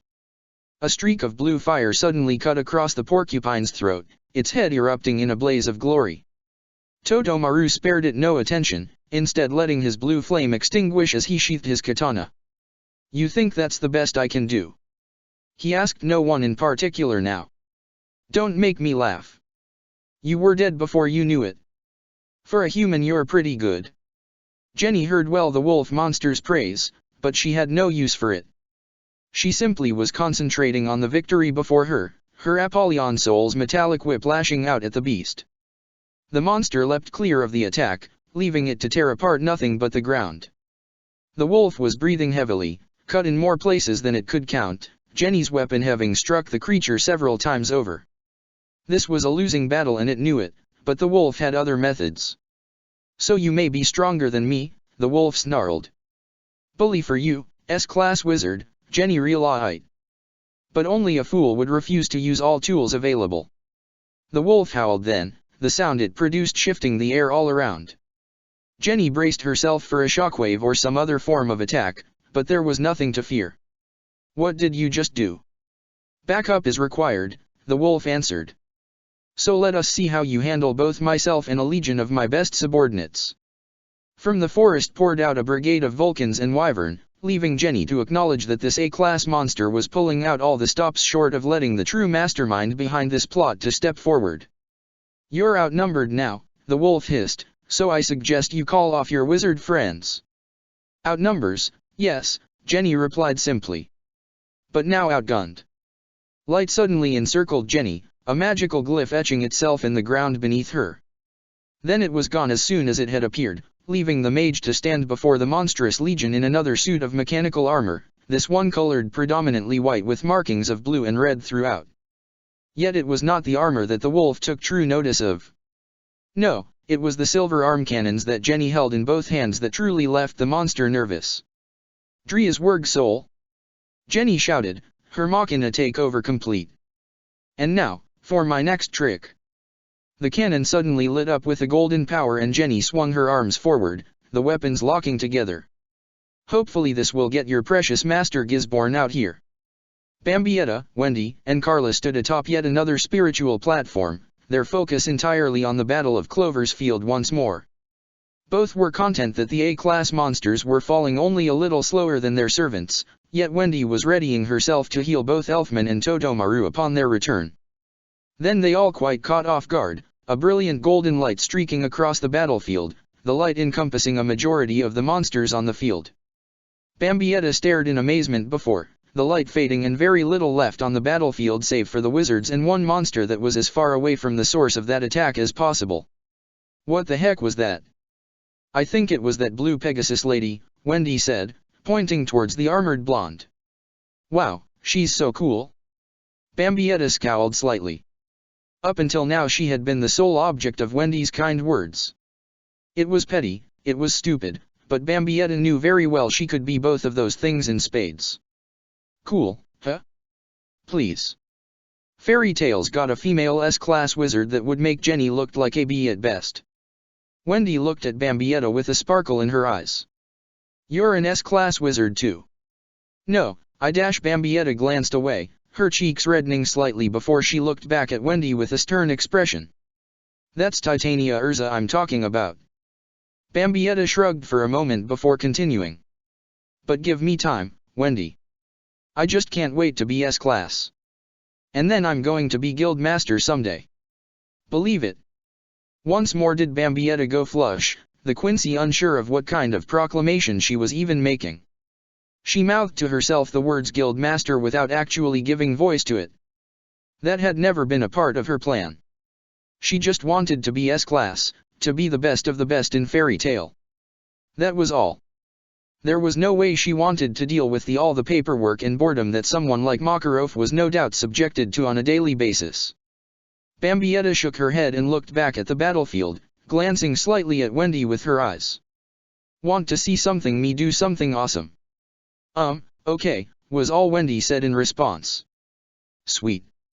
Bambietta summoned her bow and began to look back towards the battlefield, an glowing arrow forming as she did so. She began to mutter under her breath then. Please don't let me miss. Please don't let me miss. That's just great, the bear monster said, realizing it was on its own now, the army it had been a part of the commanding force gone. So me versus how many wizards? It's over then, Levy said, panting slightly. Why don't you just surrender? Surrender? Surrender. A laugh echoed forth from the bear's cavernous lungs and mouth. Don't be foolish, you little cub. I may die in the end, but it was in the service of the great Master Gisborne. And in the end he will destroy you all if I cannot. The bear suddenly lunged for Levy, taking the mage by surprise. Lucy and Lil Toto could see what was happening, the both of preparing to do what they had to do to save a life. Taurus, take him down now. Stupid bear, I'm the only one who's going to have a midnight snack around here. Then the bear suddenly howled in pain, a blue arrow lodged within its right eye. It stumbled away from the frightened Levy, leaving both herself and Lucy to be confused. What just happened? Lil Toto, however, knew well the familiar source of power in the arrow. Bambi. Headshot at 30 yards. Bambietta shouted, letting her bow vanish as she smiled widely. See, Wendy? I can be cool too. Wow, was all Wendy could say, the mage honestly impressed as she caught sight of the faint blue glow of a dot over the bear in the distance. I didn't think anybody could aim that well. Was there ever any doubt I could do it?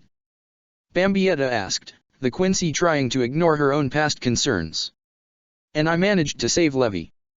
Extra goody 2 shoes for my karma score, right? Huh?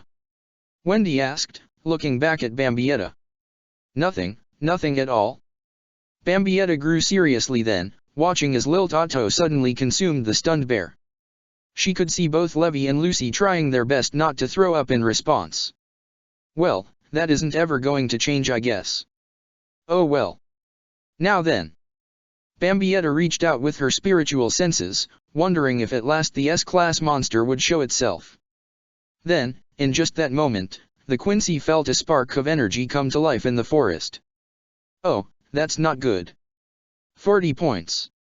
Gray shouted as he and Natsu glared at each other, fire and ice whipping out as their faces were very nearly touching as they continued their rivalry. That's nonsense, man. Your silly cat was keeping score, so of course he'd make you the winner. Well, take me on a clothes stripping contest and you'll win no problem. Natsu yelled back before backing off. You know what? Fine. Be the winner if you want. I'm going to see how Lucy and Lil Toto are doing. Consider this me giving you the cold shoulder. Natsu stormed off, happy flying after him and leaving Gray to shake his head. That moron. You are all morons if you ask me, a voice suddenly bellowed out from the forest. Each and every one of you wretched humans who dares to take the land from my brethren are nothing but foolish trash in my eyes. Gray and Elfman turned to face the forest, watching as a rather tall humanoid being emerged. It was far removed from the animal-like beasts, its appearance truly monstrous on all accounts. Its height was impressive despite its hunched-over physique, the monster's head a good 3 feet above Elfman's own. Its body was taunt and defined, dark green skin appearing more like armor than anything else. Golden spikes protruded from its shoulders and down its arms, ending in massive talons of the same color. Its tail whipped about behind it, the massive girth it possessed bringing down several trees as the monster moved forward. Yet despite all that, it was the head of the creature that truly gave it the title of a monster. Twin sets of glowing red eyes peeked out from the overbearing forehead, curled horns erupting from the cranium as if they possessed no rhyme or reason. Then there was the mouth, home to twin rows of fanged teeth that belonged to something that truly desired the taste of another's flesh. So you must be the Master Gisborne that the hawk was talking about, Gray said, the space around him growing cold as blades of ice began to form around his arms. I got to say, you are one ugly guy, but you definitely look deserving of being called an S-class monster. S-class. Elfman looked at the monster then.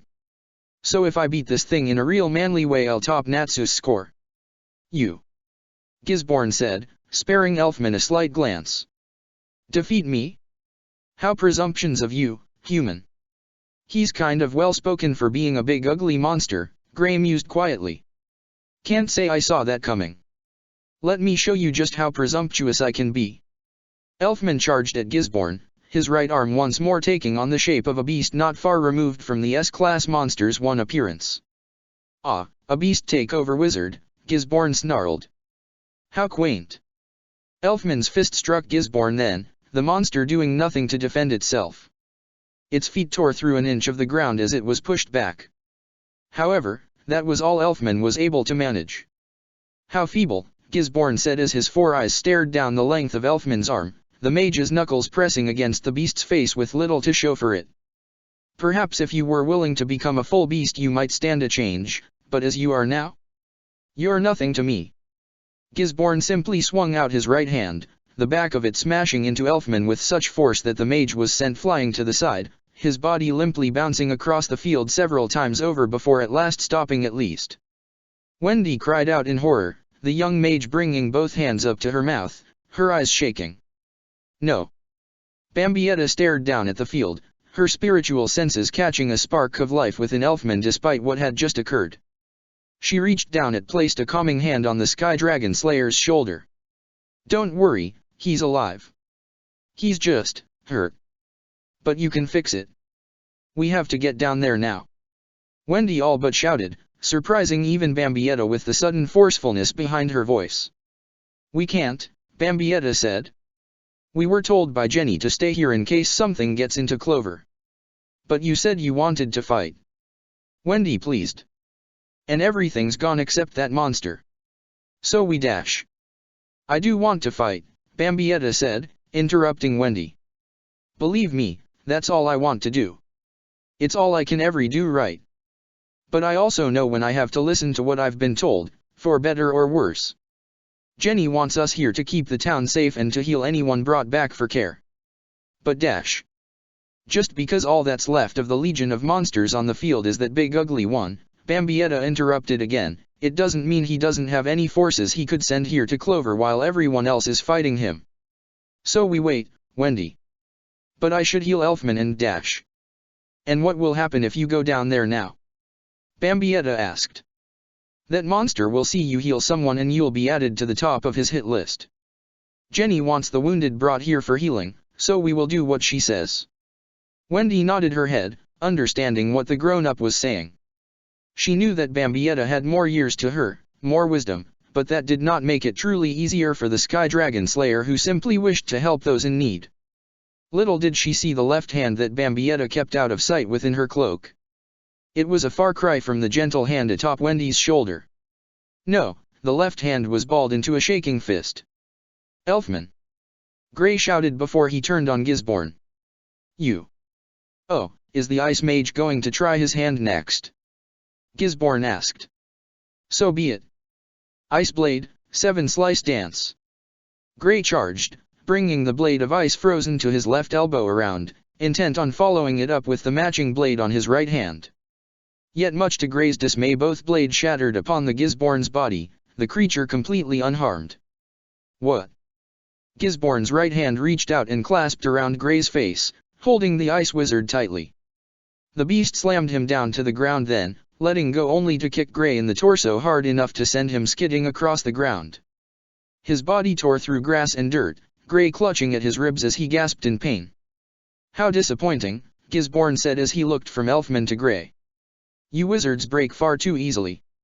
Is that a fact? Gisborne turned to see a pink-haired young man approaching, his hands lighting up with flames.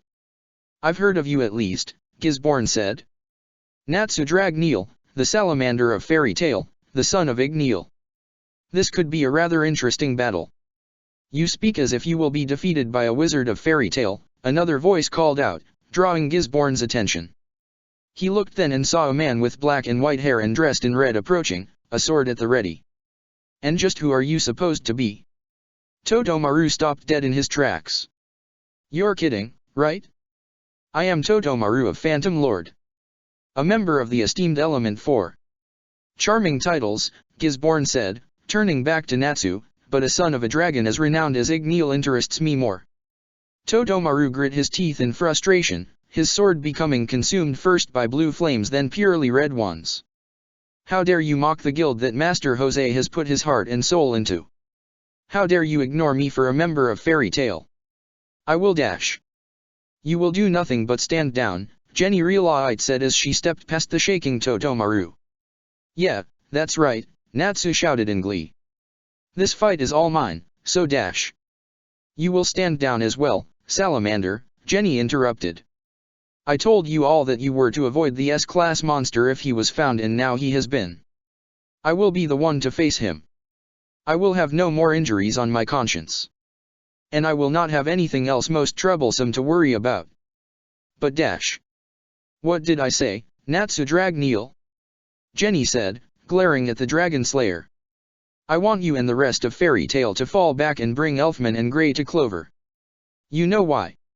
And I will fight by your side then. Totomaru asked, keeping his blade at the ready. 2S-class wizard will make short work of this dash. You will fall back as well, Jenny said, looking at Totomaru. I appreciate your offer, but you are already wounded. So go. But dash. I said go. Totomaru sheathed his sword in frustration and began to walk away then, leaving Natsu, Lucy and Levy to begin to walk the beaten Elfman and Grey away. Lil Tato, however, stayed behind for a moment. For a leader, the Quincy began to say, you're being both smart and stupid. Excuse me. Jenny said, looking at the usually quiet Quincy. It's good to get them out of here when they're hurt, Lil Tato continued, but weren't you the one who was saying we should all work in at least teams of 2 a week ago? This seems awfully foolish. Oh right, Jenny replied. Bambietta did say you were the smart one of her old guild. Listen, I'm the only S-class wizard still in tip-top condition, so dash. I left someone alone on a battlefield once before and it's been nothing but regrets since, Lil Tato interrupted before walking away. So don't go adding any more. Jenny nodded to the departing Lil Tato before turning back to Gisborne. And here I thought I was going to have to defend my allies from her just now, but aren't you just the most accommodating monster? I guess the world is full of surprises. Whether I kill them now or later, it doesn't matter. Gisborne stood to his full height then, towering above Jenny. You will not stop me killing all in Clover and reclaiming it for the sake of the forest and all those who call it home. We will have this world back in our possession when I am down. Fine aspirations, Jenny said, not feeling the faintest bit of fear as Gisborne's shadow fell upon her, but I'm just the tip of the iceberg, you know? So even if you beat me here, good luck fighting the entire Magic Council. Gisborne simply smiled, his fangs beginning to bare. I have my methods, loath as I am to consider them. But as for now. Gisborne suddenly whirled around, his tail striking Jenny and sending the armored mage sailing away. She gasped in pain but was otherwise unharmed, her magic shifting around her.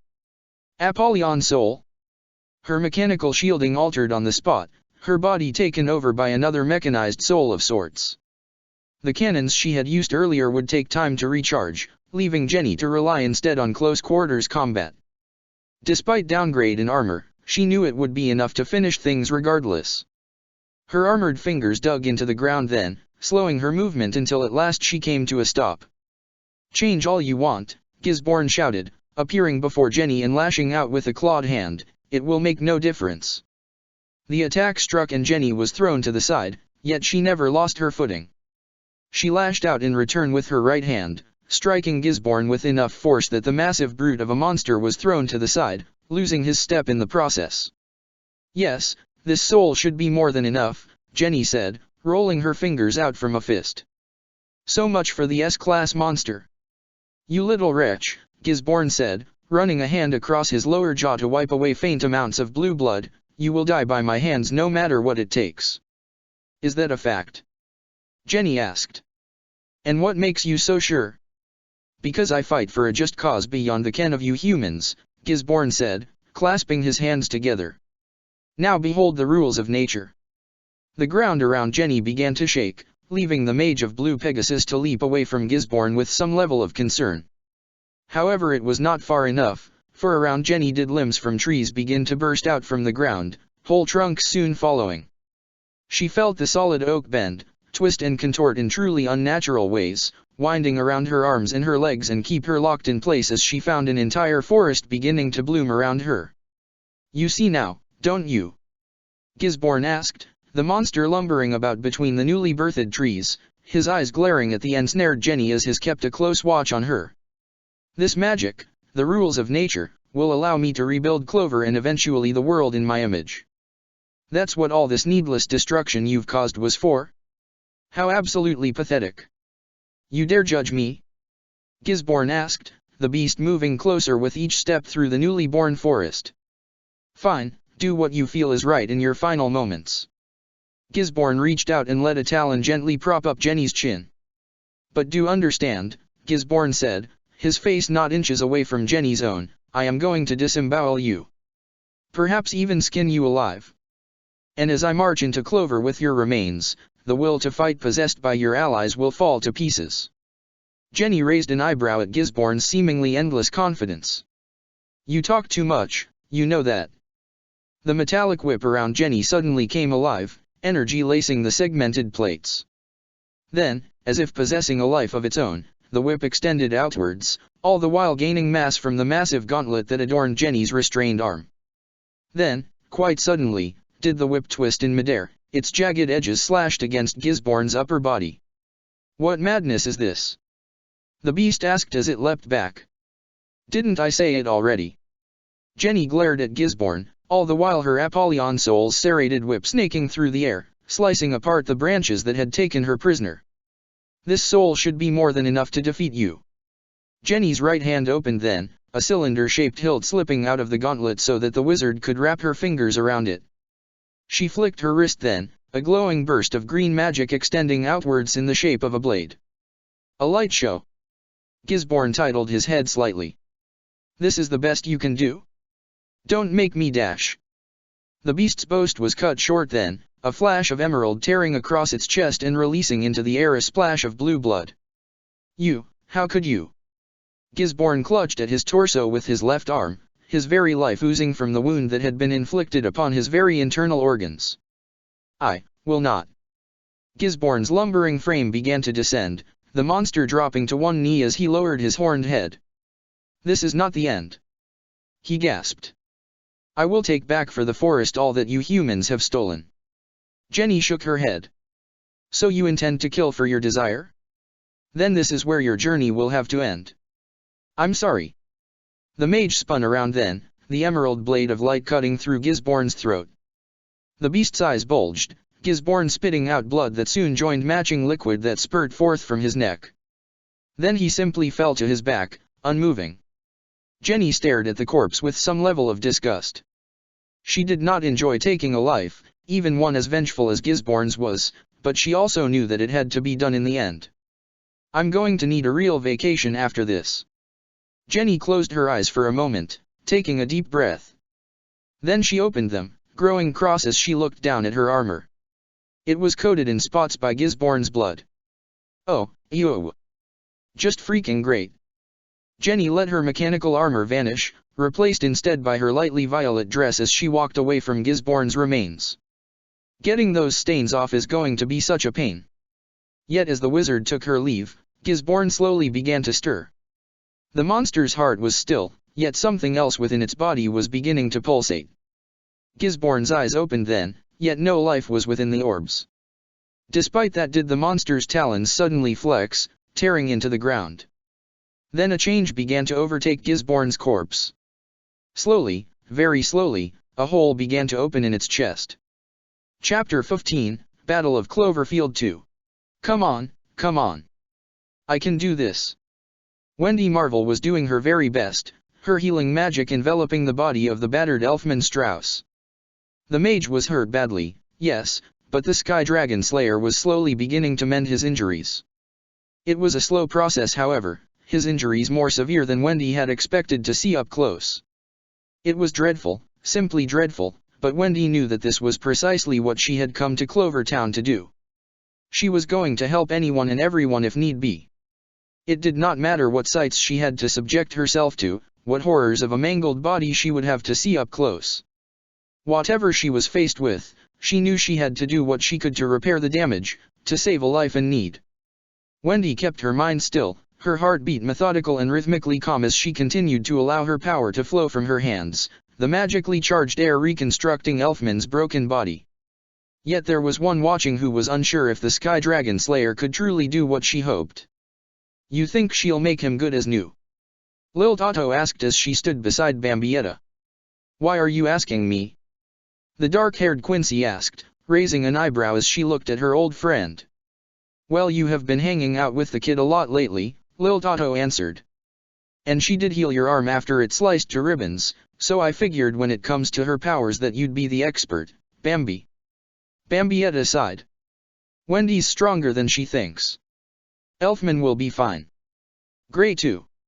And the jerk from Phantom Lord." Bambietta shook her head. "I was getting to him, Lil." "Wow. That was quick." Bambietta could sense it then, the fading life force of Gisborne, Jenny's surging at the very same time. "You know," Lil Tato began to say, sensing the same, "these monsters didn't exactly live up to the hype if you ask me. This was almost too easy." "I guess that's fairy tale for you," Bambietta said with a shrug. "Not that I'm compellany. What the hell is that?" Bambietta's skin began to crawl, her hair slowly standing on end, a sense of revulsion building up within her very being. It was an old sensation, one she had not felt in a long time, but also one that she would never forget. "Lil, you feel what I'm feeling?" "Yes, but here," the blonde began to say. "There's no way." Bambietta took hold of her binoculars from earlier and quickly ascended into the night sky, leaping from spiritual platform to spiritual platform.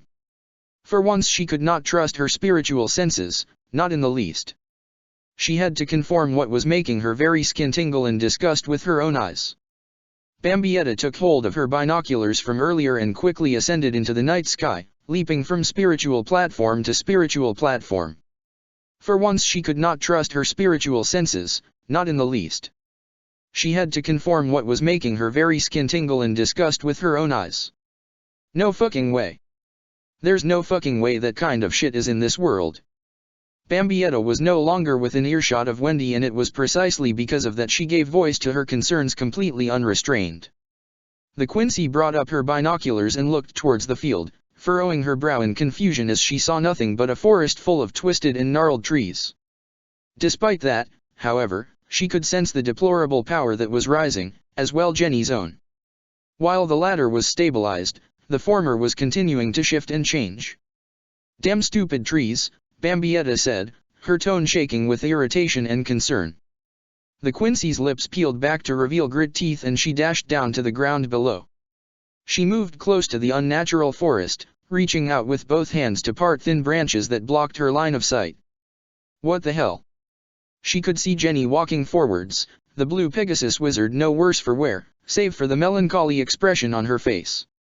Bambietta considered going against her worst nature and asking what was wrong, but her concerns lay elsewhere. The power, the sick, twisted and utterly familiar power, was directly behind Jenny. The Quincy looked at Gisborne's corpse with eyes gone wide, noting the slow change overtaking it. "What are you doing here?" Jenny asked, looking to Bambietta. "I thought I made it especially clear that everyone was to stay back at the town now." Bambietta paid Jenny no mind, the Quincy's breath catching in her throat as she saw what was left of Gisborne begin to rise up on one knee. He was different, so very different, but despite the changes in appearance Bambietta could see the telltale signs of Gisborne underneath the alterations. His emerald form had grown darker, his talons having extended outwards from both his hands and feet. Jagged spikes had clearly burst forth from Gisborne's body, framing his shoulders and back and arcing down his tail. Yet there was something very different on a spiritual level. There was nothing, absolutely nothing of the S-class monster that Bambietta could sense anymore. Gisborne was gone, nothing more than an empty shell that had taken his place. It was what had filled the void, however, was what left Bambietta most worried. It could not be here, it simple could not. Yet there it was, a twisted form of spiritual pressure. Bambietta wanted to doubt her sixth sense, she wished it greatly, but her eyes were something she could not doubt at all. It was there, adorning the face of Gisborne's corpse. A glistening white mask, not unlike that of a skull. Twin sets of blazing gold eyes peeked out from the sockets. Worse was the hole that existed within the dead monster's chest, allowing Bambietta to see right through it. Bambietta's body shook for a moment, rage and fear mingling together. A hollow. The spiritual pressure all but invisible to her, Jenny remained oblivious to what was behind her. What? Jenny, Bambietta began to say, struggling to get past her own shock, get out of there. The Quincy catching sight of Gisborne's body blurring out of sight before the towering beast suddenly stood directly behind Jenny. Bambietta recognized it well as Sonito, a clear sign that what was before her was no mere hollow. Get out of there! Bambietta suddenly screamed, trying to bring attention to Jenny. Get the fuck out of there! Jenny could see the look of horror on Bambietta's face and she knew full well that something had to be behind her. She would not run, however. It was not in her nature. The mage began to turn, preparing to utilize her takeover magic once more. Yet before she had the chance, Jenny's world turned to darkness. A massive hand clasped around her face, talons arcing over her head tightly as the true monster that Gisborne had become made its move. Gone was Gisborne's intellect, gone was his wants and desires. The hollow-eyed creature he had become in death only possesses the most basic of instincts. It had been hurt, it had been killed by this wizard. Now it was time to return that favor. Gisborne drove forward, bringing its arm down and smashing Jenny into the ground with enough force that the stunned Bambietta began to feel her footing shift, the very ground quaking from the impact. You piece of shit! Bambietta shouted, reason lost on the Quincy as she brought her bow into existence. You can't be here! Bambietta fired off an arrow without even truly thinking, her instinct targeting the arrow directly at Gisborne's masked face. It was a killing blow, that was what she had gone for in her moment of madness, yet it availed her not. Gisborne's twin sets of eyes glanced towards the bright light and in turn did the monster's hollow mask crack open at the jaw, exposing the fanged mouth underneath. It lunged forward then, biting down on the arrow and shattering the energy with ease. No way! Bambietta stared on in horror at the unexpected hollow, overwhelmed by how it had negated her attack. How can something like you possible be here? Gisborne tilted its head, its eyes shining brightly beneath its mask at first. Then they narrowed as they glared at Bambietta. Its newly revealed nature as a hollow was making its blood boil, Gisborne knowing that one of its natural enemies on a spiritual level was standing directly before it. Gisborne's mask began to open once more, a deafening roar of deeply rooted rage issuing forth. The sound caused Jenny to stir and she began to reach up and grasp at the monster's arm, trying to force her way free. She drew upon her magic, trying to bring forth a machina soul that would allow to fight this incredible beast on an even level, but it was not to be. Gisborne's arm twisted around in a most unnatural way, dragging Jenny against the ground until at last the monster let her go. Her body flew through the air, stopping when her back made contact with a tree. She cried out in pain and fell to the forest floor, still and unmoving. Jenny! Bambietta could see it then, the hollow-eyed monster that Gisborne had become was barreling down at her. The Quincy began to let blood vein to flow through her body, preparing for whatever was to come. Yet then she felt another's hands on her and the space around her began to move, the landscape becoming a blur as she soon found herself back in the town of Clover, Lil Tato's hands clinging to her stark white uniform as the burst of Hiran Kyoko came to a stop. I could have taken that thing. Bambietta turned to look at Lil Tato, clearly frustrated with the situation at hand. The presence of the hollow-eyed monster, the way it had struck down an S-class mage with ease once it had taken her by surprise, and now Lil Tato not letting her fight, it was driving Bambietta to the brink. Bambietta shook her head and began to turn away. I'm going to dash. Lil Tato reached out and grasped at Bambietta's shoulders. Bambi, don't dash. What? Bambietta said, looking over her shoulder. We're going to just leave an ally out there with that monster. We're going to abandon someone like you dash. Lil Tato looked down, her eyes becoming obscured in the shadow of her hat's visor. I saved you just now, didn't I? Bambietta grew quiet then, knowing precisely what nerve she had unintentionally dug at. Still she persisted. I could have fought it.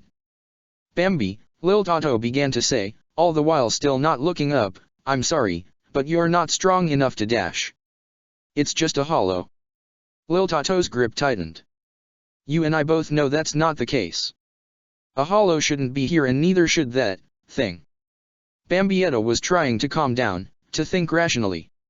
She remembered well how Robert Accutrone had told her of one Soul Reaper who had tried to fuse the powers of both the Quincy's natural enemies, of how he had tried to play his hand at being a god and forcing Soul Reapers to gain the powers of a hollow. Was this situation the same? Was someone trying to find a way to fuse the strength of Fiore's monsters with hollows? It simply did not make sense to Bambietta. No one in this world save for Lil Tato and herself even knew what a hollow was. The Quincy's thoughts paused for a minute, the obvious truth dawning on her. It was so simple, so readily available to her as the truth. They were not the only ones who had crossed over from one world to the next. Was it another Quincy performing such maddening research? No, it did not make any sense for a Quincy to dare play with a power that could threaten its very existence. Whatever, Bambietta said, shaking her head. I don't care what it is, we have to dash. Do what? Fight to the death? Rescue Jenny? Run for their lives? If what Lil Tato's inkling was correct, this was no mere hollow. The overbearing waves of spiritual strength that Bambietta was feeling emit from the beast, all but drowning out the faint life that was Jenny's own, was proof enough of that. Worse, Lil Tato was truly correct on one thing. Bambietta was not who she had been in her past life, not at all. She had to be smarter, she had to realize when she was facing a battle she could not hope to win. I can't stop that thing. It was Bambietta's turn then to tilt her chin down, her eyes closing. Lil, you still have your gluttony, but you can't use a power like that on a hollow. It'd be like eating poison. Lil Tato glanced away, one idea coming to mind. She quickly cast it off, another on her mind. We need a plan, that's all. Well, that is your area of expertise, Bambietta replied. Bambietta began to truly calm down then, her senses focusing away from merely herself and Lil Tato. She could see that her friend had taken her back to exactly where she had started, the members of Fairy Tale and Phantom Lord around. Elfman, Cray, and Totomaru were seemingly good as new, Wendy having done what she could for them. So plan away, Lil. Lil Tato began to place slightly, one arm propped up by the other, her fingers playing at her chin. It was the same as Bambietta remembered from the Vandenreich. The only difference was, of course, the world that she and her friend now inhabited. Hey, Lil. Levy suddenly said, the new world stepping into the situation. I'd be more than willing to help you with a plan if you want. Bambietta shook her head the slightest bit, remembering well the times she and the others had always offered their services to Lil Tato in preparation. She had always turned them down, not always being particularly polite about it. Now that Bambietta thought it over, she could only recall Menina's always escaping with her feelings not the slightest bit hurt. Well, okay. The slightest shade of pink suddenly dotted Lil Tato's face, the Quincy glancing at Levy for a moment. I'd like that. Bambietta was simply surprised. Lil Tato had just done the impossible in her eyes. Yet another part of Bambietta was more than happy with the end result before her eyes. Lil Tato was opening up, now more than ever, and that was oddly comforting to the older Quincy. Bambi. The mage turned to her side, taking note of Wendy standing right beside her. What's up? Jenny got hurt, didn't she? Wendy asked, clearly nervous. But she's not dead, right? I mean, I can help her if she's hurt, but if she's. Bambietta closed her eyes for a moment, the Quincy once more beginning to wonder how appropriate this mission was for one like Wendy. She was strong, stronger than she dared admit to herself, but Bambietta was wondering if that was nearly enough. She's fine, Bambietta said, placing a hand upon Wendy's shoulder. She took a bad hit, but don't worry. I can still feel her out there. Once we take down that big dumb monster you'll be able to heal her to your heart's content. Wendy smiled broadly, nodding her head in approval as she did so. Okay. Alright, so we've got a plan, Lil Tato said, suddenly appearing beside Bambietta and tapping her on the shoulder. Bambi, you and me are going to take point on this one. Why's that?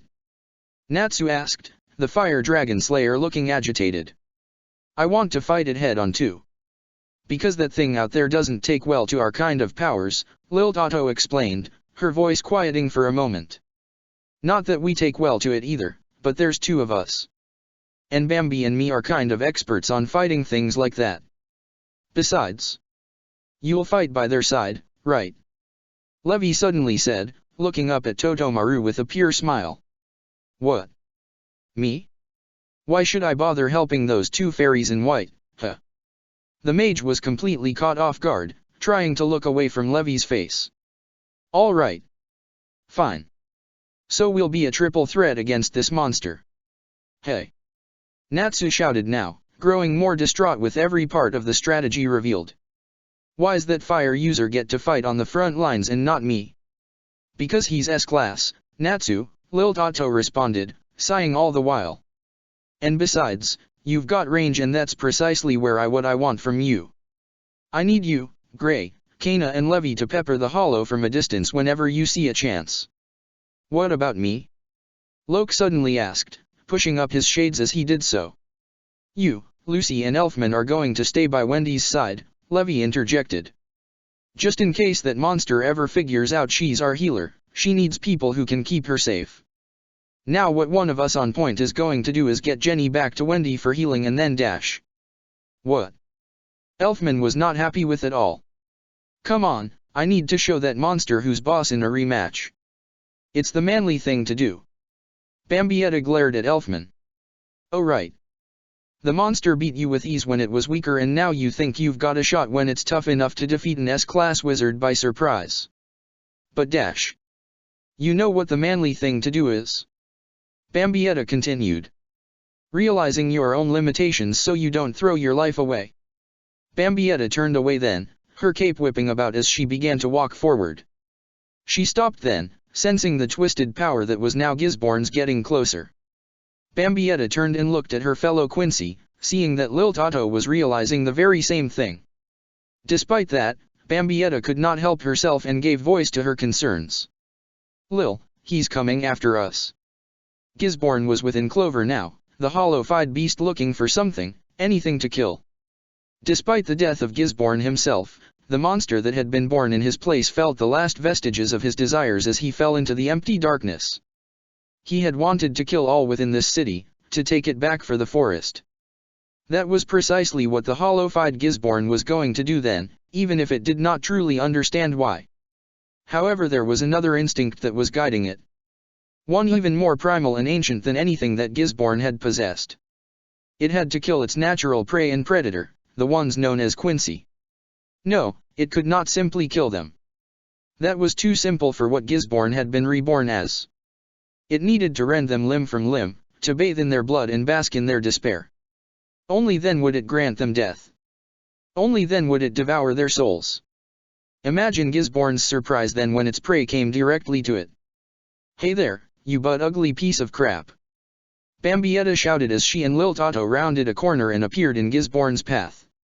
I bet you're just dying to get a piece of us. Bambi, Lil Tato muttered, don't go and agitate the thing. But that's half the fun. Bambietta looked back towards Gisborne, leaning forward and clapping her hands like she was trying to get the attention of a dog. Isn't that right, you creepy sack of crap? Yes it is, yes it is. Lil Tato's head dropped for a moment. I'm so glad we're all handling like mature adults. Gisborne began to step forward, its rage ensnaring its mind.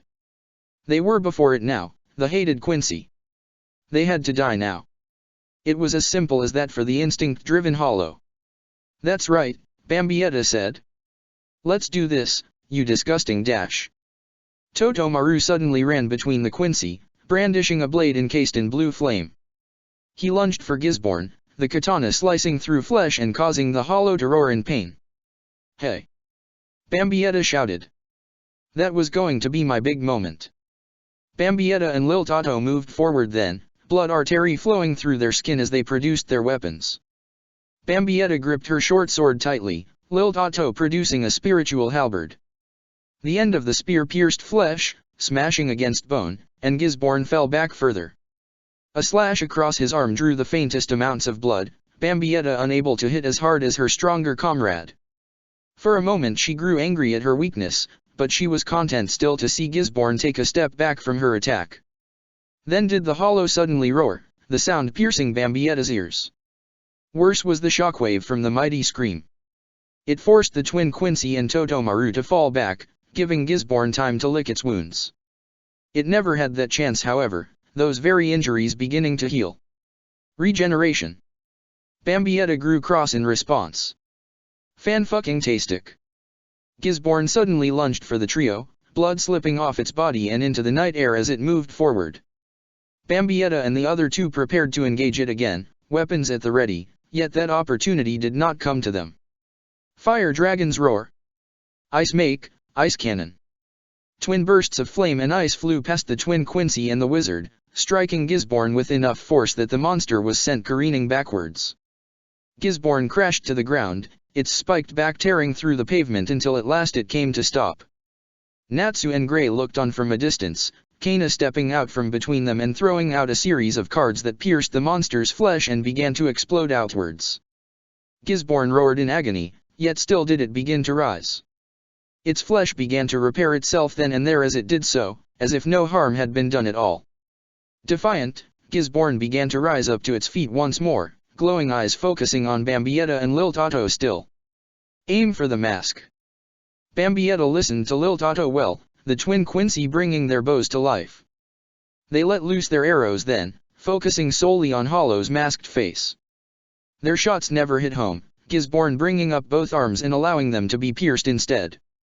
Blood splattered out as the arrows struck home and then faded away, leaving Bambietta to become irritated. Damn it.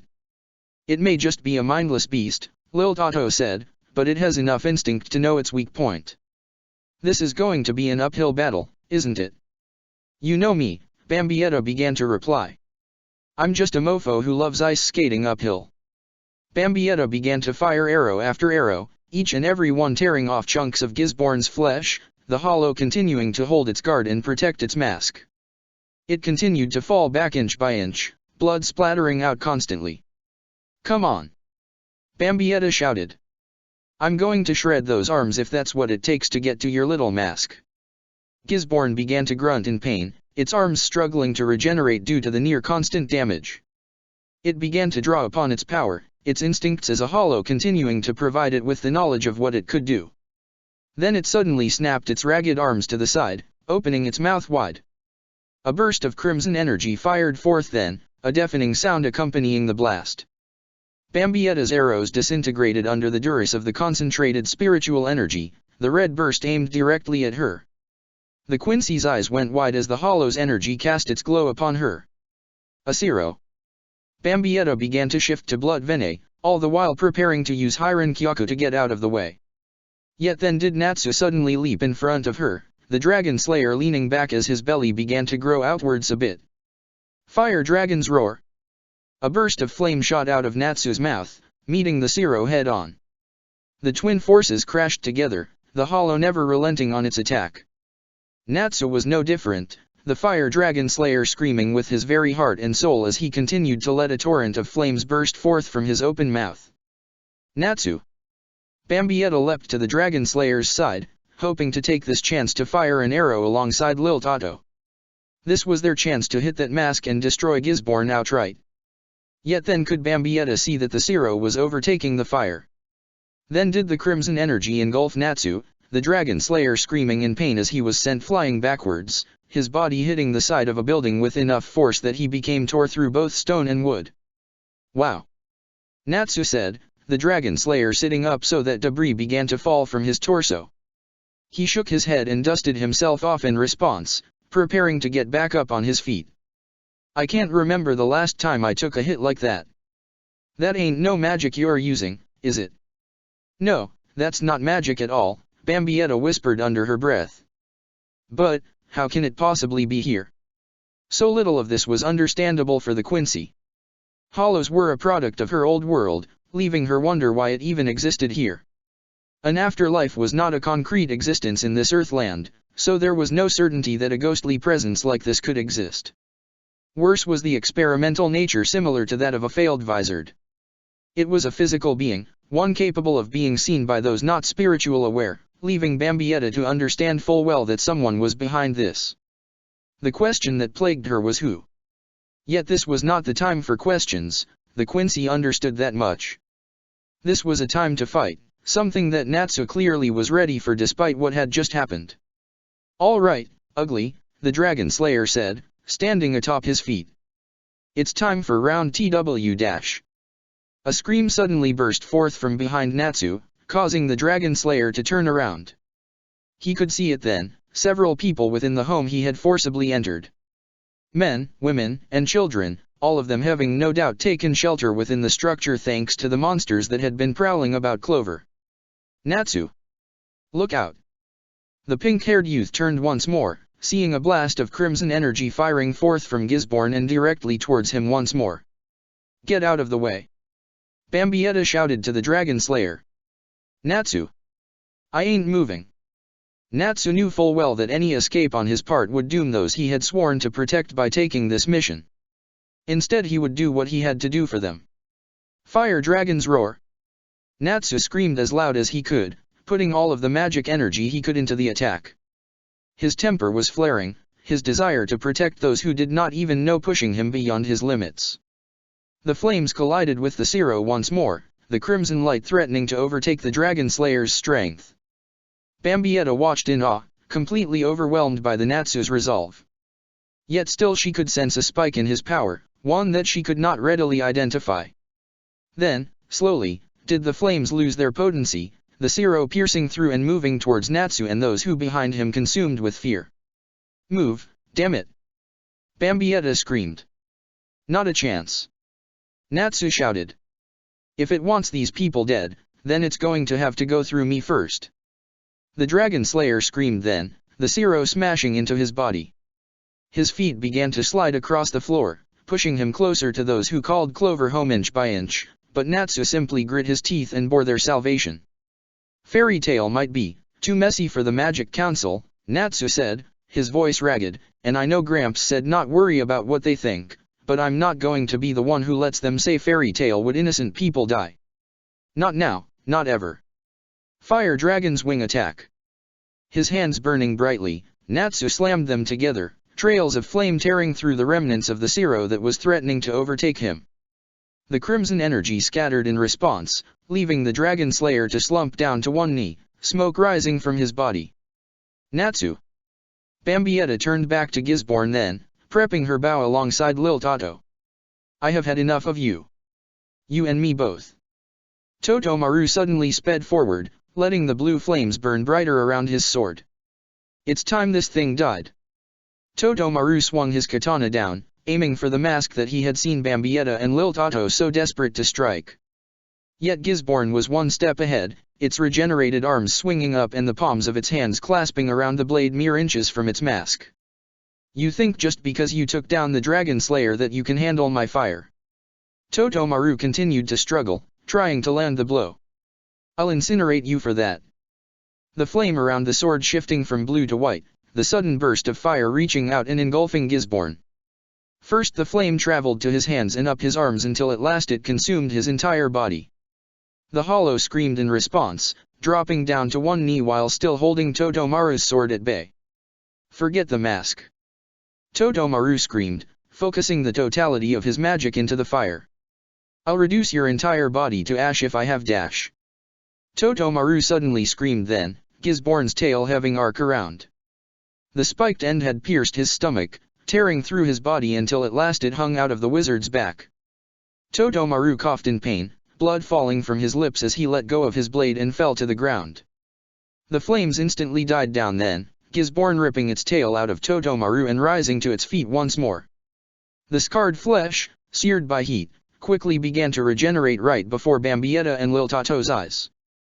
"Bambi, get him and Natsu to Wendy," Lil Tato suddenly said. "I'm going to do what I have to." "What?" Bambietta looked at Lil Tato. "What are you talking about?" "Bambi," Lil Tato began to whisper, "I'm so sorry." "For what?" Bambietta did not get an answer from Lil Tato in words.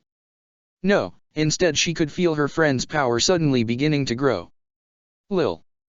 Bambietta could see the magic around her coming to live, converting to spiritual energy as it focused around Lil Tato. If Bambietta did not know better, she would think that her friend was trying to activate her Volstern dike. That could not be it, however. Bambietta remembered well how Lil Tato had said she did not possess the power. Lil, you lied. Lil Tato looked at Bambietta through the white light, an expression of honest sorrow etched upon her face. I'm sore dash. Gisborne's talons suddenly came into view, slashing across Lil Tato's chest. The light faded as blood splattered out to the ground. Lil Tato screamed in pain, clutching at her wounds as she pitched forward and fell into the pool of her own blood. Bambietta looked on in horror, her friend shaking slightly as she lay on the ground, more and more of her very life flowing out of her body. Lil. Gisborne brought its bloodied hand up, its mask cracking open and its tongue snaking out to lap up the red liquid. It was not sure what had almost happened, but it had sensed Lil Tato's sudden surge of power. Its thoughts were dulled, yet Gisborne knew that what the Quincy had been planning could not be allowed to occur. Yet now the Hollow had already forgotten that worry, instead savoring the taste of Lil Tato's blood. It was good, so very good, yet Gisborne knew her soul would taste even sweeter.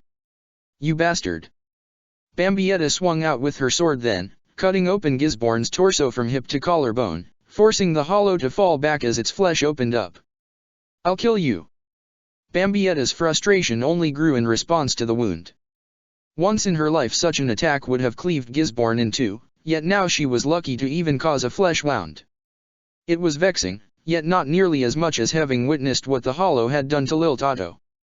Lil. Bambietta grabbed the fallen Quincy, ignoring the blood that seeped from her wounds upon Bambietta's hands, and lifted her up to her feet, allowing one of Lil Tato's arms to drape across her shoulders. Using Hirenkyaku, Bambietta appeared beside Totomaru and did the same for him. Struggling to keep them upright, Bambietta used her speed to run to Natsu then. There was no way she could carry all three at once, no chance at all, but she was going to at least tell him she would come back for him. Natsu. That guy packs a punch, the Dragon Slayer said as he pulled himself away from the building. What the heck did he hit with me? That wasn't magic. Bambietta prepared herself to tell Natsu what he was dealing with, but once more did the Dragon Slayer interrupt her. Oh well, it's not like it matters. Urza's hit me with worse plenty of times. Natsu tilted his head back and forth, all the while rotating his right arm around at the shoulder. No, go on, Bambi. Get those two to Wendy. Me, Gray and Kana will hold this thing back for you. Are you insane? Totomaru asked weakly. That monster is beyond all of us. I hate to agree with the Phantom Lord jerk, Bambietta began to say, but I agree. Come on, you guys. Bambietta turned and could see that Gray and Kana were already attacking the monster with Ice Maker magic and Shuriken cards. She looked back at Natsu. What's the point of fighting if you are going to die? Bambietta asked. Come on, Natsu said, smiling broadly. We're Fairy Tail. We've got this. You're too happy for your own good, you know that. Natsu's face growing calmer then as he looked into Bambietta's eyes. I'm serious. We're Fairy Tail. We have to do the right thing no matter what the cost. You got me. Bambietta did not answer Natsu. Instead she simply vanished then, Hirenkyaku taking her away, Lil Tato and Totomaru still held tightly. Wendy Marvel was nervous, it was as simple as that. She had come to Clover with the sole intent of healing those in need, yet now she found herself one step short of being on the front lines. The monster was literally at their door, fighting tooth and nail with those perhaps chosen by fate to oppose it. The Sky Dragon Slayer was simply praying for their safe returns, all the while trying to accept the truth that she would no doubt have to heal horrific wounds. Bambietta's had been the first, and while it was the worst, Wendy had seen countless injuries in the past week. Her magic, a gift bestowed to her by Grandini that was only surpassed by the dragon's motherly love, had healed them all. While Wendy was more than happy to help, there was a part of the young girl that was worried she was going to grow accustomed to seeing such carnage.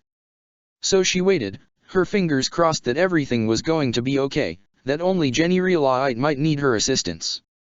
Unfortunately destiny, as some might call it, had other plans for Wendy Marvel. Bambietta appeared within the train station, the Quincy dropping to one knee as the weight she was carrying began to take its toll. It was Lil Tato and Totomaru, the two of them bleeding out from wounds they had both received upon their torsos. One was pierced through his stomach, the other slashed across her chest. Wendy swallowed back any fear or shock she felt, the Dragon Slayer moving towards Bambietta. The Quincy lay both her companions, long time and recent, on the ground and watched as Wendy reached out with both hands, one hovering over Lil Tato and Totomaru each. "Shouldn't you do one at a time?" Bambietta asked. She knew her desire was for Lil Tato to be the first to receive Wendy's healing touch, but she also knew that the Quincy was more durable than a wizard. She had to put her own needs beneath others, no matter how hard it would be. Still, she was concerned about the situation as it was. "Listen, Wendy, you're spreading yourself too thin." "I don't care," the blue-haired mage cried out, leaving Bambietta surprised by the sudden outburst of anger mingled with panic and fear. "If I don't help them at the same time, then they're both going to die. And I can't." Wendy began to cry then, all the while keeping her magic focused on those who needed her attention so desperately. "Wendy." Bambietta knelt down beside the Dragon Slayer, gently placing her fingers atop the girl's shoulders. "You know when a white mage is supposed to cry? When a person they were trying to save doesn't make it." That did little to stop Wendy's tears, but Bambietta persisted. "And you know what I think, Wendy? You're never going to ever need to cry like that." Wendy looked towards Bambietta, sniffing back as she tried to compose herself. "What makes you think that?" "Because," Bambietta said, trying to smile despite the dire circumstances, "you're stronger than you know." Wendy nodded then, keeping her healing hands above Lil Tato and Totomaru. Bambietta reached towards her face then, gently running a finger underneath her eyes until the tears began to seep into the white glove. "Heal Totomaru first," Lil Tato barely managed to say. "I'll hold out for my turn." "But she's made of sterner stuff," Bambietta said, nodding her head in approval. "It's all right." Wendy reluctantly did as she was told, turning so that she kneeled above Totomaru and reaching over his wounded torso with both glowing hands. "You can use Volstern-Dike," Bambietta began to say, looking down at Lil Tato, all the while holding her one of her hands. "You can use it, can't you, Lil?" Lil Tato looked weakly up at Bambietta. "Yes." "Then why dash?" "Because I knew you would feel weaker if I did," Lil Tato interrupted. "And I think I hurt you enough already." "You're such an idiot," Bambietta said, trying desperately to keep herself calm. "You had the power to fight that thing and dash." "Look, who's talking?" Lil Tato interjected. "Bambi, I let the past hold me back. My mistakes made more mistakes." "Don't be that stupid, okay? Lil, I can't just." Bambietta's wavering expression hardened. "No. We're our own worst enemies," Lil Tato replied. "So be it." Bambietta stood up and turned away from Lil Tato. She began to pull from her coat several Jinto capsules she had created the last few days. "I'm going to end this, Lil. My way. That dumb hollow will go out with a bang." Bambietta began to walk away then, leaving Lil Tato in Wendy's delicate hands. However, as Bambietta continued her departure, Lucy and Levy approached her. "Bambi," Levy began to say, Lucy cutting her off and speaking for the both of them. "Are you crazy?" the celestial spirit mage asked, her voice raising. "You two of all people should know that I'm plenty crazy," Bambietta said, looking back at her friends in this world with an arrogant smile. "Besides, I'll be fighting alongside Natsu, Gray, and Natsu. We'll be dash." A crimson blast of spiritual energy tore through the side of the train station, cutting through the structure like it was barely there. No concrete spilled out, the wall simply disintegrating under the power of the light.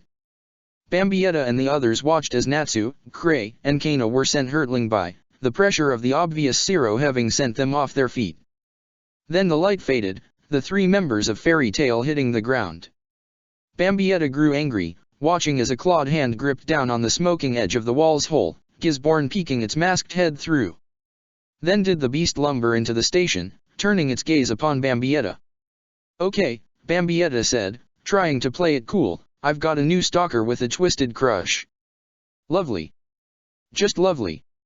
Loke and Elfman suddenly moved past Bambietta, the two lunging towards the hollow with their magics activating.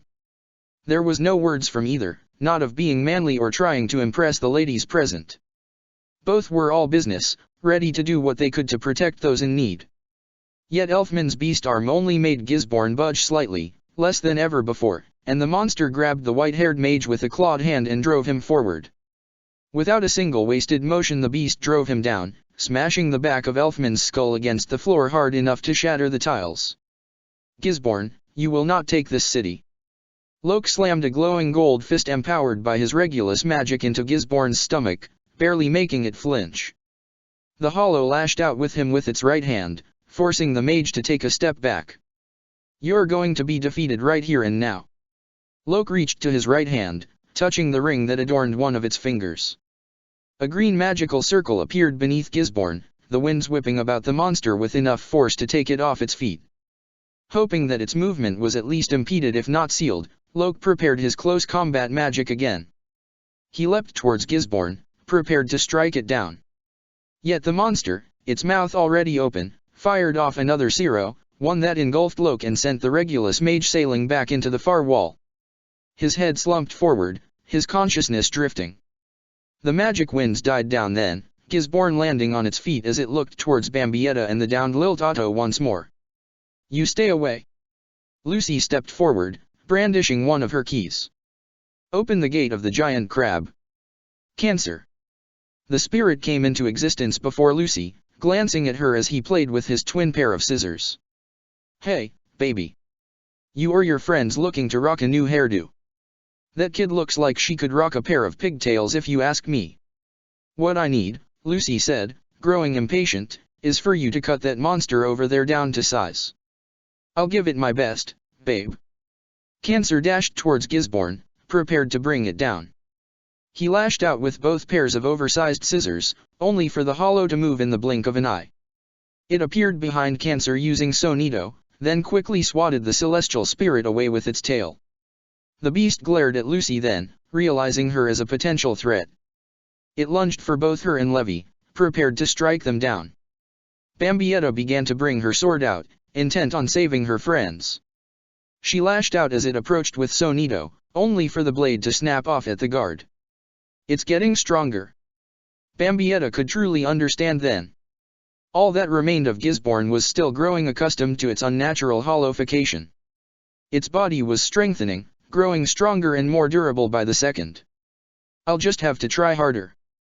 Bambietta summoned another sword into her hand, letting blood venae become blood artery, and lashed out towards Gisborne's mask. The newly forged sword simply shattered upon impact, leaving Bambietta to simply begin to force another. A simple backhand from Gisborne sent the Quincy flying through the air, Bambietta crying out as her body hit the wall. Her body shook from impact, the Quincy having been defenseless. Her bones threatened to bend, to crack, and Bambietta slumped to floor for a moment. Leave her alone. Levi attacked next, a burst of electrified letters appearing above Gisborne's head. Lightning rained down on the monster, causing it to roar in anguish. Yet it remained undeterred. Gisborne lunged at Levi and Lucy both, its leg whipping out and smashing into the former's side. Levi cried out, blood spraying from her mouth as she careened through the air. Bambietta forced herself to stand then, her body sore. She used Hiran Kyaku to match Levi's speed, wrapping her arms around her and shielding her from the coming impact. Bambietta's back hit the wall a second time, the Quincy gritting her teeth. Still she looked down at her friend, Levi struggling to remain conscious. You okay? What about Lucy? Bambietta looked up then, pure rage consuming her as she watched Gisborne slam Lucy to the ground, pinning her upper body underneath one of its massive feet. Lucy was crying out in pain, the beast no doubt trying to break her. Bambietta grew truly enraged then. Leave her alone. Fire Dragon's Roar. Gisborne was pushed away from Lucy quite suddenly, flames licking at its body. Bambietta looked to the source of the flame, catching sight of Natsu. He looked worse for wear, the dragon slayer running a hand over his mouth as he stared at Gisborne with narrowed eyes. Who do you think you are? Picking on my fairy tale friends like that? Well, guess what? We ain't gotten started to fight just yet. Natsu ran forward them, his feet becoming alight with flames. Fire Dragon's Claw. Natsu was propelled forward then with amazing speed, the Dragon Slayer lashing out at Gisborne with a kick that sent it stumbling to the side. Natsu reached out and halted the Hollow's movement by grabbing one of its wrists. Don't go and fall just yet, Natsu said, his free hand burning brightly. I'm going to show you why you don't mess with my friends in Fairy Tail. Fire Dragon's Iron Fist. Natsu threw his hand outwards, smashing his blazing knuckles into Gisborne's mask, causing the beast to shudder. What the hell? Bambietta said, watching on in awe. First the Hollow, now Natsu is getting stronger. The flames of emotion. Levi began to say weakly. Natsu once told me that, a fire dragon slayer's magic is closely connected to his feelings. The more emotional he gets, the hotter his fire burns. Huh, Bambietta said, trying to process it all. Sternritter-y, the explode, meet Fairy Tail-y, the emotion. It has a nice ring to it. Bambietta watched as Natsu continued to assault Gisborne with a series of fiery punches, the Hollow reeling in response. Natsu at last let go of Gisborne's arms, both the Dragon Slayer's hands becoming consumed with flame. Fire Dragon's Wing Attack. Streams of flame burst out from both of Natsu's hands, the Dragon Slayer swinging his right burning arm outwards. The stream of flame empowered him, allowed the dragon to cut through Gisborne's torso clean through, from the ribcage to the hole in its chest. The beast roared in pain and backed away, only for Natsu to strike with his other hand, the stream of fire striking the wounded Hollow hard enough to send it sailing away. Lucy, you all right? Natsu asked, looking to his downed teammate. I'm all right. Lucy said, clutching at her ribs as she tried to crawl across the floor. Natsu's lips curled slightly, the Dragon Slayer looking back to Gisborne. The monster's injuries were beginning to heal, Gisborne beginning to rise to its feet once again. I've had just about enough out of you, Pell. Fire Dragon's Roar. Natsu let another great ball of fire loose from his mouth, intent on doing whatever damage he could to the monster that had harmed his friends. Yet Gisborne was ready this time, the Hollow evading the attack with a quick burst of Sonido. It appeared directly in front of Natsu, hunching over so that its face was directly in front of his. Worse, Gisborne's mask was cracked open, a red light within its mouth. Then, before Natsu had a chance to defend himself, a Zero came into being, striking the Dragon Slayer directly in the face. Natsu cried out in pain, his body determined to fall back. Yet Gisborne would not allow it, the Hollow grabbing hold of Natsu's arms and forcing him to stand his ground and receive the full brunt of the Zero. Natsu! Lucy cried out, reaching out with one arm weakly towards her friend. Gisborne ceased his attack then, the crimson light fading as it closed its mouth. It watched as Natsu went slack in its arms, the Dragon Slayer breathing faintly. Gisborne reveled in its moment of triumph before its senses suddenly kicked in. There was still the Quincy to kill after all. The Hollow threw Natsu aside, the beast focusing on Bambietta once more. It began to walk forward then, fully intent on finishing the brunette off once and for all. Yet then did a beam of concentrated golden light suddenly swarm over Gisborne, Bambietta squinting her eyes in response.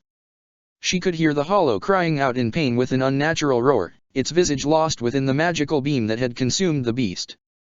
Bambietta watched in awe of that which could be seen, the brilliance beyond the dawn that was the golden magic having spread out wide and high. The radiance was all that Bambietta could see, the blast striking the far wall and tearing through it. The Quincy glanced to her side and could see Jenny Relight standing in the entranceway of the station, the battered S-class mage consumed by her Dria's Wurg soul. Her cannon was covered in magic circles, the machine continuing to keep up its prolonged attack. How do you like that? Bambietta asked, looking back at where Gisborne no doubt lay dying. The golden light was so close to Bambietta, not a foot away, yet she felt all the same. Transform all you want, that S-class wizard is going to kick your dash. Bambietta's eyes widened, a clawed hand suddenly bursting forth from the light, the tips of its talons barely a hair's breadth from her eyes. The Quincy felt herself stop breathing for a moment, Bambietta's boiling anger suddenly dwarfing the momentary fear. Why? Why won't you die? The Quincy yelled, her defiance in the face of Gisborne's talons clear as day. There was a roar from with the light, one that grew fainter by the second, and Gisborne's clawed hand slowly began to fall to the floor. It lay motionless then. Jenny ceased her attack, the mage dropping one knee as her cannon vanished into the ether, her Driaswerg soul doing the same. I put everything I had into that. Wendy Marvel continued to heal Todomaru, the Sky Dragon Slayer, having tried her best to avoid watching the horrific events around her. Hearing it had been more than enough. Yet now she could not help but look, catching sight of Jenny falling to the floor. No. Todomaru glanced weakly from his position on the floor, having witnessed the attack that had been initiated by the Blue Pegasus Wizard. He was still lost in his own pain, the mage speaking almost deliriously.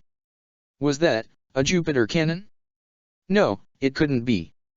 Don't talk, Wendy said, continuing to heal the wizard. You need your strength. Wendy continued to glance around then, taking note of those of Fairy Tale also scattered about the floor, some bloodied and bruised. It was a nightmare to the young girl, yet she knew that she had to be brave in the face of the carnage. As she looked around, Wendy could see the terrifying monster that had hurt so many. There was little left of it, the beast lying on the floor, its entire lower body gone, an arm missing as well. Smoke was rising from its body, its one remaining arm resting outstretched, its talons pointing towards Bambietta. Bambi. Wendy could see that Bambietta was as hurt as some of the others, the Quincy holding a battered levy tightly. Hey, Wendy, Bambietta said. I'm sorry, but I think you are going to have your work cut out for Dash. Bambietta's words fell short, Gisborne's body suddenly moving about, its one remaining hand clasping around her right ankle. Wendy shrieked in response, the Sky Dragon Slayer overwhelmed with fear. Bambietta, however, was growing even angrier. She lashed out with her left foot, kicking Gisborne in its masked face. I am getting sick and tired of you. One blood artery-empowered kick sent the remains of the Hollow's body away, the body skidding across the tiled floor. Bambietta looked at the monster with disgust, watching as its form began to regenerate despite the massive damage it had received. You just don't know when to quit, do you? Bambietta asked, the Quincy trying to force herself to stand. Gisborne's body began to take shape, its lower body and tail bursting into existence from its waist, a new arm bursting forth from its shoulder, talons scraping against the floor in the process. Whole once more, Gisborne stood to its full height and looked down at the helpless Quincy. I guess this is it, Bambietta said, looking up at Gisborne with a tired light in her eyes. Oh well. Whatever happens happens. No point fighting if I can't survive anyways. It was a good second run I had, right? The Quincy was calmly accepting of her fate for the first time in her 2 chances at life, but another was not so generous to the feelings of hopelessness. No. Wendy could not help herself. She had already seen too many comrades hurt. To see the same occur to Bambietta, to see her die, was too much for the Sky Dragon Slayer. She ran forward then, closing the gap between her and Bambietta as quickly as her legs would take her. Carla and Happy, still besides Todomaru, watched in horror, the former beginning to go into a panic. Wendy. Soon the Wendy found herself standing between Bambietta and Gisborne, Wendy trying her best to put on a brave face. Stay away. The Sky Dragon Slayer stammered, her body shaking. You hear me? Wendy, what the hell are you doing? Bambietta screamed, the Quincy no longer able to keep herself from swearing in the presence of the girl. Get the hell out of here while you still have a chance. Go. Now. And no, Wendy said, not looking back at Bambietta.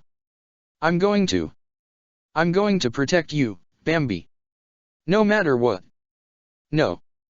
Bambietta watched in horror as Gisborne looked down at Wendy, the Hollow clearly intent on killing her. Bambietta's right hand reached up, clasping around her face as the Quincy began to whisper to herself.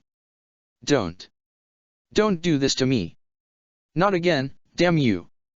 Gisborne lashed out then, its right hand moving towards Wendy, the talons aiming directly for her little frame. The young girl felt true fear then, but she refused to allow herself to succumb to it. Sky Dragon's roar. A blast of wind burst forth from her mouth, the magical force meeting Gisborne's claws head on. The hand stopped for a moment, pushed back by the strong wind, but it slowly began to move forward. Bambietta could see it clearly between her spread fingers, that Wendy was incapable of stopping Gisborne for long. She's going to die. She's going to die. Just like. Bambietta pulled her hand away from her face, staring at her palm. Quickly she curled her fingers inwards, tightening her hand into a fist. It had only been a week, one simple week, and yet Bambietta had grown to actually like Wendy. The young girl was fearful of violence, fearful of battle, yet she had exposed herself to both if it allowed her to heal those in need. At first Bambietta had simply protected her because Jenny had put the Quincy under obligation to do so, but as the hours had become days, the days a week, Bambietta had grown to like Wendy's company. For a time, Bambietta had been subject to the whims of her memory, recalling distant music, seeing the faintest part of her long-gone innocent self in Wendy. Yet this dragon slayer was so much more than she had been even then. Bambietta had seen it time and again over the course of the last few days, that Wendy possessed a truly noble heart, that despite her insecurities the Sky Dragon Slayer could sympathize with others in their times of need. She was too pure and too kind to die like this. No. Bambietta reached out with her left hand, taking hold of the glove that adorned its opposite. I can't. Bambietta grit her teeth, lowering her gaze for a moment. She was going to let Wendy die, she was going to let herself die, she was going to let everyone else die? She was going to let it all happen without a fight because of her own pride and memories? No, I won't be this stupid anymore. Wendy could see it, the talons managing to power through her winds, the Sky Dragon Slayer's power proving futile in the face of the Hollow's overwhelming power. She was going to die. She was going to die and everyone else was too. No. Wendy screamed through her own winds, trying to draw on any power she could. She had to live, she had to do everything in her power to keep the others safe. Yet it was no use. The magical wind she was generating grew stronger out of desperation, but Gisborne was still pushing through it. Then, quite suddenly, did the monster's hand fall out of Wendy's sight. All she could hear then was the hollow roaring in absolute pain. The Sky Dragon Slayer ceased her attack and backed away, letting her tunneled vision extend outwards. Gisborne was staggering back, blood seeping from its shoulder, the arm that had once been connected there lying on the floor and covered in blue blood. Then there was Bambietta, standing between Wendy and Gisborne. The Quincy's cloak was beginning to settle down, the high-speed movement of Hiron Kyoka finally starting to settle. Bambietta kept her back to Wendy, the Quincy's right arm raised high, her trademark sword held within a tightened grip. Yet it was the hand itself that truly caught Wendy's attention. The white glove that Bambietta normally wore was gone, the sleeve of the Quincy's coat rolled down to right under her elbow. Despite that, there was no bare skin for Wendy to see. No, there was simply the glove that Bambietta had shown her not 2 hours earlier, the cloth extending to her elbow, a blue stripe running down the center. Blue magic was swarming into the glove, as if drawn to it at an incredible rate. But why? Wendy asked. You said you wouldn't wear it. Does it matter what I want? Bambietta looked over her shoulder at Wendy, trying to give her a comforting expression. Everything will be all right, Wendy. I promise you that much. Check the description for the links to the author.